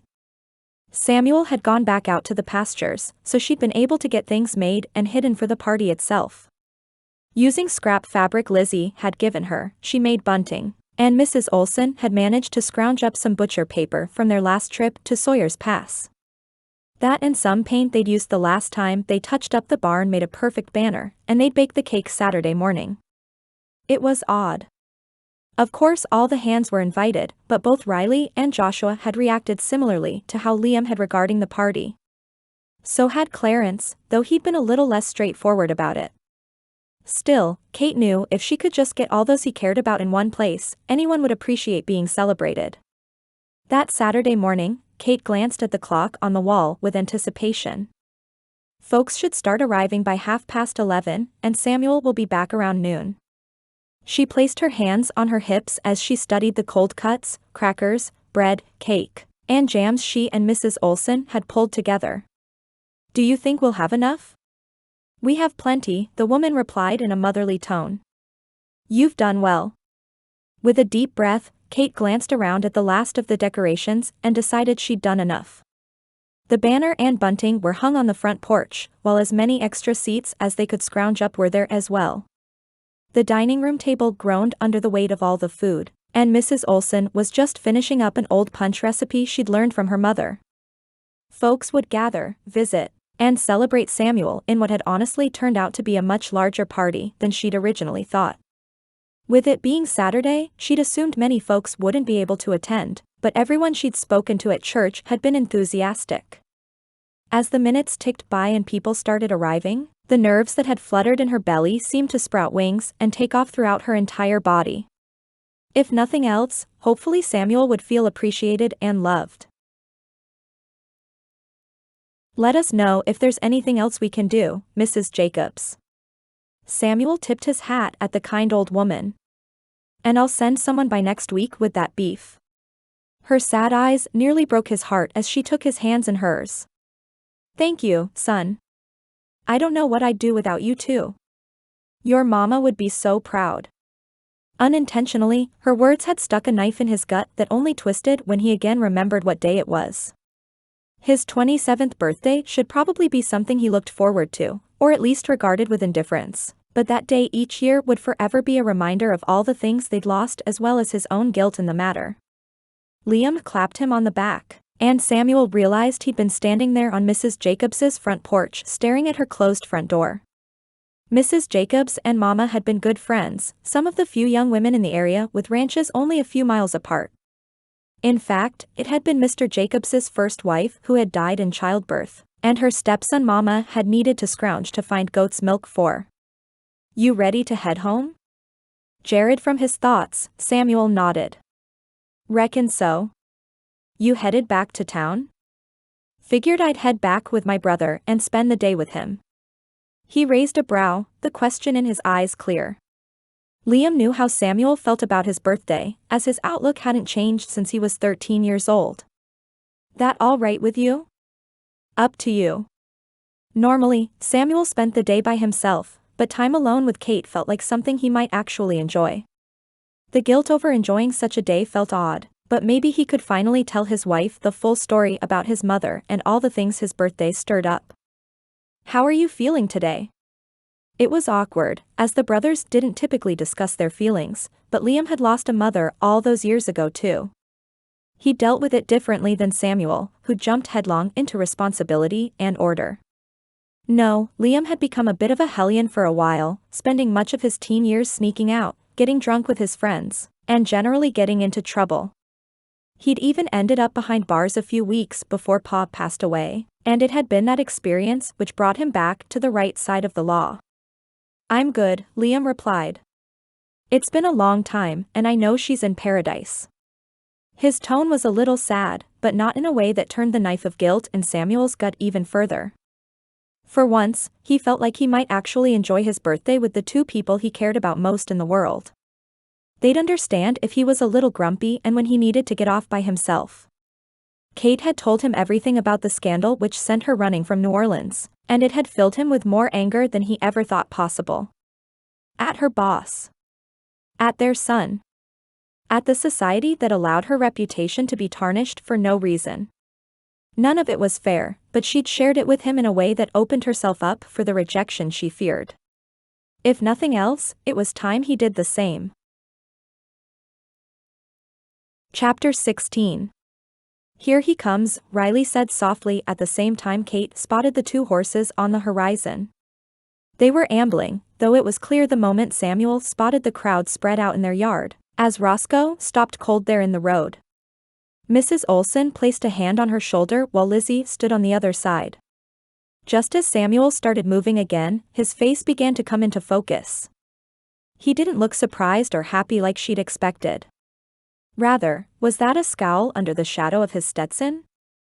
Liam led the way, glancing back nervously as he went, but the tension rolling off Samuel was all Kate could focus on.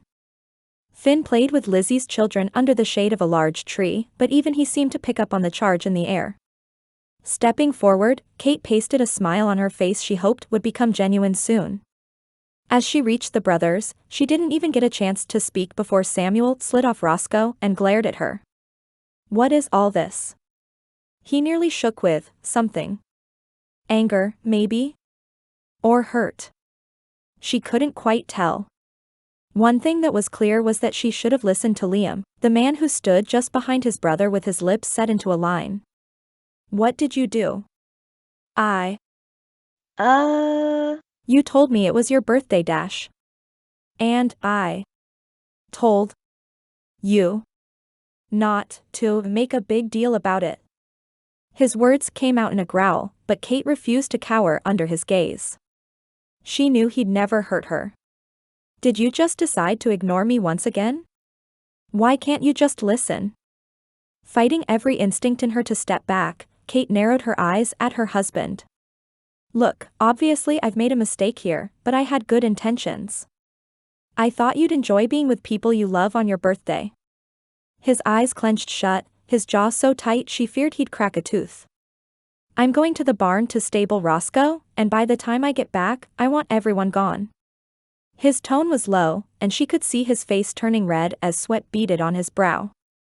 His hands shook as he took Roscoe's reins, and he didn't look at a single one of the attendees as he stalked to the barn. Said attendees had all watched the exchange with varying expressions of concern and confusion, but all now began the process of gathering their things. They may not have heard the exchange, but his body language had been clear. Whispers clung to the air, and Kate's frustration was matched only by her pure humiliation at Samuel's reaction. Liam's voice broke through the fray as he placed a hand on her shoulder. Just try and be patient with him, all right? They're hard for him. Head whipping around to face Liam, Kate felt her mouth drop open even as tears burned her eyes. I don't even know how to respond to that. She knew the immature child who'd wanted a birthday party for years had taken the reins in her mind and heart, but she couldn't bring herself to care. No one even knew when her birthday was for years, no one but her anyway, and it had only been at Hope House when she'd ever even gotten a cake.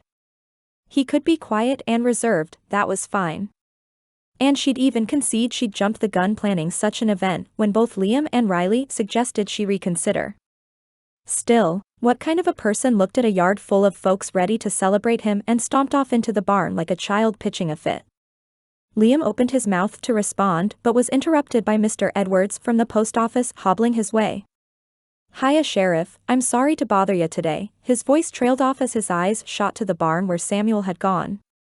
But, you got 2 important lookin' letters from New Orleans today, and I figured I'd get them to ya before we all head out. Vaguely, Kate registered him tip his hat in her direction and bid her good day, but her whole world felt like it had frozen. 2 letters from New Orleans, both addressed to Liam. She stared at them, unable to look away. The return address on one was Mrs. Miller at the bridal agency, and the other was from the U.S. Marshals. Both were marked urgent, and both had the color draining from Kate's face. She'd told Samuel everything, but what if the Lathams had decided to charge her with something? Fraud? Theft? She hadn't taken anything from their home, but any woman cruel enough to drag a woman through her house by the hair was cruel enough to falsely accuse her of stealing. She wouldn't go back to New Orleans, not even in handcuffs. Eyes wide, Kate backed away from Liam and hurried past the concerned looks of Mrs. Olson and Lizzie into the house. Finn had followed her inside, and the tears flowed as she shoved her few belongings into her worn satchel. I'm sorry, boy, she sobbed as she picked him up and snuggled him as hard as she could without hurting him. I never wanted to leave you. Samuel hated her. He'd all but told her to leave. Other folks in town would help her, but how long until Liam showed up with a warrant for her arrest? She hadn't done anything illegal, but that hardly mattered to folks like the Lathams. She'd long suspected Mr. Latham was involved in illegal business dealings around the city, and it wouldn't surprise her if she'd become the scapegoat for something he'd done. Colin wasn't any more scrupulous, though she doubted he was smart enough to come up with any real schemes. No, she had to leave before they had the chance to haul her back. Placing Finn gently on the floor and wiping her cheek, she grabbed a pencil and paper from Samuel's roll-top desk and scribbled a quick note. Her heart threatened to shatter into 100 tiny pieces as she gave Finn one more pat on the head, and tried desperately not to think about memories she shared with her husband. At the last second, she thought to grab a map of the state from Samuel's desk as well and shoved it into her bag. Folks didn't board the train in Mud Creek, only disembarked, so that wasn't an option. Sawyer's Pass was the nearest stage stop, which was her best bet to get out of town before Samuel realized she'd gone. From what she understood, Sawyer's Pass was only 10 miles away, something she could cover on foot in a day if she moved quickly. Clutching her bag in one hand and the paper Mrs. Austen had given her with contact information in the other, Kate's decision was clear. Shoving a bit of the food from the table into her bag, Kate once again wiped her cheek at the sight of the cake she'd been so proud to present to Samuel. With a glance out the front door to make sure no one lingered on the porch, she stepped out and hurried to the dark woods to the south of the ranch. The trees looked ominous compared to the brightness of the sweet white house. Her arm protested under the extra weight of the satchel, but she'd need the food she carried on the walk to Sawyer's Pass. As if to torture herself, Kate turned back once more to study the ranch she'd come to see as home. With the sun high in the sky above them, Starlight and Samson grazed in the field. Rue drank from the underground creek, tail swishing flies away as she did. Even Gus, every ornery inch of him, looked at ease near the goat pen and chicken coop. Her garden was out of sight from this angle, but the thought of never seeing the fruits of her labor added insult to injury. I'm sorry, Samuel, she whispered. And with that, she turned her back on the ranch and headed south. Once the sounds of folks leaving died down, Samuel stepped out of the tack room where he'd been cleaning it and looked around. Clarence was nowhere to be seen, but but Liam leaned against the post outside Roscoe's stall with a raised brow. "Yeah, about done." Samuel tossed his rag into the dirty rag bucket and shook his head. "I didn't mean to react that way." "I'm sure you didn't. Look, you're my brother. I'll defend you to anyone who comes swinging, but that was just about the dumbest thing I've ever seen you do." Liam pushed off the pole and stalked towards him. "Your wife did a kind thing and planned you a birthday party, one I'm almost certain she didn't know would upset you because of information you've withheld from her. That right?" Shame washed over Samuel at his brother's words. "Yes. Now, she was wrong too. More than one of us tried to persuade her to tell you about the party, but she was keen on a surprise. She should have listened to us who've known you longer, and she should have listened to you when you told her not to make too much of it. But storming off and humiliating her in front of everyone? That was a step too far." He was right. Samuel had overreacted, and he knew it. He'd been in a sour mood all morning, and the idea of having to face other people had cracked what little control he had left. There was no way he could paste on a smile when his birthday brought up so many awful memories for him. Still, Kate hadn't deserved that. "You think there's any way I can make this right?" Shoving his hands in his pockets, Liam shrugged. "I don't rightly know, but you sure better try. There's a field of wildflowers in the west pasture right now, and it might not be a bad idea to take her some." Flowers. That much he could do. Memories of Pa bringing Mama flowers when he'd let his tongue get the best of him flashed in his mind. Whether Kate would forgive him for the way he acted, he had no clue, but he'd try. "Sounds good, but you're coming with me to get them." Expecting his brother to argue, it surprised him a little when Liam nodded. "Why not? I figure I'm partially to blame as well. I should have gone against what she said and warned you on the way back from Mrs. Jacobs's house. Probably, but mostly I just need help figuring out what goes together. Haven't picked that many flowers since Mama died." His heart pricked a little at the memory, but it didn't twist the knife the way it once had. The way her face had always lit up, the way she'd pulled him in for a tight hug as he handed her the glorified weeds, it was a memory he wanted to carry with him forever. He'd picked some for Kate the day she'd had the wagon accident, but he'd forgotten all about them in the chaos. An hour later, Samuel approached the house with a bouquet of flowers and clammy hands. Liam had helped some, but he'd been a little distracted for reasons he didn't seem keen to share. It was likely the stage robbers he still hadn't managed to catch, but that was law business. Samuel didn't pry, as the Lord knew he had his own troubles, and finished gathering the flowers. Climbing the steps to the house he'd loved since he was a boy, Samuel breathed a quick prayer he'd be able to repair his growing relationship with Kate. His brother was right. He should have told her why his birthday was such a sore spot for him weeks ago. Kate? The house was quiet save for Finn lying on the floor in the middle of the living room. He looked sad and didn't bowl Samuel over in greeting. He didn't know why, but the sight sent a brick into his gut, so he picked up his pace. Reaching Kate's room, he knocked softly. "Kate, honey." "Nothing." Heart thumping wildly, he pushed the door open to find her bed made, her drawers cleaned out, and her satchel gone. Mama's dresses lay in a stack on the bed, and a piece of paper sat on the nightstand. Dropping the flowers at his feet, he covered the distance between the door and the nightstand in 2 strides. The paper shook in his hands as he did his best to focus on the words over the whooshing of blood in his ears. "Samuel, I'm sorry I couldn't be the wife you deserved. I hope this note will be all the proof you need for an annulment. So you can go on with your life. Kate." Chapter 17. Once again wiping at the tears which flowed mercilessly down her cheeks, Kate continued to move through the woods between the ranch and Hunter's Pass. Was she even going in the right direction? She thought so, but the map was old and faded. There was no real trail, and she was forced to go solely on the position of the sun to get a read on her position. The anger at Samuel had faded hours ago, replaced only by fear of what would await her in New Orleans should she be forced back, and the utter devastation that nothing good in her life ever seemed to last. It wasn't fair, and she was tired of keeping a positive outlook on things. For a moment, as she trudged through the seemingly endless woods, She allowed herself to fall into the bitterness she fought so bitterly most of the time. "It's not fair," she muttered to no one in particular. "I know I shouldn't have planned the party the way I had, but would it have changed anything anyway?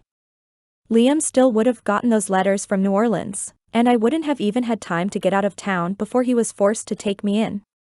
The greed and vindictiveness of the Lathams stirred up an anger in her which surprised her a little, as though it had always been a pot about to boil over. Cheerfulness, determination, and a never-ending desire to keep going despite her circumstances felt impossible. Nothing she ever did had resulted in any long-term happiness for her, the closest being Hope House for her adolescence. Why did God allow it, or did he actively cause it? Reminders from things she'd heard over the years and scriptures she'd memorized at Hope House flashed through her mind. Verses about him walking with his people through the wilderness, leading them by cloud by day and fire at night, flooded back to her. Admonitions to trust him and assurance that he had overcome the troubles of the world swirled around. "If all that's true, Lord, are you with me now? Because I don't think I've ever felt so alone." The heavens remained silent as she continued to trudge through the forest, kicking herself for forgetting the pistol Samuel had given her. Would she even make it to Sawyer's Pass, or would some predator lurking in the shadows get hungry before she could?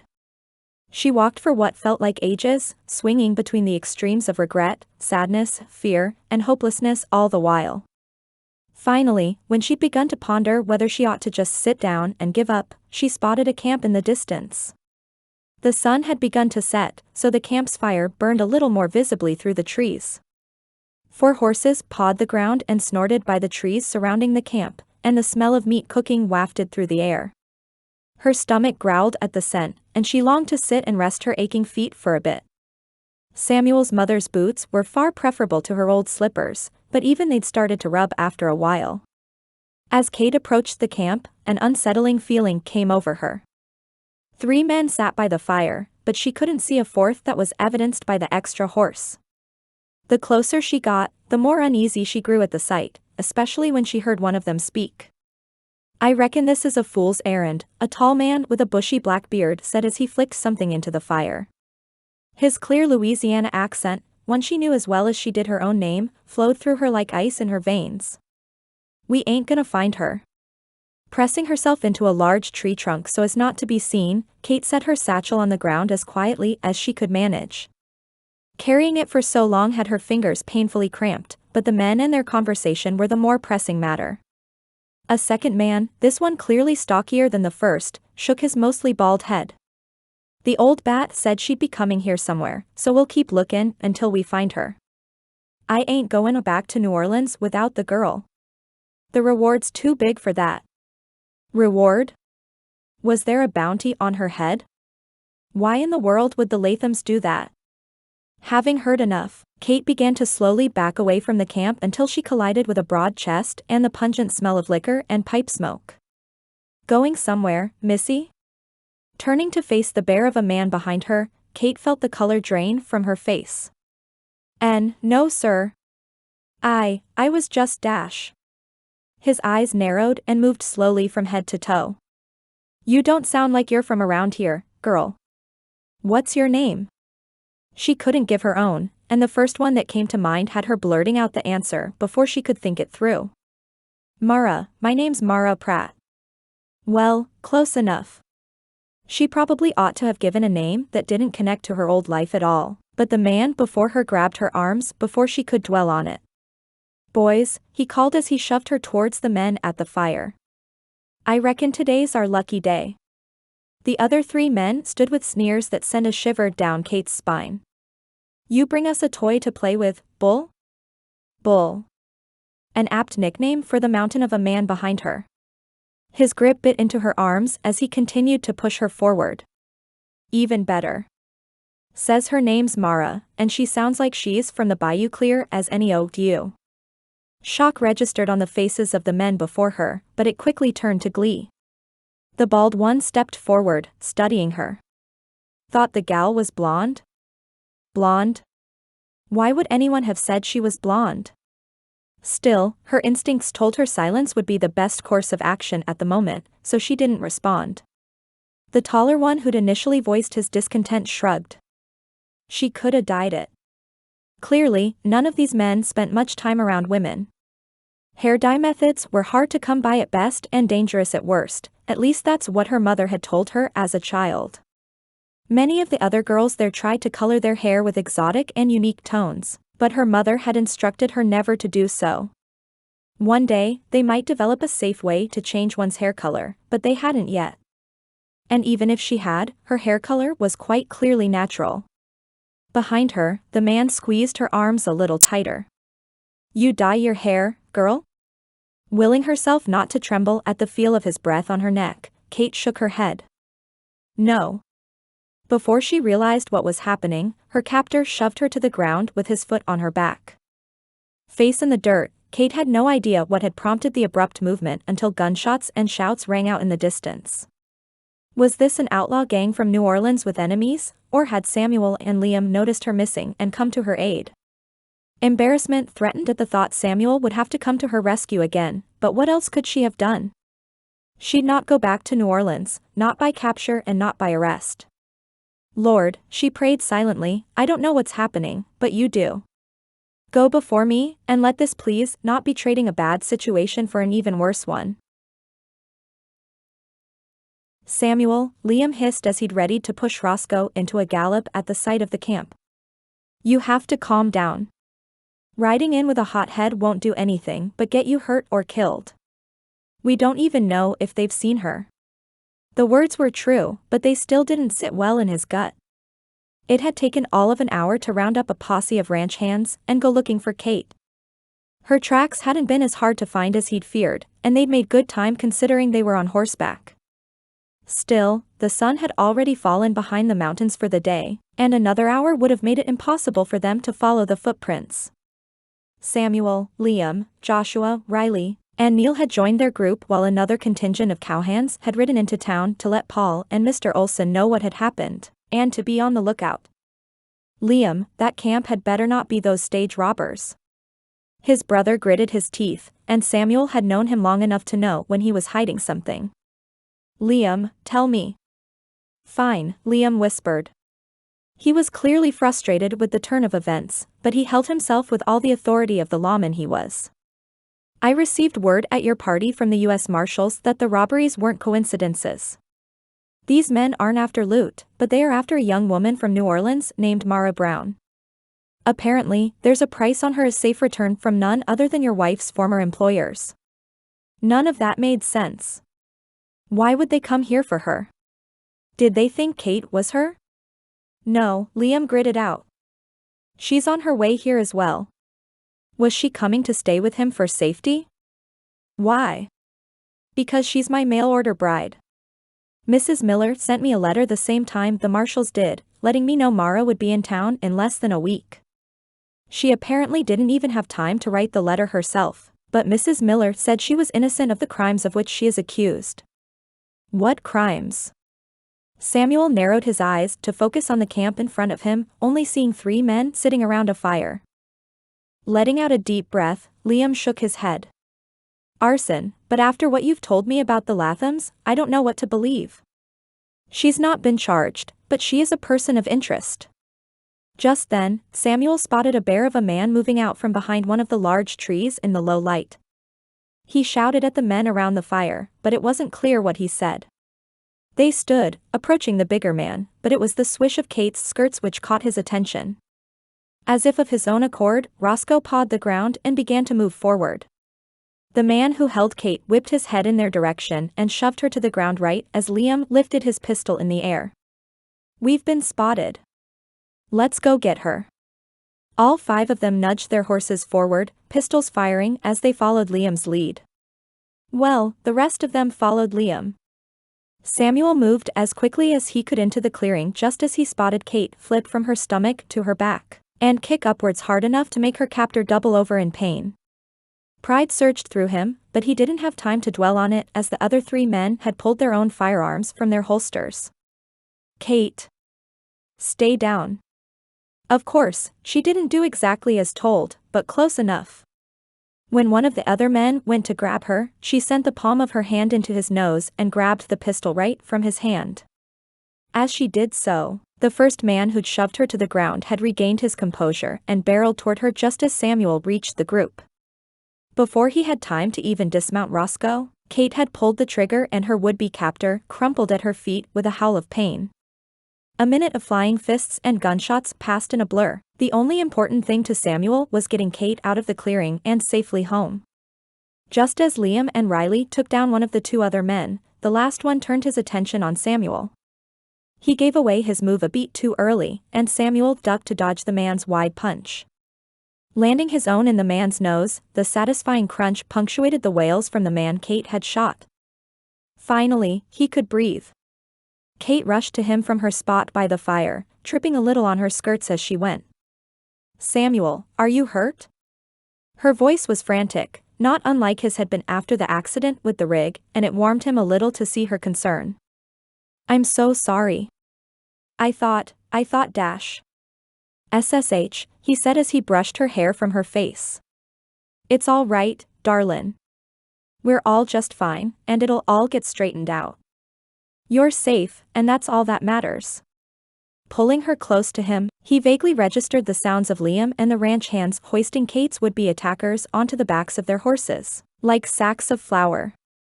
Liam jerked his head back towards the ranch.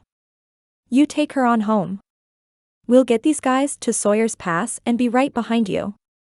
The only thing Samuel wanted to do was see his bride safely home, so he didn't argue out of duty to help deliver the prisoners. Kate wasn't hurt, but she looked exhausted. The journey wasn't all that long on horseback, but walking it would be tough. "See you at home." Chapter 18. "I'm a little confused," Kate said as she held the letter from Mrs. Miller in a shaking hand. Liam, Samuel, and the Olsons all sat with her around the ranch's kitchen table. Samuel had his arm laid across her chair's backrest, his other hand gently stroking the arm which wasn't holding the letters postmarked from New Orleans. "You're telling me they're not looking for me? Mara would never do this." At least it explained why the men in the woods thought she was blonde, as Mara's corn silk-colored tresses had always been beautiful, but the rest made no sense. It was late, and her eyes drooped heavily. Liam needed her statement about what happened while it was fresh on her mind. He'd gone with Riley and the other men into Sawyer's Pass to get the stage robbers behind bars, but then he'd ridden back to the ranch. Kate had come clean about thinking the letter was about her, as though the Lathams had determined to exact their revenge for the concocted story. It seemed they'd done so for Mara, the woman who'd apparently arrive any day as her sister-in-law. The relief she felt at that particular piece of news was overshadowed by the confusion and worry for her friend. The letter the marshals sent Liam had only said Mara was a person of interest in an arson case, but he had no details beyond that. The letter from Mrs. Miller was equally as shocking, as it claimed Mara was Liam's mail-order bride. Her brother-in-law, the normally jovial lawman ready with funny quips, was stoic at the table. His hands fisted on the wood, and he nodded curtly. "She's not been formally charged, at least she hadn't as of this letter. You say Mrs. Miller is an upstanding woman. She wouldn't send out brides simply to avoid prosecution for crimes, would she?" The ire rising up in Kate's heart had her stiffening. Samuel leaned close to her ear, his breath light on her skin. "Easy. He's just doing his job. He wants to help." Only a bit calmer, Kate nodded. "Yes. Not only would Mara never commit such a crime, but Mrs. Miller wouldn't send her away knowing she was guilty.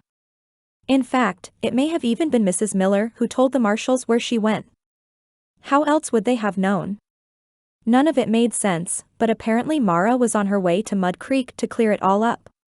Liam ran a frustrated hand through his hair, the dark circles under his eyes a clear indication of his exhaustion. "Whoever hired those men who held you hostage within a few miles of here knew. Whoever tipped them off might have done the same to the marshals. Still, that doesn't really make sense either." "No," Samuel agreed from beside her. "The only thing we can do is wait until she gets here and try to get to the bottom of it then. Until then, I think it's time Kate rests." She'd bristle at his protectiveness, but it was honestly welcome. She did want to go to bed, and his gentle touch had calmed her nerves enough it had become difficult to keep her eyes open. "That'd be nice. You won't arrest her when she gets off the train, will you? Not unless a warrant for her arrest comes through, Liam replied. But Samuel's right. You need to rest, and we can deal with the rest of this tomorrow. The Olsons had been quiet during their discussion, but Mrs. Olson pulled her close into a motherly hug then. The Lord has been with you both to this point. He won't abandon her now. Her words were a balm to Kate's heart. You may need to remind me of that another couple hundred times. What in the world had happened in New Orleans to make Mara a person of interest for arson, and what about Paige? The sisters were incredibly close, with Mara acting as Paige's surrogate mother once their parents died. How could anything, even potential arrest, send Mara from her sister? I just wish I knew how to help. Smoothing her hair back from her face, Mrs. Olson smiled sadly. We can't always help physically, no matter how much we want to, but we can always pray. Prayer is a mighty weapon, a strategy for battle in and of itself. With a deep breath, Kate nodded. Mrs. Olson was right, though Mara was one of the orphans at Hope House who'd never accepted the faith of their caretakers. But Paige had. She prayed daily for her sister's soul, but Mara had grown bitter in the years they'd been alone. She'd been older when she came to Hope House anyway, and she probably would have just gone ahead and gotten a job had it not been for Paige. Will you and Pastor Olson pray too? Of course, Mrs. Olson said. She squeezed Kate's shoulders once more before following her husband to the front door. Take care of her, Samuel Pratt. Lowering her voice, her eyes twinkled with mischief. And it might be time you two go ahead and admit your feelings for one another. How are we supposed to get any new Pratt youngins if Kate's in a separate bedroom? Leaving the young couple frozen in shock, Mrs. Olson chuckled as she shut the door behind her. Cheeks burning with embarrassment, Kate turned to her husband. I can't believe she just said that. Samuel ran a hand over his face, his own cheek somewhat flushed as well. Well, this wasn't exactly how I planned to get your thoughts on the matter, but I've been thinking the same thing. It had been a week since they'd sat around the kitchen table at the ranch as Liam told them both about Mara's impending arrival. A week since Mrs. Olson's surprising comment about the two of them finally sharing a room. A week since they'd spoken and decided to do just that. It had also been a week since Samuel came clean about what happened on his birthday all those years ago, and how he'd blamed himself for his mother's death ever since. He'd told her the whole story, from start to finish. How his father had planned to take him fishing that day, but an emergency at the ranch meant he'd join them later with Liam. Not long after they arrived, a rattlesnake slithered out from behind a rock and bit his mother just as she reached out to pull Samuel away from it. He'd remember her sobs forever, and as fast as he'd run to his paw, it had been too late to save her. Kate had been gentle and compassionate, understanding and adamant in her assertion that it wasn't his fault. But she'd also said she knew it would be the Lord alone who'd give him peace, and she'd prayed nightly to that end. It meant more than he'd ever imagined, having her staunchly proclaim his innocence while also not trying to convince him of it. Somewhere deep in his heart, he sensed it might be time to let it go. He didn't have the strength to do it yet, but for the first time, it felt possible. As they rode into town on Samuel's newly fixed buckboard to greet Mara's train, he wrapped his arm around her shoulders and gently tugged on the reins in Kate's hands. That's it, he said as gently as he could muster. You're doing great. Just pull back a little more. He wasn't just saying that, as Kate's lessons in driving a rig had only been slightly slower than her shooting lessons. She now knew how to get control of the team if they got spooked again, but mostly she'd gained the confidence needed to actually do so. Unable to hold back a moment longer at the pride he felt at his wife's tenacity, Samuel removed his Stetson and pressed a kiss to her cheek. They'd both apologized profusely for their poor communication to that point, and she'd promised to come to him with any fears or anger she had before she took off in a rig or into the woods. In turn, he'd promised to trust her safety to the Lord rather than hovering over her lest she prick her finger. Really, they both had to trust each other. He had to trust her to either take care of herself or ask for help when necessary, and she had to trust he wouldn't cast her out or abandon her just because the road got tough. Even more, they both had to trust the Lord had brought them together for a reason, and his ways were higher than their own. Now that Tessa and Patty had stopped where they'd wait for Mara's train to come, Kate pulled the brake before turning to face him. You know, in certain segments of New Orleans society, kissing your wife in public would be considered scandalous. Her teasing tone, the quirk of her lip, it was all adorable to him. Then I guess it's a good thing you married a cowboy instead of a dandy, isn't it? Lowering his lips to hers, Samuel didn't even try to dampen the rush that sluiced through him at the feel of her. The sound of a clearing throat to the side of the wagon had him pulling away, a scowl firmly on his face as he stared down at his brother. Do you mind? I do, Liam said with a grin that looked a little less jovial than it normally did. I'm about to meet my bride who may or may not be a fugitive on the run from the law, so forgive me if I'd rather not watch you two kissing in the middle of town. He'd finally gotten some sleep, but the stress in Liam's body was clear to Samuel. Even as a child, he'd been a fidgeter when agitated. He'd tap his foot, bob his knee, tap the table, and all sorts of other things when concerned about something. As he got older, he'd paced as well. Watching him now as he shifted his weight back and forth, he couldn't help but feel compassion for the man. She's not a fugitive, Kate said emphatically as she jumped down and rounded the back of the wagon. Still, his wife didn't usually remember to wait for him to help her down. There's been a misunderstanding, or the Lathams turned their poison on her. I'm telling you, there's no way the Mara I know would do this. Samuel stepped down from his spot on the wagon, hand reaching for Kate's as of its own accord. I'm sure you're right. Liam won't do anything until we get to the bottom of this. Squeezing her hand once, he could feel her relax a little. I promise, he whispered quietly in her ear. We'll help her however we can. Bouncing a little more, his brother stared off into the distance. I can't believe I may have to arrest my own bride. Before Kate could speak another argument, he held up his hand. Not unless a warrant comes in, he said quickly. I never thought it would work out this way when I decided to send off my letter. That had possibly been one of the most surprising pieces to the whole puzzle. Apparently, Liam sent his own letter not long after Kate arrived in town, but he'd only told Samuel about it when he'd revealed the contents of the letters. Any response they might have given was cut off by the whistle of the train engine coming in from the east. The sight felt a little surreal to Samuel, as it wasn't that long ago that he'd come flying into town atop Roscoe to meet Kate for the first time. Liam fidgeted some more, his hands gripping in and out of fists at his side. Normally the more relaxed of the Pratt brothers, it had been a long time since Samuel had seen Liam so nervous. Clapping a hand on his shoulder, Samuel did his best to reassure him. The Lord will work it out, brother. We just have to trust him. Goodness knew, he and Kate had certainly put the Almighty to the test. And we're here to support you. His words were true, but Samuel certainly didn't envy his brother's predicament. The engine came to a stop just behind the platform, and the conductor's call echoed even through the closed door. Mootwood Lake, Colorado. Last call for Mud Lake, Colorado. The door opened, and for a moment no one appeared. Had she missed her train? Had something happened between New Orleans and Mud Lake? Just as he started to make plans to determine what had gone wrong, a woman even thinner than Kate had been when she first arrived stepped slowly down the stairs. She gripped the train's rail with what looked to be every bit of her strength, and she wobbled when she stepped out onto the platform. Beside him, Kate gasped as Liam stepped forward. Mara, Kate choked out. The woman before them lifted her gaze to them just before she listed dangerously to the side and would have crumpled there, on the platform had it not been for his brother's ready arms.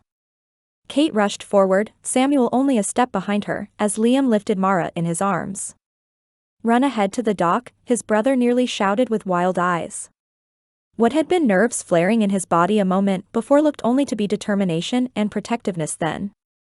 Tell him we're on our way. Chapter 19. Thanks, Doc, I appreciate you coming in so quickly to see us. Samuel hadn't let go of Kate's hand since they arrived at the office with Mara, but he'd barely let go since they left the woods that morning the week before.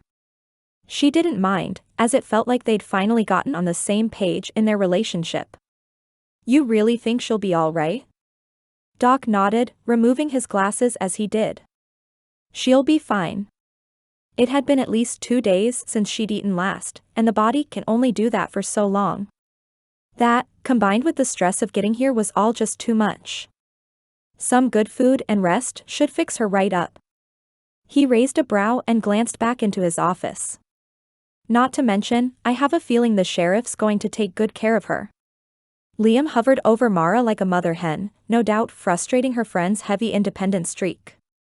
Already, through the dusty window, Kate could see him trying to hand Mara a cup of water only for her to shake her head with pursed lips. Whatever had caused her to run, Kate had no idea, but becoming a mail-order bride had always been the least appealing choice for her friend.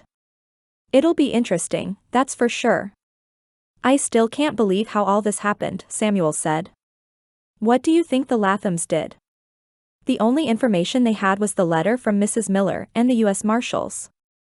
They'd said arson, but Mara would never do such a thing. She might have a temper, but she was also one of the kindest people Kate had ever met. Not a clue. I'm sure it'll all come out soon, though. She might be stubborn, but she won't refuse help when backed into a corner. Well, Kate hoped she wouldn't anyway. Mare hadn't come to Hope House until she was 16, having spent much more time on her own than even Kate had. While the other kids at Hope House had begun to share the faith of their founder, Mara never could bring herself to do so. She'd protected and provided for her little sister, Paige, for all their years on the street, and she'd taken Kate under her wing once she aged out of Hope House. As Doc went back inside the clinic, she couldn't help but wonder how it would all work out. Samuel chuckled and removed his hand from Kate's, pulling her into his arms with a kiss to her forehead. I guess this is something Liam will just have to work out with Mara himself. What is it about you women from New Orleans? Are all of you so spirited? He was right. Mara was her friend, but all she could do is assure her of Liam's trustworthiness. Not all of us, she said with a smirk. Only those of us who had to be stubborn to survive. It changes you, I guess. His amusement from a moment before faded, and his brown eyes darkened further. I'll take every bit of stubbornness you've got if it means it turned you into the woman I love, but you'll never be alone in the world again. You're stuck with me, wife, and I'll happily face the world by your side. I'd chase you to the end of it too, but I really hope you won't run anymore. Pressing a quick kiss to his lips, Kate marveled at how comfortable she felt doing such a thing, and in public no less. I won't be running anymore, but I was never alone in the world. The Lord led me, walked beside me, and stood behind me. When I was weak, he was strong. When I wanted to give up, he gave me the strength to keep going. All that, even before I knew a thing about him. They stood there on the clinic's porch, folks milling about, but Kate couldn't care less about any of the others around. In her mind, she and Samuel were the only ones around. The whole world could be caving in on itself around them, and she'd still only have eyes for her husband. He raised a hand to her cheek, his thumb gently stroking her skin. He was, indeed. And that's a good thing, because all that tenacity you learned out there might just be necessary to be married to an overprotective, grumpy cowboy. He was just tall enough that his Stetson shaded her eyes in their current closeness, the sun still bright overhead. It just might. The end. Thank you so much for listening. Be sure to subscribe to my channel so you never miss an upload.